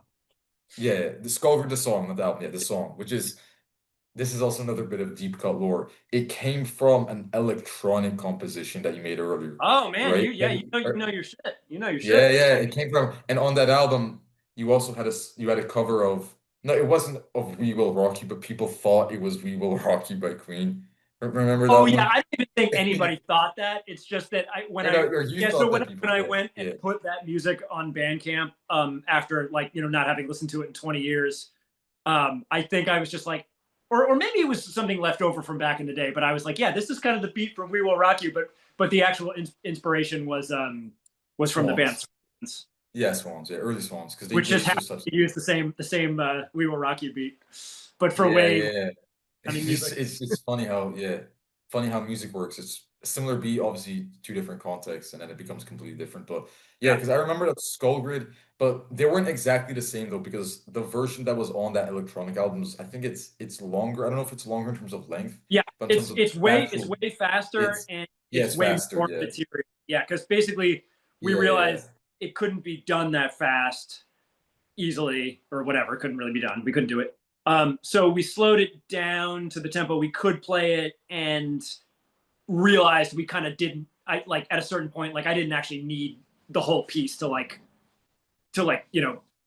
make the Yeah, song yeah, to do make what up I to wanted. comprise the song, basically. Yeah, And that was and actually so that's that a was really rare example of a somewhat collaborative piece that we did because even though I wrote the original electronic piece and my war guitar part is the beginning of that piece, the part that Mike plays on guitar and the part Charlie plays on drums, they actually each wrote themselves. But I gave them the like restriction of that it had to be all unison 16th notes the whole time. oh, okay, yeah, that's what it is. Like it has to, But the what are whole those the parts? whole band has to just be going da da da da da da da da da da da Yeah. da da. So Nobody's allowed. rhythmically, what's happening in those parts? That yeah, that's why it sounds so frantic because there aren't really riffs, but they're also the straight 16th notes patterns that never really stop. But what's happening in those parts, I guess rhythmically speaking, where it sounds like it speeds up for maybe just a second It does, and then it yeah. goes So back I was to gonna say, like, yeah, it's yeah. 16th notes the whole time, except that one part where it goes into 16th note triplets. Oh, that's so those are 16th note triplets. So it's not actually a I think, different, yeah, it's because not it's a like different time. Yeah. So no, it's no, not no. really, it's not really, Yeah, yeah, I yeah. don't know, Triplets. yeah. Wait, so it's not really a different time signature unless it is, and I don't know what I'm No, talking about. there's actually But, no time signatures in that song, oh, okay, yeah, yeah, man. like Yeah, at all. It's yeah, just one at all, bar. yeah. It's one time signature, bro. I It's mean, no, because if you look at look at it's if you funny look at if the you look at the score, it might be written in 4/4, but I mean the bar lines are negligible. They're arbitrary. dude, it's funny, man. If you look at the tabs on Tab Pro or one of these tab sites, tab apps, it says I think it says 4/4 or just a standard time signature, but it throws in some shit like 32/33 or something. No, I don't remember if that's the exact combo, but I always thought to myself, what is that? And then I realized that it's basically still 4/4, but they're just subdividing it or counting it differently. And then it's also the mystique kind of falls I apart would after that. go check the It's score weird. for that. I haven't looked at it in a while, but my Yeah, memory it's not. is that I wanted basically like my concept was that it has no bar lines because I often get frustrated with having to have bar lines. Um, but I was like, so it's probably written in 4/4 just by default because you have in the program Sibelius you have to have a time signature. If I'd written it by hand, I could have done it without the bars. Yeah. But I think that's it. I don't feel like we did any kind of grouping of the phrases by time signature because that's sometimes what I'll do with time signatures. Is I don't really think in time signatures ever when I write Yeah, music. yeah. I And don't I think I think in would. terms of musical phrases, and a musical phrase might happen to be 5 beats long or 7 beats long or whatever. So Yeah. a lot of times I'll go if I'm writing the music, which I only ever did with that early Behold stuff. Like that's it. Like I don't write music for anything I write. I just do audio demos, which is probably In terms of, something. wait, what do you mean by writing this in terms of sheet music or because I know Behold is Yeah, on sheet music. I don't write sheet music or tabs for anything I do. The only time I wrote anything down was Behold the Arctopus between like halfway through nanonucleonic cyber summoning up through cognitive emancipation. That stuff's all written away from the instrument. Like I would sit down at the notation program and write whatever ideas I had and not have the instrument there. Whereas the way I've written everything else for every other band I've ever done is I sit with the instrument, I write on the instrument, and I record my ideas to remember them. And I never write anything down. No tab, no Yeah. notation, Okay. nothing. Wow, that's interesting. Yeah. How do you So that was like remember? a weird Yeah. experiment in my musical past was the fact that Behold used composing as a way to write stuff that you wouldn't think to write on the instrument. Yeah, that's interesting. Yeah, that makes sense. And so you wrote that track in particular, so because it came from your electronic So album. yeah, So so Mike and basically you. like Yeah. I came up with the idea for the song and I wrote my part and I gave them like restrictions of how to write their own parts, but they actually contributed their own. Because what I realized with that song was because it was the difficulty level was so much higher than our other music because of the no repeats thing and then so And constant. how fast. It's just, yeah. They, I was like, we're never gonna fucking if I write their parts the way I've been doing for this other music, if I write the drum part and he has to learn it note for note, and if I write the guitar part and he has to learn it note for note, it's just gonna take too long. And I trust them to come up with stuff that fits if I just tell them like, yeah, play unison rhythm with me. Yeah. Like I That's knew interesting. that it would Wow. come out sounding just as cool as if I had written their parts. There's other Yeah. times where I write music where I either know that something somebody else is going to contribute is not what I want, or there's been chances, like for example, with the last Krallice record, where I wrote a song. There's two of the songs I wrote on keyboards, and I passed them off to McMaster to write guitar for them. And one whole song that he wrote, I wasn't into what he came up with. I had a different idea, and then half of another song. So what I did was I rewrote the guitar and played the guitar myself for the first song I mentioned. And for the second one, we actually both play guitar on the song, but never at the same time. So it's like I play this riff and then he plays this riff, and I wrote the riff I played and he wrote the riff he plays. And then when we play the Yeah. song live, he learned the whole thing. But like that was one of the few examples of a time. And there's like every now and then there's something like that over the years where I want to have it be collaborative, but what the other person comes up with, I feel like is too far from what I think works, and I know exactly how to get what I want, so I just end up writing it. Yeah, that makes sense. But usually, in most of the musical contexts I'm in, I just write my own part and then like work with the other musicians and we work collaboratively. That's like how Dysrhythmia works and Gorguts. And Yeah, that's interesting. Well, I mean, that one is actually, also. I guess I lied. That's not true for Gorguts because the songs I've written for Gorguts I wrote on guitar. Oh, So yeah. they're actually playing what I wrote. But that's But you play play 99% of the time in Gorguts somebody writes a song and we all write our own parts around it. but you play bass in Gorguts though, right? Yeah. That's like Yeah. your I main don't play instrument. guitar Yeah, on the record, yeah. but the song Forgotten Arrows on Colored Sands, like I gave them Yeah. a finished song minus vocal. So I wrote all the guitar and all the drums and all the bass. And then John, made the drum part his own. He, made some changes, and Kevin added some second guitar harmonies and stuff. But like the part Luke plays is verbatim what I wrote. And then there's a song on the upcoming album that we're gonna record, which is done the same way, where I wrote the guitar and the drums verbatim and the bass, and they're learning that. But that's not typically the way we work. That's just because like I had a really specific idea of what I wanted. Yeah, that's interesting. But That's well, then that's also that's a bit of a curse for me. Is sometimes I have to like because I play all the instruments in the band. I mean, I'm not a great drummer, but I do have a history with playing drums, and I know how they work, and I record them, and I have a very like intimate relationship with the drums in terms of drum writing. The drum parts are super important to me. I'm very picky about drum parts being like too traditional or too boring sometimes. I really like leaving space in drum parts, and a lot of the drummers I play with never leave any space. So a lot of times I write a song, it's on guitar or bass or keyboards, and I can't help but write the drum part too. It's usually the drums, but sometimes it'll be the guitar part or somebody else's part. But I don't want to be like that. I would love to be more rock and roll and just to be cool with whatever my bandmates come up with. But like, and I do that sometimes. I don't like a lot of times I'm like, okay, I'm not going to write drums for this song. I'm going to get together with the drummer and see what their ideas are first and try to develop it together. But I often always come back to having really specific ideas and wanting to like do something very different that person wouldn't do if it was left up to them. And like I kind of hate that about myself, but it's the way things are, at least at this point. I haven't been able to like remove that part of my personality. Gorguts is also different in the sense that you have to learn the songs and the music more broadly that were written before you actually entered the band. So that's probably that's a whole different thing. Yeah, that's another thing. Yeah, and then I had to do that when I Dysrhythmia as well. I had to Oh learn yeah, to because Dysrhythmia party, also party. you weren't really. Yeah.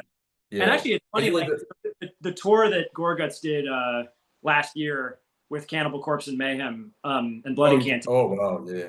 We were playing only an old school set. We were playing just Considered Dead, and then maybe we did the song Obscure, and that was it.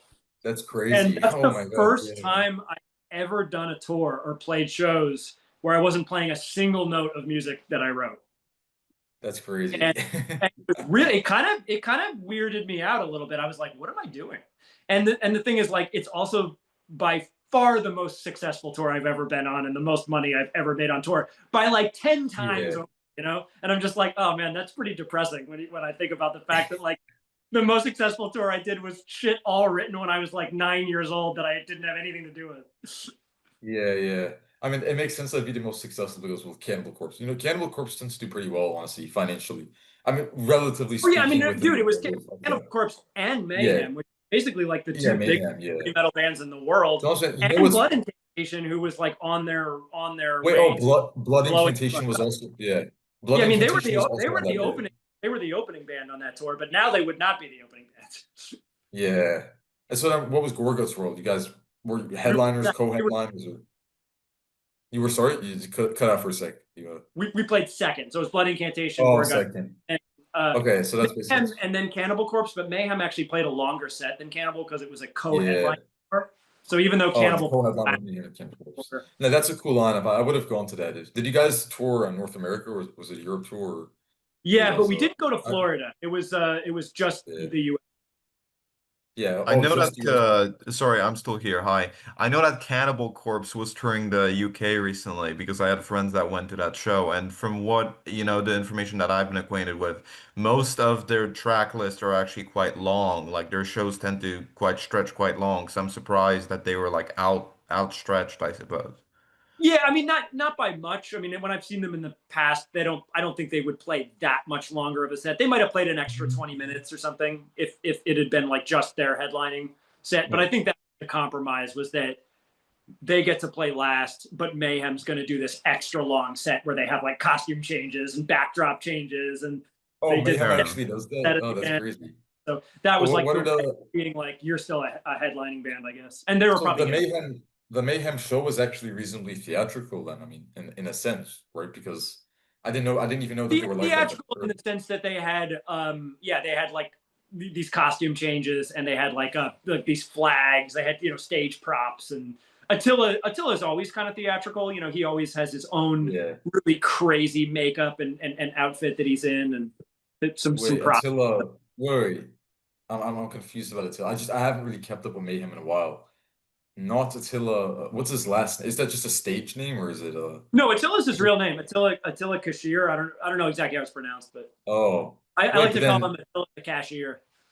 wait, but then wasn't Dead's name was Attila Cesar? I don't know how to pronounce his last name because that was his name, right? No, Wait. Dead's name was not Attila. Attila's the guy who sings on who came in as a session singer on what I like to call Satan's Mysterious Purple Church, or De Mysteries Dom Satanas. Oh, De Mysteris Dom Satanas. Yeah. So he came in for Oh, that record. It oh my wasn't God. really like Oh, in I'm okay. and you know what? I'm Maniac confused back, and they because did all the records with no, Maniac. I'm confused in a manner such that now I realize why I was confused, and I'm no longer confused because Attila. So yeah, Attila Cesar. That's Sehar. I don't know how to pronounce. I think he's Hungarian. I don't Like know how to pronounce his last name, Kashir or but Kasir. yeah, Kashir. It Yeah. looks like Shizar or something like that, but it's just Yeah. English. That's not correct. But the reason as to why I confused the two is because I think Dead actually recorded some of he knew about some of the songs that ended up being on De Mysteriis Dom Satanas, and he recorded some vocal tracks. Yeah, But then he died, they and performed then some of died. them at Live in Leipzig, which is the live Yeah, record. live at Leipzig, which has most of the classic tracks from the album. Obviously, he Yeah. died, and so Attila's the guy who took over. Okay, yeah, theatrical show. Yeah, but that's cool. he didn't really take over because he Or just didn't came in take over, but as a like basically that album was done with a session singer and a session bass player. So Varg from Burzum played bass on it as a session bass player, and he sang as a yeah, session. And then then they like then the fucking murder happened, right? the murder And did. hiatus for a bit, and then they came back with the new lineup, which had Maniac back in, but it had Blasphemer on guitar. Yeah, okay. That makes sense. So that And was then Attila came back for Ordo at KO, and he's been the singer since then. yeah. Who was on Grand Declaration of War? That one's That's actually always been that's who? that's Maniac, yeah. Oh, Maniac. Okay, so it's not Attila, yeah. That one I think is pretty underrated actually. It's weird, man, because it's Oh, that's a great one. experimental, That's but super weird. yeah, Super weird. it's great. It's super weird, but it almost mirrors the more dissonant direction that other bands would go in actually around that time. I know Absolutely. it's not really like Despot Omega. It reminds me a little bit of this band. I think one of the most underrated black metal bands in my opinion is Abigor. I don't know if you remember from Oh, Austria. yeah, hell yeah. Dude, Abigor is awesome. fucking sick. Honestly, that album, the 2010 album, Time is the fuck, what is it? Time is the sulfur in the veins of the saint. It has a longer title, but that one blew me away when I first heard it. It's crazy, man. Yeah, I like that one more that's than always a band that I really like, and I always kind of forget about for some reason. So I'm not super super familiar with their discography. And the yeah. album Go. I know the You, best is Supreme Immortal Art, which is one of the earlier ones, like the yeah. more See, I like symphonic the records. But yeah, their later records are really cool too. no, I like the later ones more because they have more of that tech metal sound. Dude, it's Right. crazy. I tell this to people sometimes. I think it's the only black metal album that has sweep picking on it, bro. It's Right. fucking crazy. It's And crazy. I want to It, say it's I think this is true. I might be wrong, but I've heard this yeah. that all the crazy shreddy guitar playing on the Death Oh, I Spell think I know what you're gonna say. album, Fas Ite, whatever the Latin title one is Yeah. that player as Dude, a guest. yeah, no, you know, it's funny. I thought you were gonna talk about it from the perspective of the other way around, inverted, because there are people who say that some of the Deathsville guys are actually playing on that Abigail album, the one that I just mentioned, Time is the Sulfur in the Veins of the Saint. Oh, I mean Because apparently, that yeah, might be that true too because they're definitely maybe, yeah, friends. it could be true. So they might have Yeah. had the guitar player guest on their stuff. I don't know, No, but yeah, they definitely said I thought that that was there interesting was because I had a period. My interest in Deathspell didn't really last, but I had a period where I was listening to them a lot, and I really liked that Foss record. And I really liked the first song on it.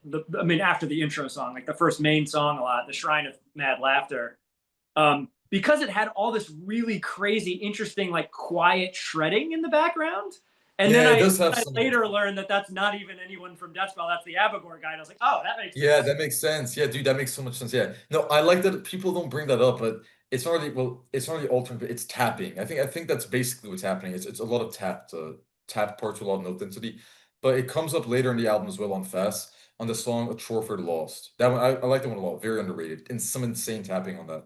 But I didn't know that the Abigor guy actually I think he goes with PK. I think that's actually his pseudonym. Right, But right, I right. didn't know I think yeah, PK. I didn't know that the Abigor guy actually did any of the guitar work on the album. I had no idea that I he mean, was even I related. don't know that for a fact. It's just what I've Yeah, heard. people say, But yeah, you know, but people say, yeah, it does make sense because I was always disappointed in all the Deathspell records after that, and there was never that like frantic sound anymore. dude, bro, we're on the And exact same so I was wavelength when like, it oh comes well, to that. maybe that sound Yeah, was never there. It was just that they had this one guest at the beginning of the record, and it really made this like strong impression on me. yeah, man. No, I mean, okay, because when it comes to Deathspell, I like them, but if anything, I appreciate them for the actual melodies that they can write. As weird as that sounds, because they do have parts that are more melodic and triumph. No, you're exactly right. And That's the stuff that I didn't like. Like it was when yeah, Pericles came out, I was like, wait, this is all very consonant. Like I yeah, kind of it's like very. I seeked hearing the most chaotic moments of the previous album, and those never really happened after that.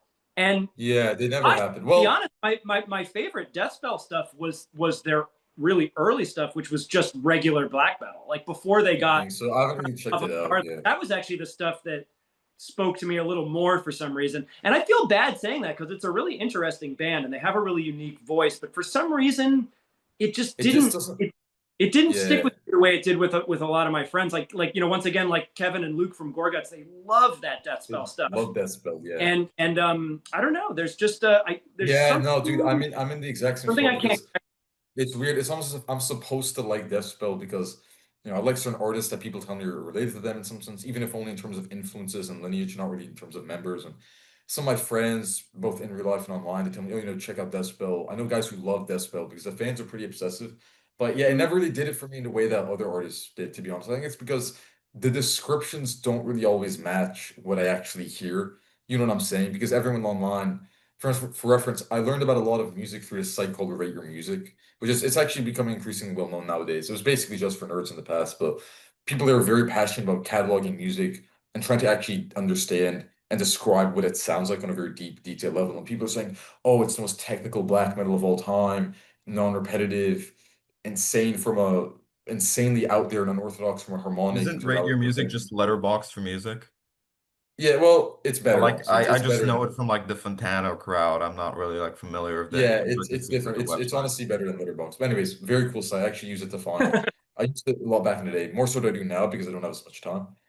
But and people are saying, oh, it's the most technical black metal out there. It's insane. The intervallic harmonic choices are really progressive, not conservative at all. And then, like I said, I mean, obviously Pericletus, it might be somewhat of a bias port to start from because the sound starts to change at that point. From Pericletus onwards, you're right, it's pretty consonant. I mean, not insanely consonant compared to, 90s or just the classic metal bands in a sense, but definitely more consonant what I expected from the descriptions. And it never really changed after that. A lot of very triumphant melodies, which I can appreciate in their own right, but it just doesn't really match or align with the descriptions that were being touted and thrown around on Well, sites and and to everything. be fair, I mean, they're a band that had a bunch of changes over the years, and that's cool. And that's like, I think that's actually probably my favorite part of them is the fact that they started with this very traditional sound. Then they had Yeah. this period of being really dark and atmospheric, and I think that's another thing positively to say about them. Like on those like EPs that are before Foss, there's like Kinos and one other one. He knows, Like yeah, it's okay though. there's a really like cool atmosphere. Like Yeah, there is and a cool their atmosphere. intros and this feeling of like building forebodingness. Like I'm totally down with that stuff. Um, Yeah, but yeah, I know what you mean. I think it's like they're kind of advertised, and this is not their fault, but they're advertised by it's a not lot their of their fault. Yeah. as being like what I would think maybe my music sounds like or something. Yeah, yeah, dude, But it's it like exactly how we but it's describe it. pretty Yeah. pretty different, you know. Yeah, but it's very different, especially, and the differences become pretty clear as soon as you actually look at, I mean, the written guitar parts. Obviously, tabs are probably not the best way to look at this, but yeah, it's very chordal. You know what I'm saying? It's they start with chords and then they just shift it around from there. I think when they write songs, it's almost as if they're thinking in terms of chords, and it Right? It makes started no. as weird as it sounds, it started to become a little bit formulaic. I know people would hesitate strongly to associate that word with death spell. But when I noticed is the song structure is becoming formulaic in the sense that you start off with more of not really a grindy, but grindy in the sense of blast beats. You start off with the blast beats, and then the more dissonant chords, you just shift around the fretboard. A lot of just shifting around in that chromatic, just shifting around chromatically, which is kind of like what some of the early hardcore band, not early, but the 2000s weird hardcore bands like Daughters did back in the day to make that alarm sound that I talked about earlier. And then from there, you get into a quieter passage. It's much slower. These twinkly little melodic parts will come in. Then maybe you get arrive at a more triumphant part that's probably in between those two extremes, a bit more mid-tempo, and that's pretty much the recipe. When you get to Pericletus, many of the songs fit that description, and it was becoming a little bit easy to predict and to expect, with few exceptions. And obviously, we agree in the sense that I like the idea, the aesthetic of music being unexpected. You can't really predict what's about to happen. You relish Yeah. in the changes. I like through composition, so I And didn't really and get that. they Right, they your they music is kind of yeah, have that at a certain point. Like it yeah, yeah, seemed like you didn't know what to expect, and it seemed very very compelling, and I was compelled. yeah. But yeah, But your some music is definitely didn't closer. stay. Your music is definitely closer to description that people are conjuring. Especially Behold, honestly. I mean, Behold Arctopus is closer to that idea in the sense of very, Right, right. Like if musical somebody development. said that to me, I would think that it would sound like something like that. But I mean, obviously, that's music that very few people will listen to, so I get it. Yeah, but actually, I always like that though. I like because Behold is pretty far from chordal. Obviously the guys are not thinking, and you are not thinking in terms of power chords, and just or not even power chords, really any basic chords Yeah, I that mean, can there really. are power chords It's here and there yeah, for there sure. are yeah, Yeah, but it's more so I'm thinking about more in terms of like like counterpoint, not in like the technical classical sense of the word, but like in the loose sense of like the interactions between all the instruments, and like that's the thing that I think gets ignored a lot in rock music in general, where yeah, a lot of definitely times like things are just layered over other things. And honestly, like that's my criticism of my own band Krallice, is that yeah, we tend to do that. We tend to have one guy has a layer, and then you layer your thing over their layer, and then it's all there's these four layers. which is fine. That's the way 99% of rock music is done, I guess. But what I like about the vibe of classical music, and what I've always what I've always had this tendency to kind of pull from, and my way of bringing that into the rock world, is to, I don't know, just maybe give a little more emphasis to the interaction, and like at any given moment, like what's this instrument doing relative to that. And we don't always have to play every note of the grid at the same time. Like we can leave a note hanging here while somebody else plays this, and the drums can drop out for a second and or come back in, Yeah, or yeah, like a cymbal, or I don't know. It's like there's so many more things you can do with these instruments, and I'm not even pushing the boundaries that far and behold. I mean, there's yeah. You can way more definitely, yeah, avant-garde music out there in so many different ways than that. But yeah, than just the whole. like a little more attention to like not just layering things on top of each other, and actually thinking about all the instruments at the same time when I'm writing the song. And that's why I think I have the tendency to sometimes want to write the drum part to music and want to write other people's parts sometimes. And why working with sheet music in Behold in those early middle years was so interesting for me, was I got to like think about the entire composition at once, rather than what happens is like so often in metal is you start with a guitar, you write this great fucking riff, all these awesome cool riffs with all this detail and stuff, and then once you layer a bunch of screaming and blast beats and double bass over it, like it becomes just one of like 4 or 5 things that's happening, and it isn't really that foregrounded anymore. And like Yeah, we're yeah, so yeah, hell sure. bent on hearing the double kick and hearing the blast beat that a lot of times like that's all you can hear on metal records is just the fucking drum part, which is just the accompaniment. Yeah, yeah, I mean, that's not the song really, like a lot of the time. So I'm kind of yeah. like, well, No, what can I do with the drum part where it is a little more an integral part of the song, and it's not just an accompaniment layer that could be removed and then you really see the song. It's like I don't yeah, want my music to be like that, and it still is yeah, sometimes. that's true.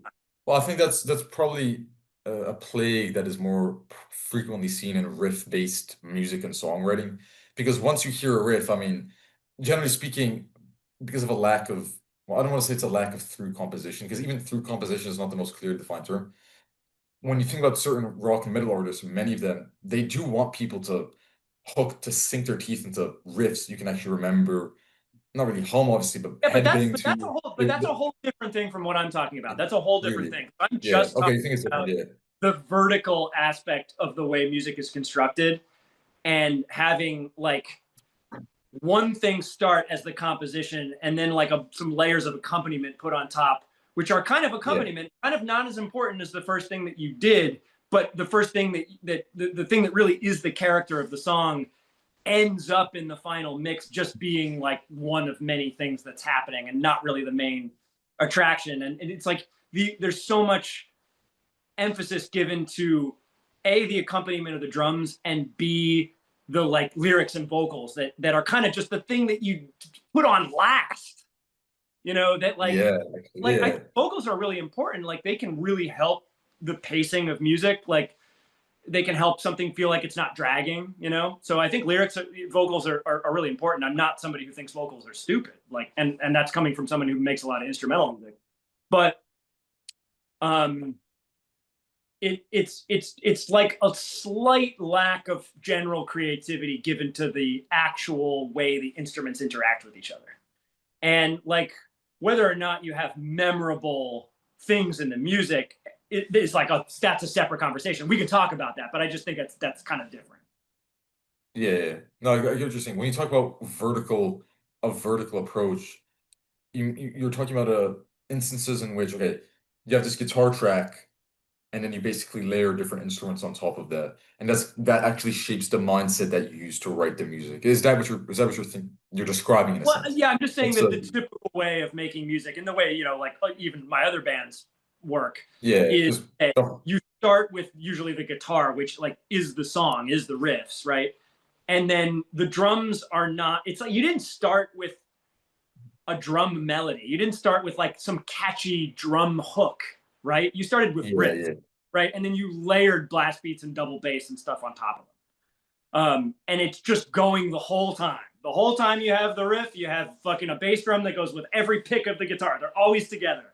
You know, so really it's like you're making one big instrument when you make a metal song most of the time. And that's cool. I'm not saying that that sucks, but it's just, that's not the only way you can make music. There's the when you put on chamber music, you know, you put on a Bartok string quartet or a Beethoven, or any, you know, from any time period, right? And there isn't that sense of everybody's just playing the whole time and the violin is the song and everybody else is just kind of helping it. You're right.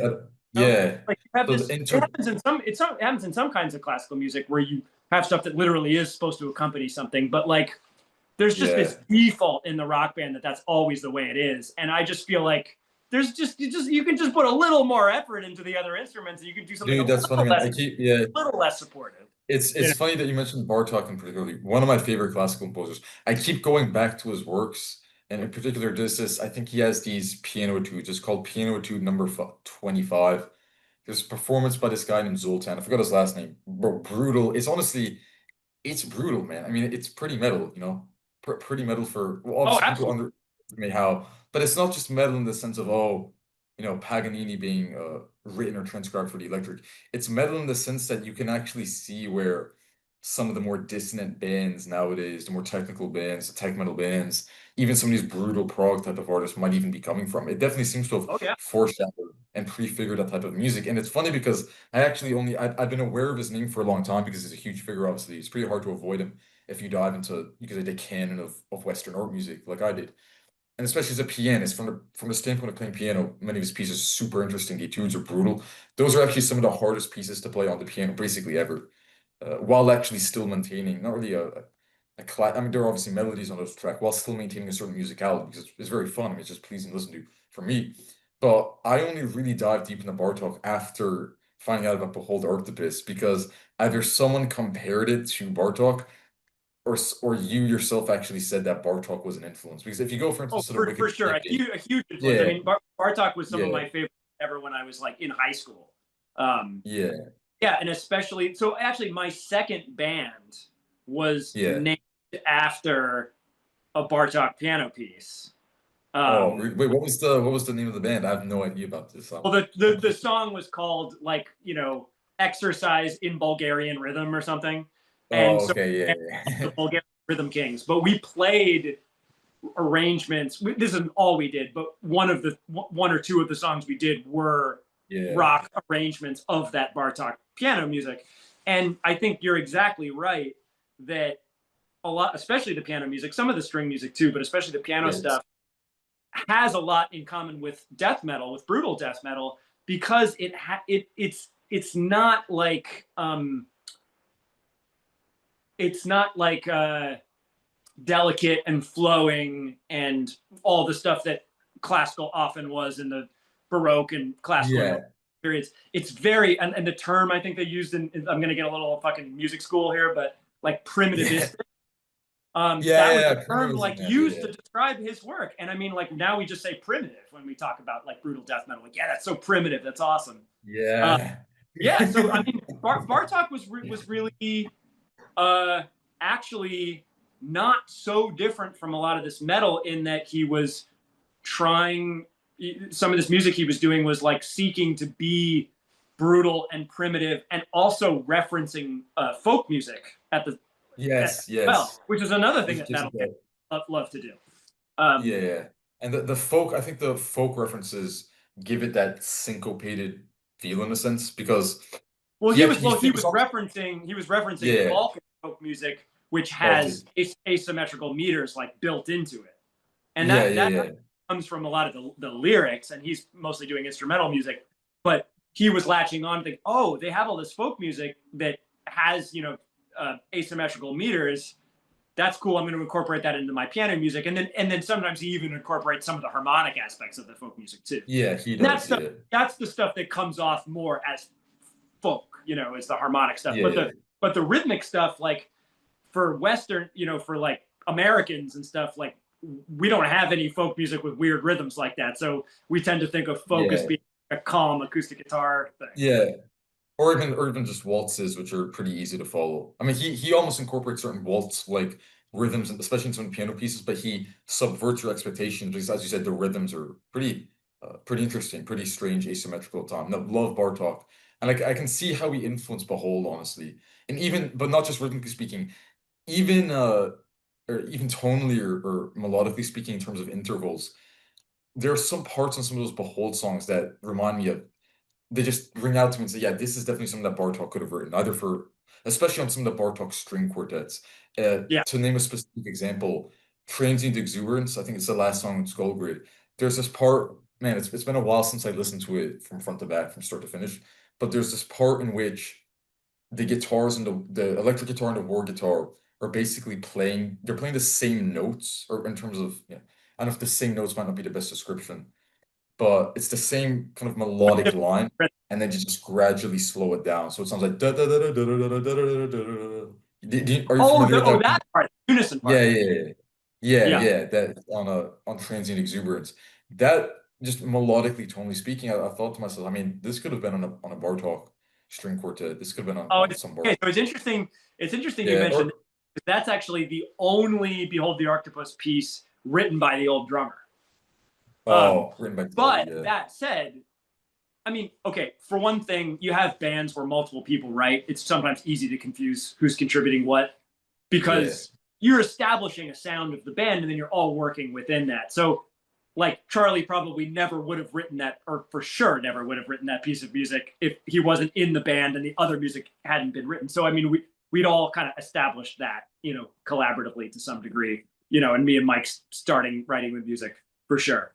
And that song ended up being a little collaborative too, kind of like the song Skull Grid, where Charlie brought in the sketch of the structure of the song and his whole point or whatever with that song is that it's like a musical palindrome where the whole song plays forwards and then plays backwards. yeah. That's literally what it is. Basically, compositionally speaking, isn't that's pretty much what it is? It's palindrome. Yeah, it is. Yeah, Although it's when he handed it to us, it was literally the same thing forwards and backwards, and I was kind of skeptical if that would actually be musically cool if we've just played it exactly as written. So we all kind of teamed up in the practice room and modified parts here and there to be kind of different when they came back as the backwards version. So we abstracted the piece a lot to be like just a more musically interesting piece of music rather than this kind of austere classical idea. So that's still yeah. that skeleton of the piece is still under there, and the part you're talking about, we are playing verbatim what he wrote. But then there's other parts like later in the song where it gets like ambient and spacey and stuff, and Yeah, that's like it's really us spacey. creatively reinterpreting the Yeah, material. yeah. And then speaking because we mentioned transient exuberance, trivia, not really trivia, but a detail that I always wanted to actually fact check, for lack of a better term, is okay. Is it true that Jordan Rudess from Dream Theater played on that track? He actually is on track, dude. Yeah, It's insane, man. Yeah, yeah. this So dude. I mean, because Charlie was a big Dream Theater fan. Not yeah, I knew him, but he was a big fan, and he was in touch with Jordan Rudess. I think he even did some concerts with him at some point. Like, yeah. No, because Charlie was a really big session drummer as well. I remember that was always his deal in a sense too. well, it He was wasn't not just in a always his. It was not or always not his deal. always, okay, not always. Yeah, not He, always, but he, he, he very much desired that to be his life, and that's why he had no business being in Behold the Arctopus. Uh, and so, yeah, basically, like it was very clear after a couple years that that's what he wanted to do, and so it didn't make. Yeah, we both realized it didn't make sense for us to be playing together. So that's what he then went and pursued afterwards.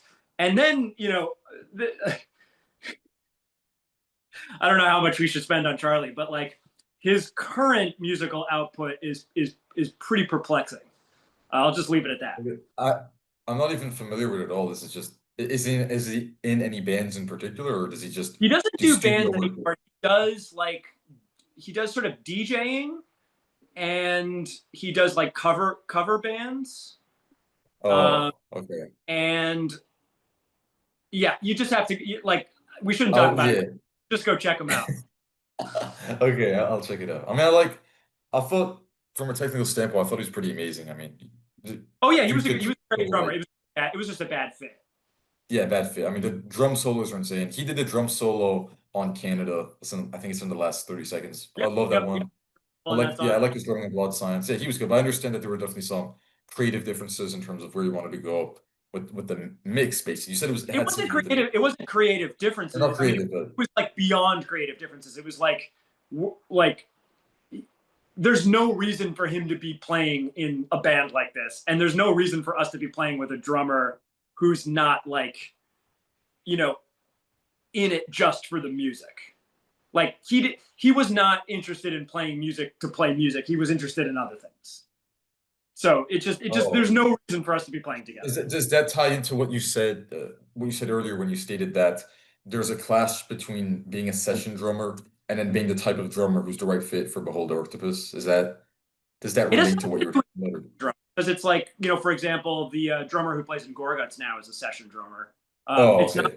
can't be a session drummer and play in a band that takes has a lot of homework and stuff. It's just that like he wasn't in music because he loved the sound of the tritone and the fucking combination of this note and that. He wanted to be a famous drummer, Oh, and okay, yeah, yeah. he wanted to play stuff that we shouldn't be talking about this on a podcast.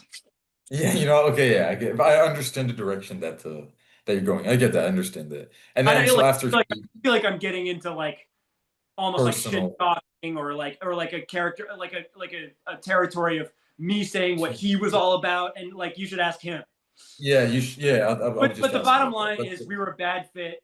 Like we didn't have the same goals in terms of what it was to play music, and he wanted to go off and do other things. Yeah. So around when did he leave? I mean, this ties into trying to construct a narrative of It Behold, was the basically. end of 2008. So we did 2000, end of full 2008. recording in 2007, and then we did a whole lot of touring in 2008. And the last tour he did with us was our one Europe tour that we did in 2008. Yeah, okay. And then after he left, you guys you didn't have a drummer for a period, I suppose. But then you started working with Weasel Walter. That's Yeah. correct, pretty much, right? Weasel Yeah, so became Weasel actually came in and then only a year and a half, maybe 2 years later. But then we spent a really long time working on the Horror Ascension material. So we started working on that maybe in 2009, and the record didn't come out until 2012. We did some touring in 2012 and 2013, and then Weasel had a baby, and his life got just too crazy to be. Once again, like to be like Behold, you have to put so much time into learning that music, and it's a really yeah. thankless band to be in because it's like, yeah, oh, sure, we have some hardcore fans, but I mean, like overall, it's like not only is it not that well known a band, but it's also like somewhat of a hated band. And like to be in a band where you're like actively getting some hate and there's not that many people coming to your shows and you're putting so much fucking time into this music, it's just like, yeah, and you're a parent, it's like, forget it. Yeah, this doesn't make sense. That's crazy, yeah. But his drumming style was definitely a little bit different. I mean, you can Oh, tell. wait, Some people wait. probably won't, yeah, some people probably won't be able to tell the differences, but to discern the difference because they think, oh, Difference blast beats. But is pretty also, I think pronounced. he did more blasts, didn't he? I mean, it's more of a death metal approach because There that's was more of more blasts written in there that was. music for sure, yeah. But I mean, it's not like that was because Charlie Oh, didn't it's do not because blast. of yeah, it's not because of okay, it's not because Because of once Weasel. again, Yeah, like yeah, I wrote the majority of the Behold material. Like I said, there were songs Mike wrote. There was that song Charlie wrote. The really early Behold stuff, Mike and I were like both writing riffs, but I would usually put the song together. And then Horror Ascension is interesting because Weasel actually wrote two of the songs on that record because he's a really accomplished composer. So like track 2, yeah. Monolith Distractions, and the one that's like the thrash song, like he wrote those two songs, and then I wrote the other 3. But Mhm. that's just a point of saying like the fact that the opening song from the record has all the gravity blasts and lots of fast blasting, like that I wrote all those drum parts. So that wasn't because of Weasel necessarily. Now, that said, let's see, a couple of the songs on that album were written before Weasel joined. So like the last song on the album, which has all the kind of slow black metal blasting, like all that stuff, that was written before he joined. So I didn't really write that with any drummer in mind, or maybe I wrote it with Charlie in mind, and then he left. I can't remember. I think I wrote it after he left, so I think I wrote it with nobody in mind. And I think maybe similar with the opening track, but now I kind of can't remember.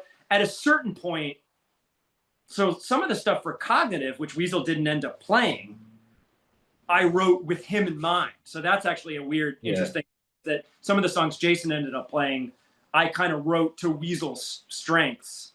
And the drum parts being more spare, more like simple, like still kind of raging, but not as like flashy.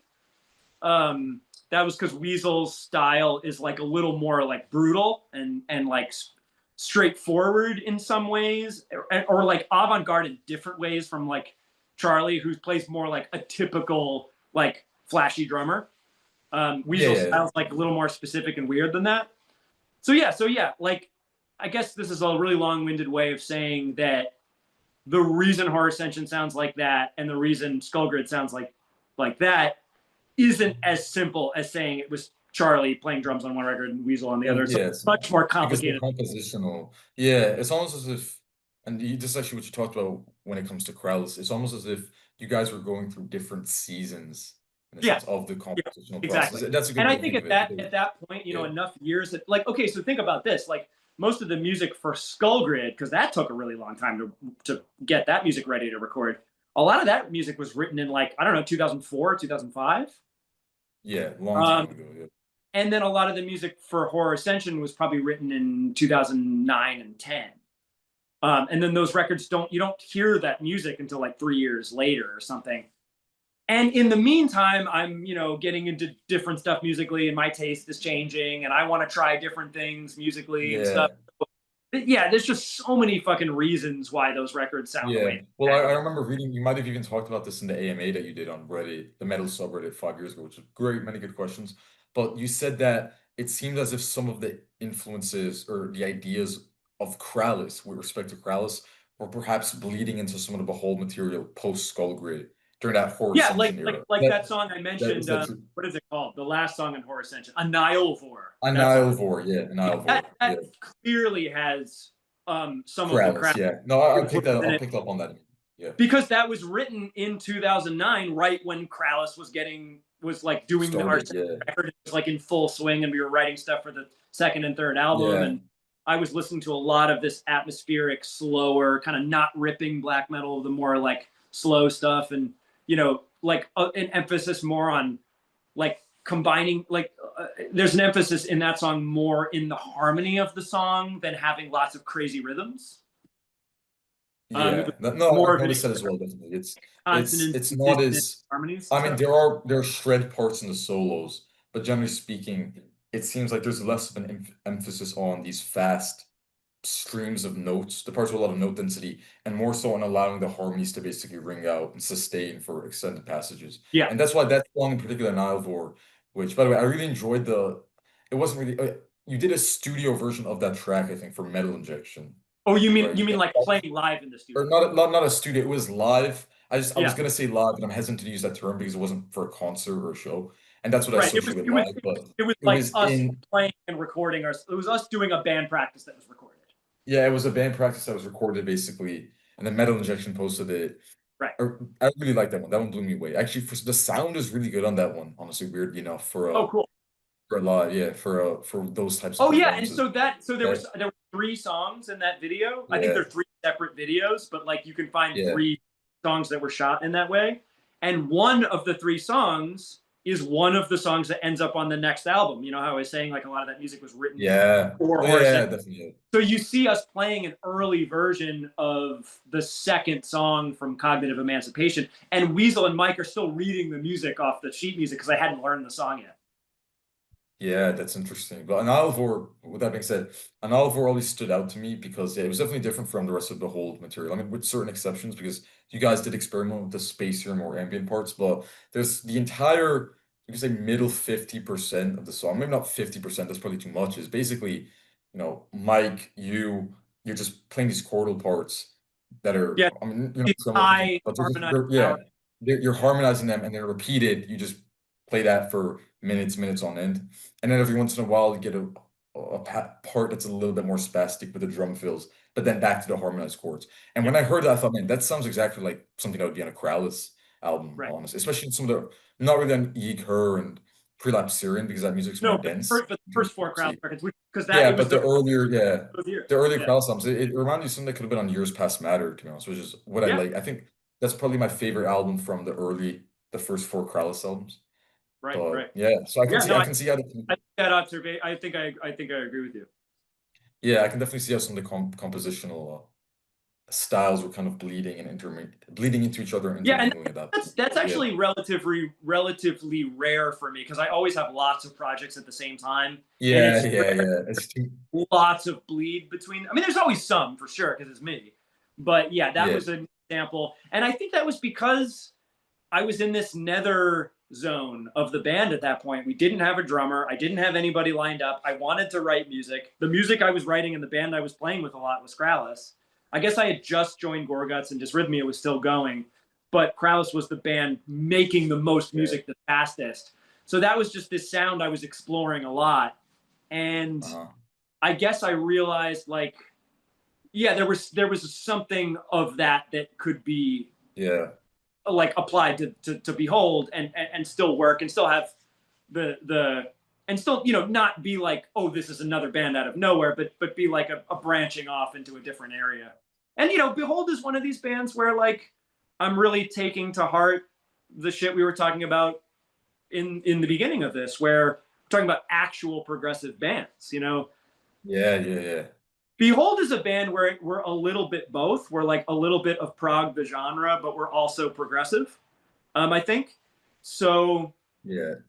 I think yeah, it's like for the like I'll give you like for moving forward. We haven't made music in a while, and I already have an idea of like a new drum set that I want to do for Behold. So it's like yeah, that's I feel like a band that's well suited more so than maybe some of my others towards like every album being very different from the last. And Yeah, that makes sense. Krallice, because we make so much music, we do that too, but it's like we'll make like 4 records kind of in one thing, and then we kind of move on to something a little more, and we'll make 4 or 5 more records. And so we're kind of doing the same thing, but just like making more music in the process with more records along the way. Yeah, that's interesting. Well, no, okay. With all that having been said, because Jacob just informed me through the private messages, we've been running for such a long time. I mean, it's been a blast all the while, but we've actually been going for You 4 hours. informed me. You Or informed me. yeah, I was simply agreeing. yeah. I mean, Yeah, that's no, another we word for probably it. we probably should wrap up Yeah, soon. we should I wrap gotta this up because we've been get going for back to such a long work. time. But before, I mean, it's been such a great time though. This was amazing. I learned so This much, man. I was had our no idea. longest podcast. Granted, it was only your longest podcast by like 10 to 20 minutes, but it is nevertheless impressive. Yeah, it was great though. But and actually, I beat John Lamberton because I think he was Yeah, trying to make the all these longest. podcasts I've done have been ridiculously long. I think I talk too much. Yeah, no, because John Lamberton, who does the Bridge podcast, he interviewed Yeah. way back in the day, not way back, but 2021. I think he said that he was trying to do the longest interview with Colin Marston yet. And it's funny, he titled his video "Behold ellipsis ellipsis the 3 hour conversation with Colin Marston." So we're gonna have to do "Behold the 4 hour conversation" now, just to be in the show. Yeah, Nice. we'll We put got that in the nearly, post-editing notes. But no, yeah, I yeah, think thanks to this we went podcast, I deep. gained no, no, no. This is like I gained the perspective of what it feels like to be an introvert, which is a perspective that I've rarely had throughout life. But being like one of those people that listens to those like audios of like people speaking in Spanish so that they could learn Spanish. I felt like my knowledge of like the entire genre had by itself just grown simply from listening to 2 people talk about it rather Okay, good, Yeah, good. rather than actually yeah. like Jacob's listening probably, to it or yeah. reading about it. Jacob is So not really, I mean, Jacob has I good taste, no no but no no he, I know Cannibal Corpse. I know stuff like that. I obviously am acquainted with Charlie Looker's work, and I was there for one of his shows. I was gonna go to the other one, but that didn't pan out. Like I am acquainted with a lot of these names. I just like I'm not acquainted with as much of the research and the circumstances as Jordan is, where he knows where every specific person and artist was at a very specific time, and he's trying to sort out the timeline. I can't do that, so I'm glad we left it up to him. But no, no, because I don't know, it's just when you're I obsessed hope with it that. like gives some insight into all of this to other No, people. because it's funny because if you name a certain musician if you Yep. just drop the name of a certain musician, Yeah. someone that Colin drops, I Hmm. immediately think, oh, because you mentioned, or I think, oh, what else has he done? Because I like the other projects that he's been in. For instance, I was actually trying to restrain myself from bringing up Psyopus whenever you, Colin, mentioned Jason Bowers, because that was his Oh yeah, band, right? He was in, yeah, Psyopus, which is sick. I think Behold even did some tours with them, but it's weird because when you we listen to did. so We much did, although music, not when Jason was in the band, because Psyopus oh had a yeah, different Jason was, drummer. yeah, They had a different yeah, drummer on dude, the record, and we toured with yeah, them. We played with them a lot around the early days of the first record, and then we toured with them on the second record with their second drummer. Then Jason joined on the third, and it's a sad story because I never really got to see him play with Psyopus, but I did. I saw like the last 30 seconds of their set opening for Atheist when I got to the show late, like when he was in the band. But yeah, it was actually it was a mutual friend we had that suggested him uh, yeah. like years and years later. Yeah, no, but yeah, so to dive back to Jacob's point, but yeah, well, first of all, Sop is great. Chris Arp, amazing guitar player. Love all of that music. It's great. One of my favorite hardcore Jason bands, probably of all Yeah, time.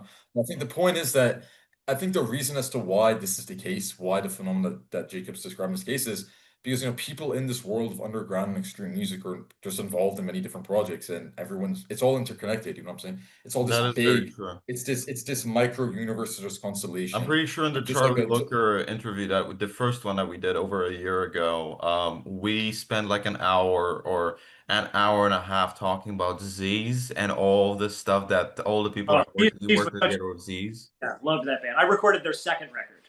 Yeah, nice. Yeah, but no, we yeah. just talked about Z's and how that like intersects with all the other kind of all the guys that you, Colin, said you had likely worked with. All the people that were just sort of involved in that huge giant project, which just kept going up and down in its number of members and its, Yeah, production and all this stuff and how that affected his later musical work. And that Yeah. took an hour and a half to talk about. Like these are not Yeah. yeah. I like mean light that band topics. has a long and interesting history. I mean, I think maybe technically the name still exists, but I mean it's It does. It does, just but it exists insofar as like the Rolling Stones still exist. right. Yes. But yeah, but Yeah. the early lineups when Charlie was in the band Yeah. is some of the coolest music. Yeah. Yeah, it definitely is. I've listened to some of it, but it's the sort of as you mentioned, it's like the ship of Theseus situation where if you replace all of the band members and all the equipment and the production and the Right. instruments and type of Well, music that and they're just the making, is it the whole same like the band? whole vibe of the music itself was completely different after a while. Yeah, like Right.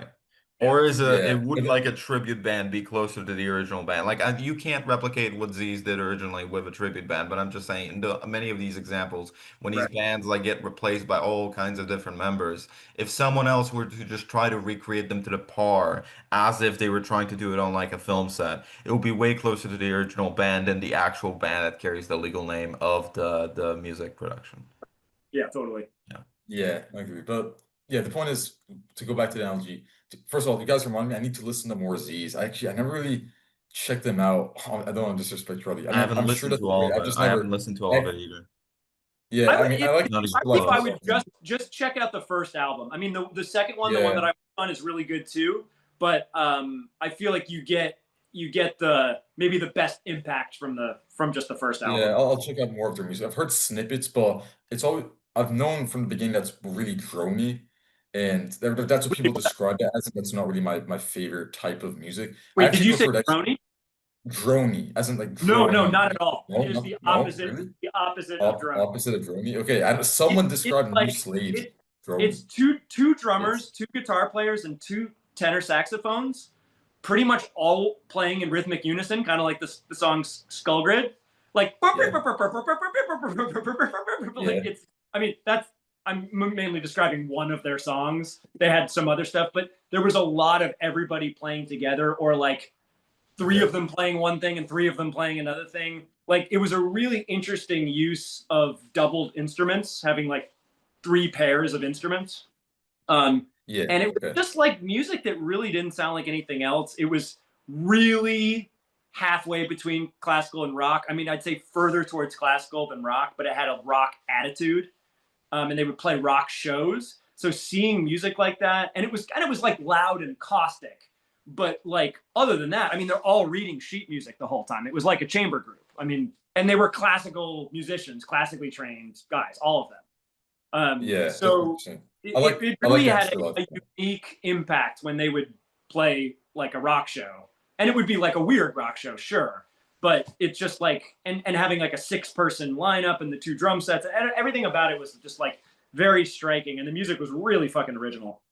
Yeah, definitely. But when it comes to his projects, I'm more familiar with Extra Life than I am with Z's. It's just I like the medieval elements.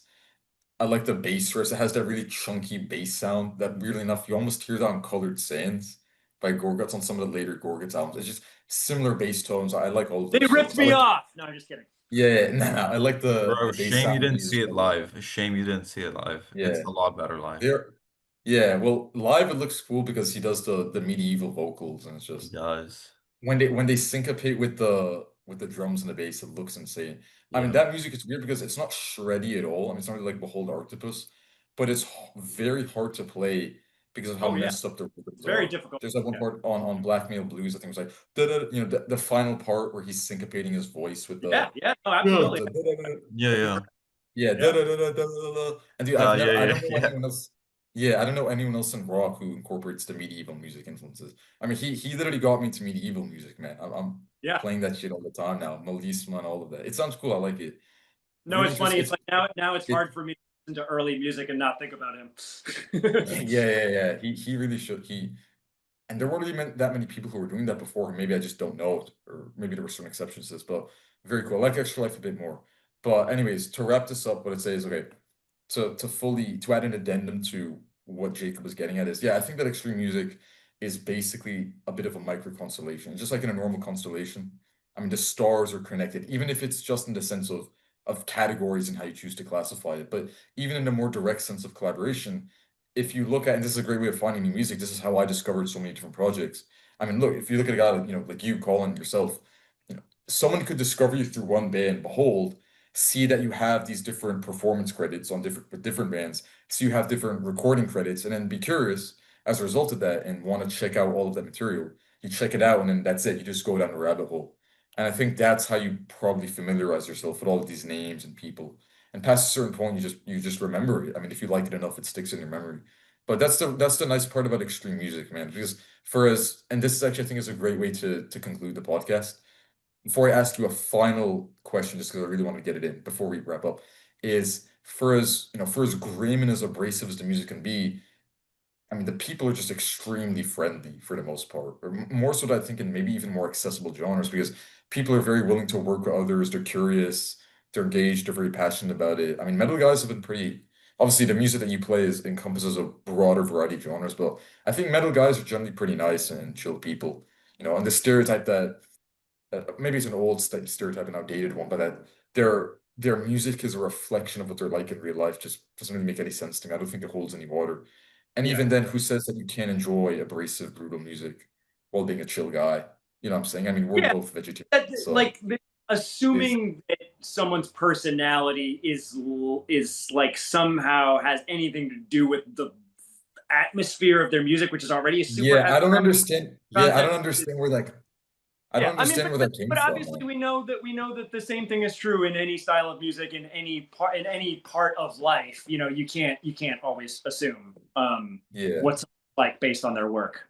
yeah, And yeah, exactly. Yes. I think you're right that because I'll even take this outside of metal, but really in any underground form of music that Yeah, doesn't yeah, have like the promise of great financial gains behind it, people are only there doing it because they want to and because they love it. And yeah. there's a lot that's annoying about going on tour. There's a lot that's annoying about going to a show, making a record, doing all these things. So It's hard work. you Yeah, you have to be so into it that stuff doesn't matter, right? Like early on in my 20s when I was going on tour, I didn't mind sleeping on some random person's floor. Like now at this point, I'm not so into that anymore, but that's just because it's 25 years later. Like my point is like I loved the music so much. I love the music so much. And the idea of getting out and playing it for people is so exciting that like the shitty aspects of it almost like didn't even register.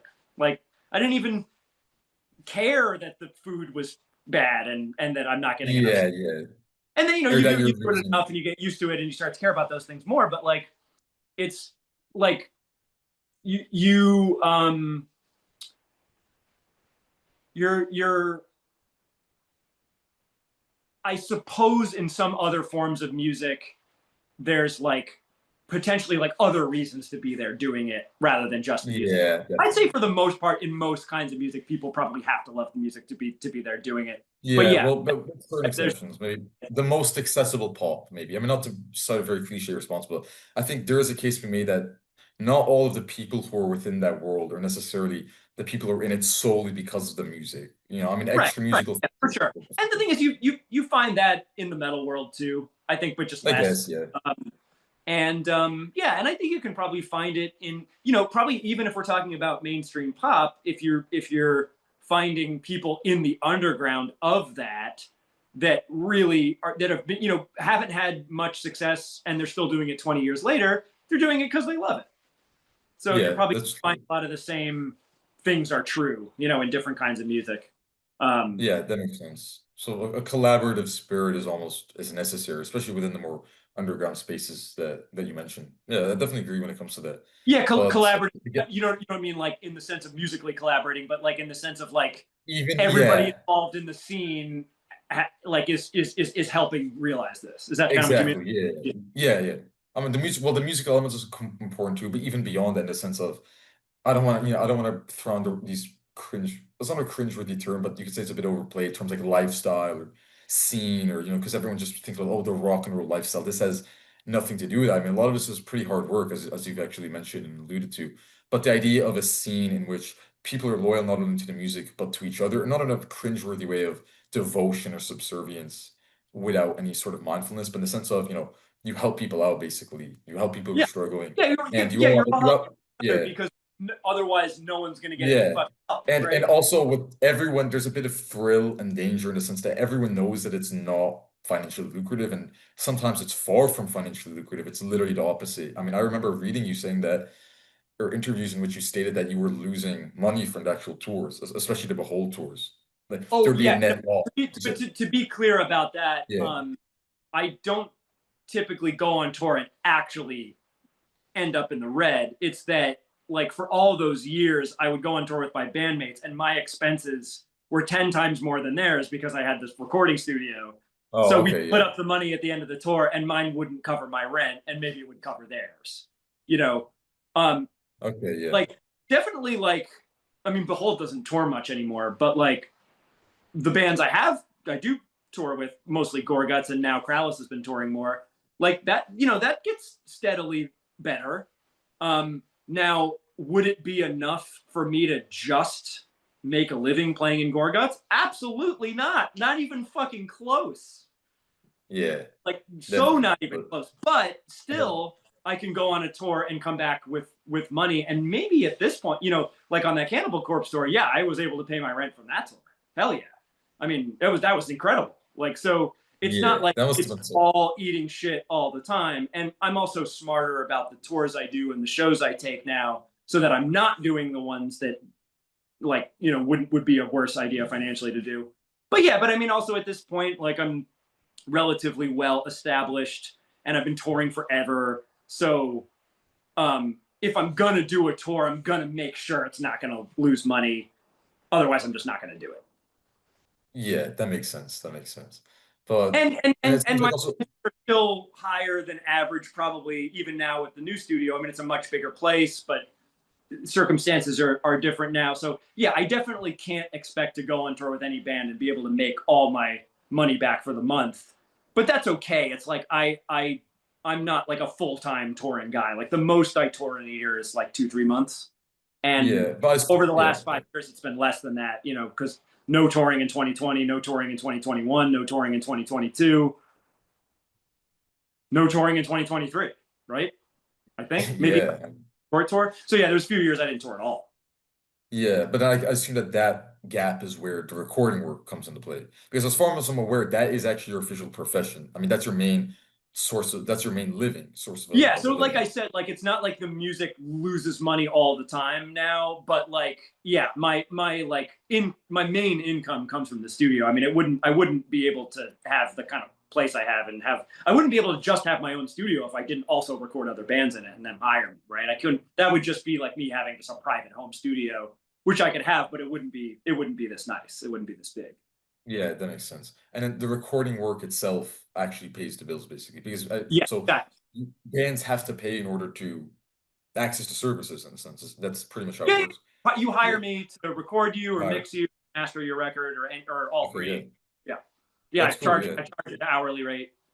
Yeah, that's interesting. All right. Well, to go to the final question, I had two questions. So let me think of how to formulate these. So one would be, okay, one was gonna be this. Let's see. Favorite album or release that you worked on, not in the sense of playing, but in the sense of mastering production, that side of the spectrum. What do you think is the Um, best, your favorite? I mean, impossible caveat. That's an impossible question to answer, and Okay, my boss. Yeah. change depending on when you ask me. But right now, I will say the most recent Defeated Sanity album, Chronicles of Lunacy. Oh, okay. Yeah. That is those guys are good friends of mine. I'm a huge fan of their music, even independent of that. I worked on that one and the record before it, Sanguinary Impetus. But the most recent one, I actually got to do all the drum recording too. On the previous one, they recorded the drums themselves, and then we just did reamping and mixing and mastering. So this time, I got to have them in for a full month, longer than like a full month, 5 weeks or something, and do all the recording of all the instruments, all the mixing, all the mastering, everything, and hang out with them for all that time. And it's a great record musically. The performances are just insanely awesome. And I'm really happy with the sound.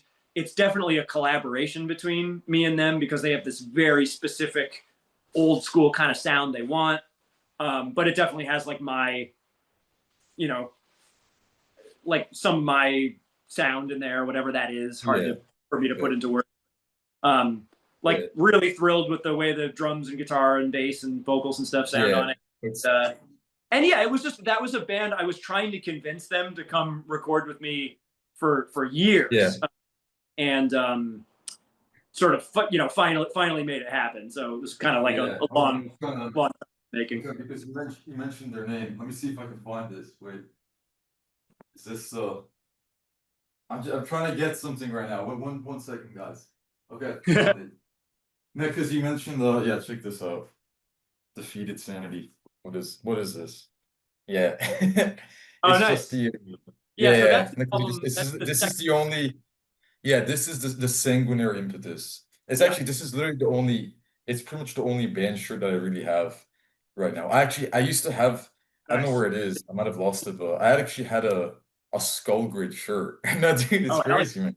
There are yeah. only and there aren't even that many shirts out there, but I just remember I wore that to a high school party. I think it was my friend's birthday party, and someone just said, "Dude, what the fuck is that?" You know, Yeah. and I just said it, and then and I just because it's not really a clearly identifiable metal band shirt or logo because well, there's no Well, band logo. there's no band Yeah, name on it's the. just it's literally a skull grid, you know. I mean, it's a skull on top of a grid, or juxtaposed against a grid. But I said, yeah, it's just it's skull grid. You might want to check it out. So it's cool. But I don't know if they actually checked it out. But you don't really see people. It's funny. The only time someone's ever recognized in public was when I went to this Between the Buried and Me show. That was it. Yeah, it's just Oh yeah. someone came up to me and said, "Oh yeah, skull grid, cool shirt." But yeah, not that many instances of recognition. But those are literally the only two shirts I have.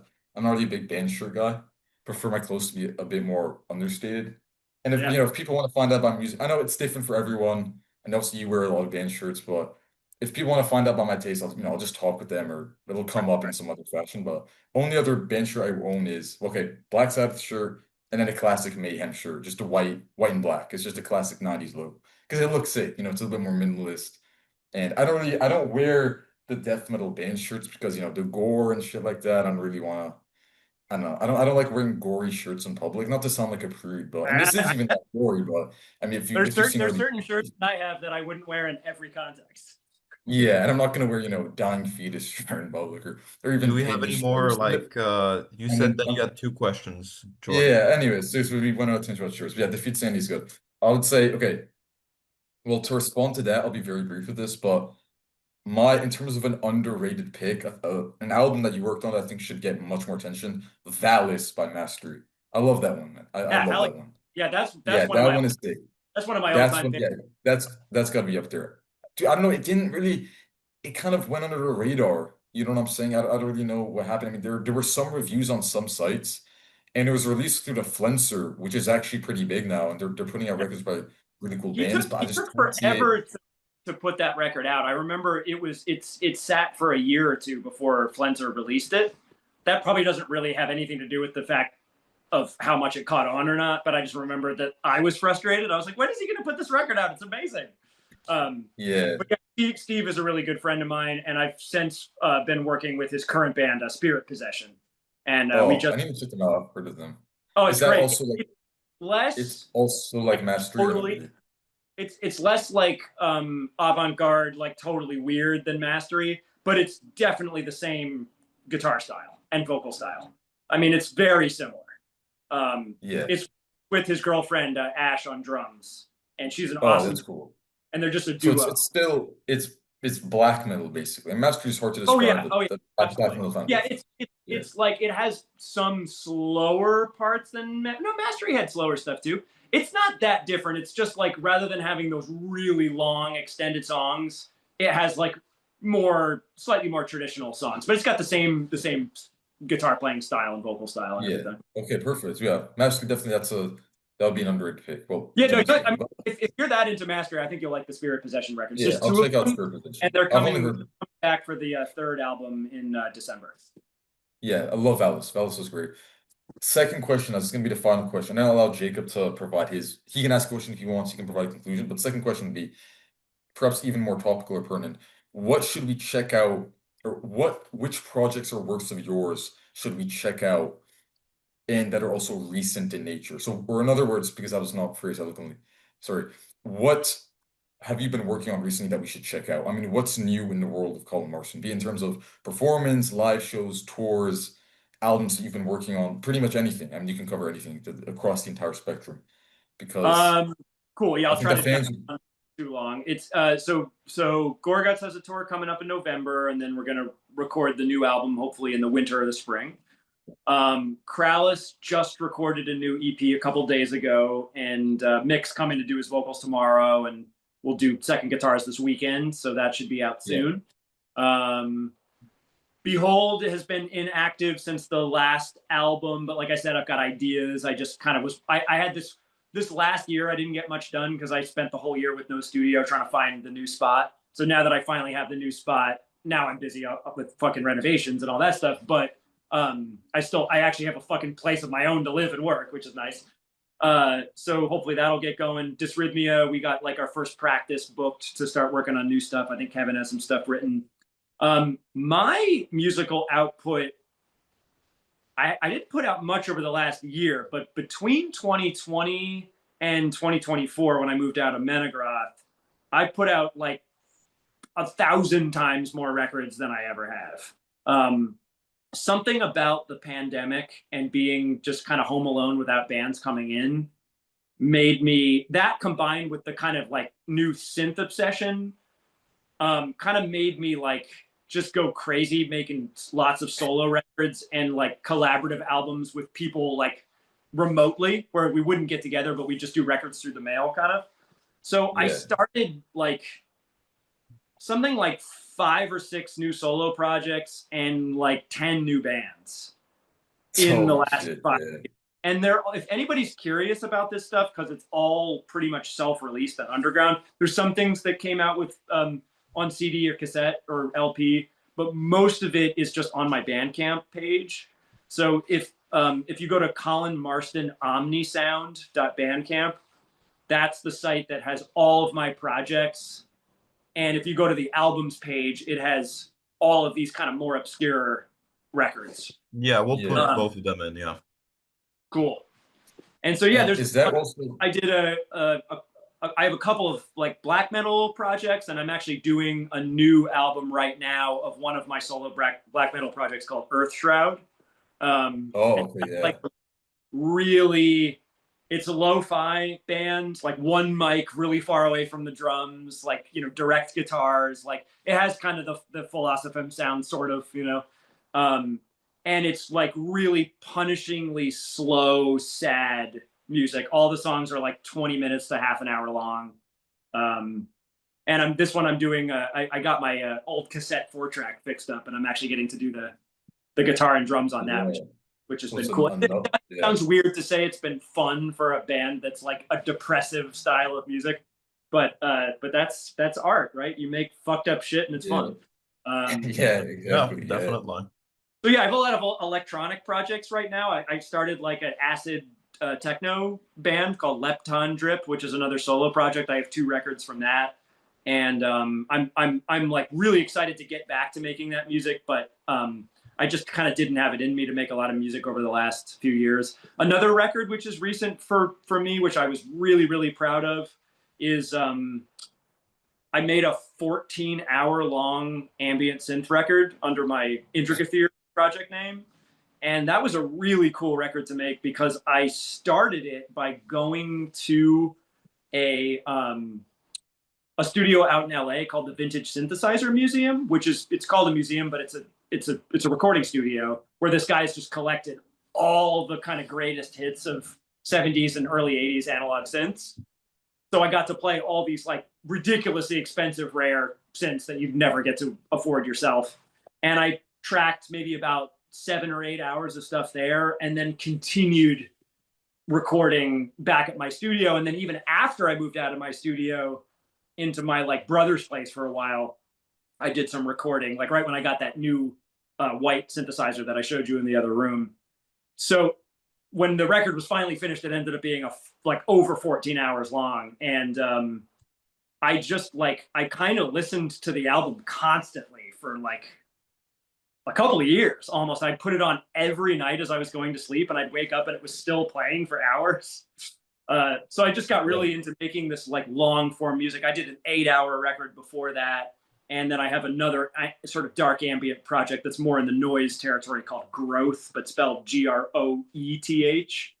And that has like a 3-hour record and a 2-hour record. So yeah, over the last bunch of years, I've just gotten into making a lot more like super abstract and ambient and synth music, and a lot of like really long form music. And even that black metal record I talked about like has like this very long form approach to making music. So that's been that's cool.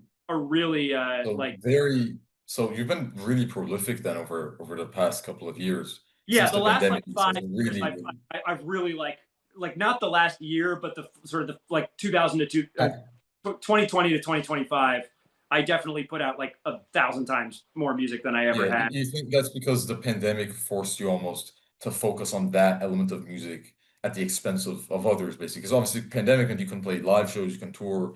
Yeah, exactly. I had more time, and I was just sitting alone in my studio for like a year and a half. So I was like, okay, well, now it's time to make some of these ideas for records that I've had, or maybe even ideas I hadn't had yet, and also like collaborate with friends of mine. Like I have a group with Ryan Lipinski, who used to do Unearthly Trance and Reeking Aura. Unearthly Trance, group called Arelsium together, which we've made something like 8 records or something. And that's kind of like noise, ambient, synth, but like with actual it's not improvised. There's actual like synth riffs in it, which kind of sets it apart from my other ambient music. So yeah, so like that project, I have a project with a couple guys from Barcelona, Tholos Gateway. I joined this new brutal death metal band with these Russian guys, Paroxysm Unit. We did that. I did a bunch of Intricate Theory records. There's the Zazraug, Earthshroud. Anyway, the list goes There's on. Also, Adenic Past, right? That was another brutal death. Yeah, that's me. Adenic, I love that one. Yeah. And Zenithrak and Nick McMaster from Krallice. Yeah, and I've got more music to work on that too right now. And did because I can't help but ask this because I think it's one of your most underrated projects. Did Glipto Glossio put out anything new in that time period, or not really? We did. We put out the 3rd album right in 2020. that was recorded at the same time as the second album, but then I just didn't like finish it until years later. So yeah, there's the 3 albums from Glypto. Yeah. Yeah, that one's sick. Okay. Now it's supposed to be a part of the second question, but it's just to tie into what you mentioned earlier. Also, I'm a huge Behold Arctopus fan, love all the albums, but I actually haven't really listened to that much of the newest album. I mean, first of all, I took a bit of a break from music, just generally speaking, because I had to focus on other areas of life on the way, school, work, all of that. For sure. But and so I just hadn't. I knew that you guys released a new album, and I thought, okay, that's sick because Behold's one of my favorite bands, and they meant a lot to me. But I never actually listened to a track until recently, and even then, I've only heard snippets, and I love the snippets because from what I remember, it has what I like in just music in general, not just Behold, but it was really shreddy, and there was very high note density, but in this almost fusion-y way, Yeah. as in jazz fusion, and it was different because, as you said, it's clean tones. So am I Right. remembering the sounds correctly, or am I just hallucinating this shit? No, And absolutely. Yeah, yeah. that's what it is. It's Like uh, I pulled a like I'm gonna set down rules for this new album thing, and the rules were no drum set, no distortion, no amps, no keyboards. But we still have drums, and we still have guitar, and we still have synth, but we don't have any of those 4 things. So what we do have are the drums are one or often a layer of primitive analog synth drums from the early 80s, the hexagonal Simmons electronic drums that like King Crimson, Genesis used to use in the 80s. Basically every 80s band had these drums. And they're interesting because they're one of the only electronic drum sets that's not playing back a sample. They're literally an analog synthesizer. So you hit the pad, and the pad is just a piece of wood over a contact mic. And that triggers an analog synth. So you can really design the sound to be anything you want on the synthesizer within the parameters that it has set. But you get these sounds that are very far from actual drum sounds. So that was yeah, what it started with, was like, that's going to be the main drum set for the album. But then there's also basically like another main feature of the album is that it's not music to ever be performed live. It's like a studio album. So we threw out ever having to learn the music or to restrict ourselves to only having like one performance each. So all of us are multi-tracked. So the drums have a layer of the electronic drums, but then it has overdubs of acoustic percussion more akin to the step on Hapoleptic Overtrove. So the way we yeah, made the record also is not traditional. It's a hybrid approach of improvisation and composition. So the process was this. I sat Jason down at the electronic drum set. I recorded just hours of him improvising. Then I would go back and I would heavily edit the drum track to create a composition out of it. Then I would overdub not 1, not 2, but maybe sometimes many tracks of war guitar.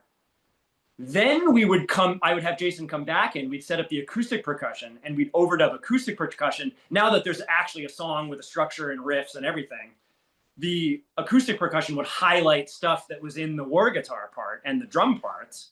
Then finally I would get on Zoom with Mike, because he's out in LA, and he would have the guitar and I would have a guitar, and we would collaborate on what the guitar should do. So there's like 2 tracks of drums usually at any given moment, 1 to 3 or 4 tracks of war guitar, and then usually 1 track of regular guitar. And not only is it all clean, but it's no amps. It's like we just plug in dirt. And it's like the most pure kind of crystalline, crisp kind of guitar sound you could get. yeah, With the exception of some of the guitar solos, which we broke the rules and allowed distortion for that.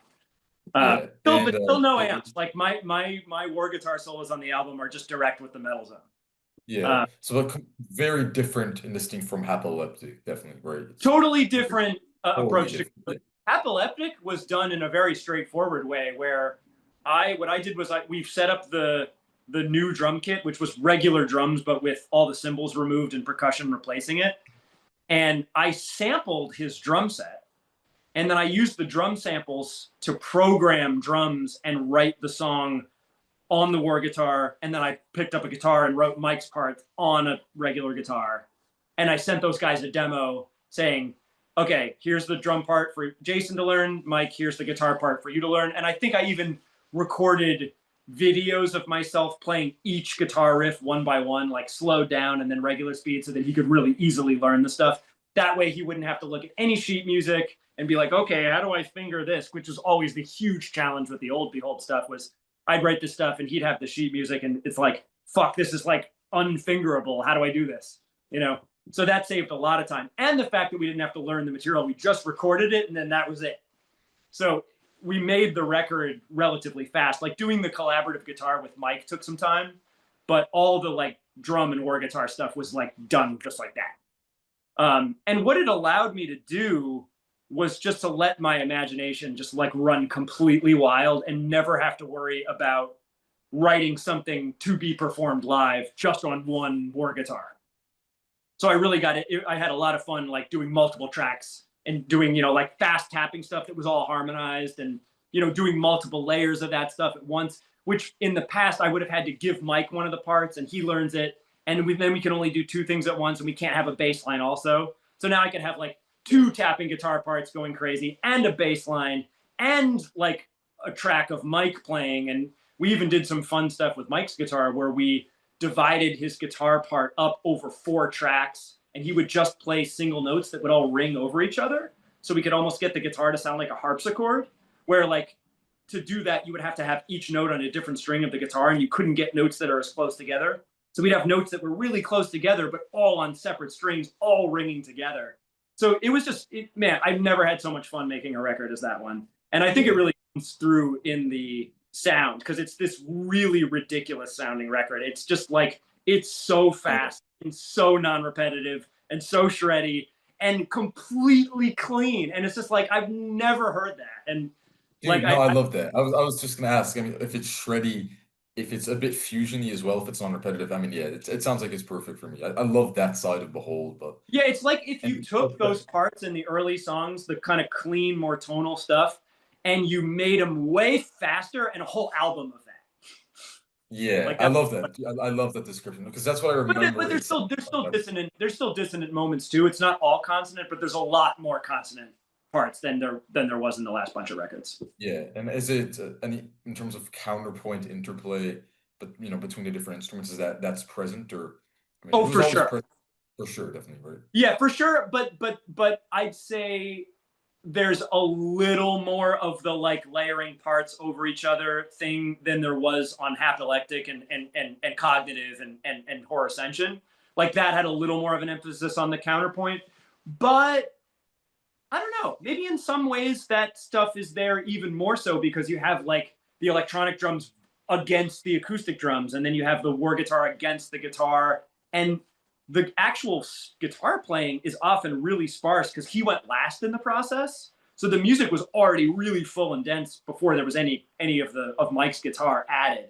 So it's interesting. It's like I said, like a lot of times there'll be like 3 really dense tracks of me playing and 1 really sparse track of him over top. Yeah, that's cool. So in that sense, like there isn't the everybody playing constantly thing because as we went, we were able to like inject some elements of that orchestration into it. Yeah, And I mean, there's even one song on it which came out really great, which is the second to last song, where I decided to have all 3 of us play drums and there's no war guitar and there's no guitar. So on that one, I play the electronic drums, Jason does the acoustic percussion, and Mike plays V drums. Yeah, that's interesting. Well, if that's what it sounds like, I'll definitely, my memory is correct, or the memories were correct, and I'll definitely check it out more closely. I'll have to do a start to finish release, a listen, because it just sounds like it's right for me. But just up my alley. I mean, that's really all that I had to ask in terms of the final conclusive questions, the conclusion. So, Jacob, I'll pass it to you. I mean, if there's anything else you'd like to add. Other than There are that, no more we're good to questions go, I'd buddy. like to ask. Yeah, Jacob, other than that, to sleep for 2 hours. Huh? yeah. No. I've been fading in and out. It's fine though. I wanted to stay throughout the duration of all of it. I No, I couldn't. thought it would be funny if we just pan over to you and you're just in bed, like. Yeah, it would be awesome, dude. No, I noticed that your background changed like 6 or 7 times throughout the duration of making this Yeah, podcast. it's been a That's how long. long Yeah, it's been. I just walked around the studio a little bit because I was showing You him some of walked the. around everywhere, man. Yeah, I now like I'm over in know my I know record. the interior of your house better than the interior of my own This house is now. Well, it's Yeah. not really your house. Studio, sorry. Wait, is this your house too? I saw a bed. I don't Yeah, know if this. I live upstairs. Yeah, so that was one of the Oh, huge so about this new studio is that Yeah, that's what I figured out. You got to it's like a keep up with legit it. mixed use residential commercial building. So like this ground floor used to be like an antique store. Um, oh and wow. so that's what I took over for the studio, and the room I was in the middle of the interview back that had all the drums and amps and stuff in it. That's like the main live room where like bands will play. That's So this sick. is like Yeah. where I am right now is kind of like the lounge, more or less. Yeah. No, we saw a lot. I think I saw the drums that you used to record some against Zenithrack album work, right? I mean, Oh yeah, it's the yeah, like so yeah, those man. I'll show you Yeah, this right before we get off because this is a nice way to close. But over yeah, here is the drum set we used on the Behold record and the Incentive rack and stuff that I was just talking about. So this is yeah. this early '80s Simmons electronic kit. Oh, yeah, that's the one. It's Yeah, actually there's two kits definitely put together. And then here are the actual synthesizers. So those are the things that actually make the sound. yeah, that's cool. Wow, no, there's a video of Weasel playing one of the Incentive Rack songs. I'm pretty sure Yeah, on one of for them. him, we Yeah, used a hybrid kit where he's using these for the toms, but he's using an acoustic snare and cymbals. But yeah, this is like just the fully very electronic. yeah. It's not the I don't know if it's the exact same kit that we're seeing right It now. is the same. It's the same Oh, one. it's literally the same. Wow. Yeah. So we've just been blessed by the Incentive Rack kit. Man, no, it's a Yeah. great way to close. Yeah, it's amazing. Yeah, well, I mean that basically covers it. No, it's been a wild ride. There's so much. I mean, Right on. so much to cover. Yeah, but it's been awesome. I mean, Jacob, I think in terms of final words, well, I'll just say, yeah, I mean, it's been a great time. Jacob's final You know, words are I'm genuinely I feel emasculated by how much more you know about this music genre than I do. I mean, Those are my final words. it's not even a single music genre, I'd say. It's But I think not. It's all if these you want, projects yeah, that you combine together for platforms and extensive study and research and actually yeah, listening into all these different artists. And yeah, I know that exploring a bit of this with you, starting with Charlie Looker, was very interesting. So I'm very glad that we could have Colin on because it feels, again, as I said previously, around an hour ago, I feel like I learned more from the discussion between the two of you than I had learned about, all of this throughout the rest for the rest of my life. yeah, that's perfect. It's really close. I mean, the best way to explore, I think, is just to check out an artist, learn about the performers who play on that release, and then see what else they've done. And then you go from there, basically. Yeah, But man. yeah, I mean, Colin, it's been a really great time.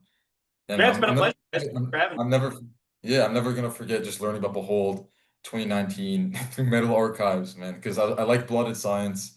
I clicked on related artists list. It said Behold Arctopus. There were negative reviews saying that it's trash. It sounds like random notes. I thought that's awesome. I mean, where can I learn more about this shit? Then another YouTube video called, if you remember, the worst band in the world or something like that. You remember Alcoholocaust? Yeah, I thought, okay, this is awesome. And then I just explored from there. So Yeah, I thank you think to you the talked haters. to me about this before, Jordan. Yeah, so thanks to the Yeah, haters, I get. They that actually, video is still on YouTube. It was one of the early YouTube videos, I think from like 2006 or 7 or yeah, something. it's But one of the first videos. Yeah, it's been renamed the greatest band in the world. So you can't yeah, look up the someone, worst band in the world and find it anymore. yeah, yeah. But I mean, I guess thanks to the haters in a weird way because I mean, they literally put me onto your music. I mean, I gotta Uh, say, yeah, I love the hate. Like, I fucking love it. Like, it's I find it so entertaining, and it really like it fills me with joy to read like no, you know it. people getting really angry about music I've written. Yeah, no, I mean, I like it too in a way because it reminds me of what I like about the music. You know what I'm saying? Right. Because I say, oh, I hate this shit. It's just too fast, random notes, And you atonal, like everything. that. You Or, like that. and I'm like, where can I sign up for this? You know what I'm Yeah. saying? Yeah. So yeah, it's a perfect way to end. But it's yeah, I mean, I love your music, love all of your work.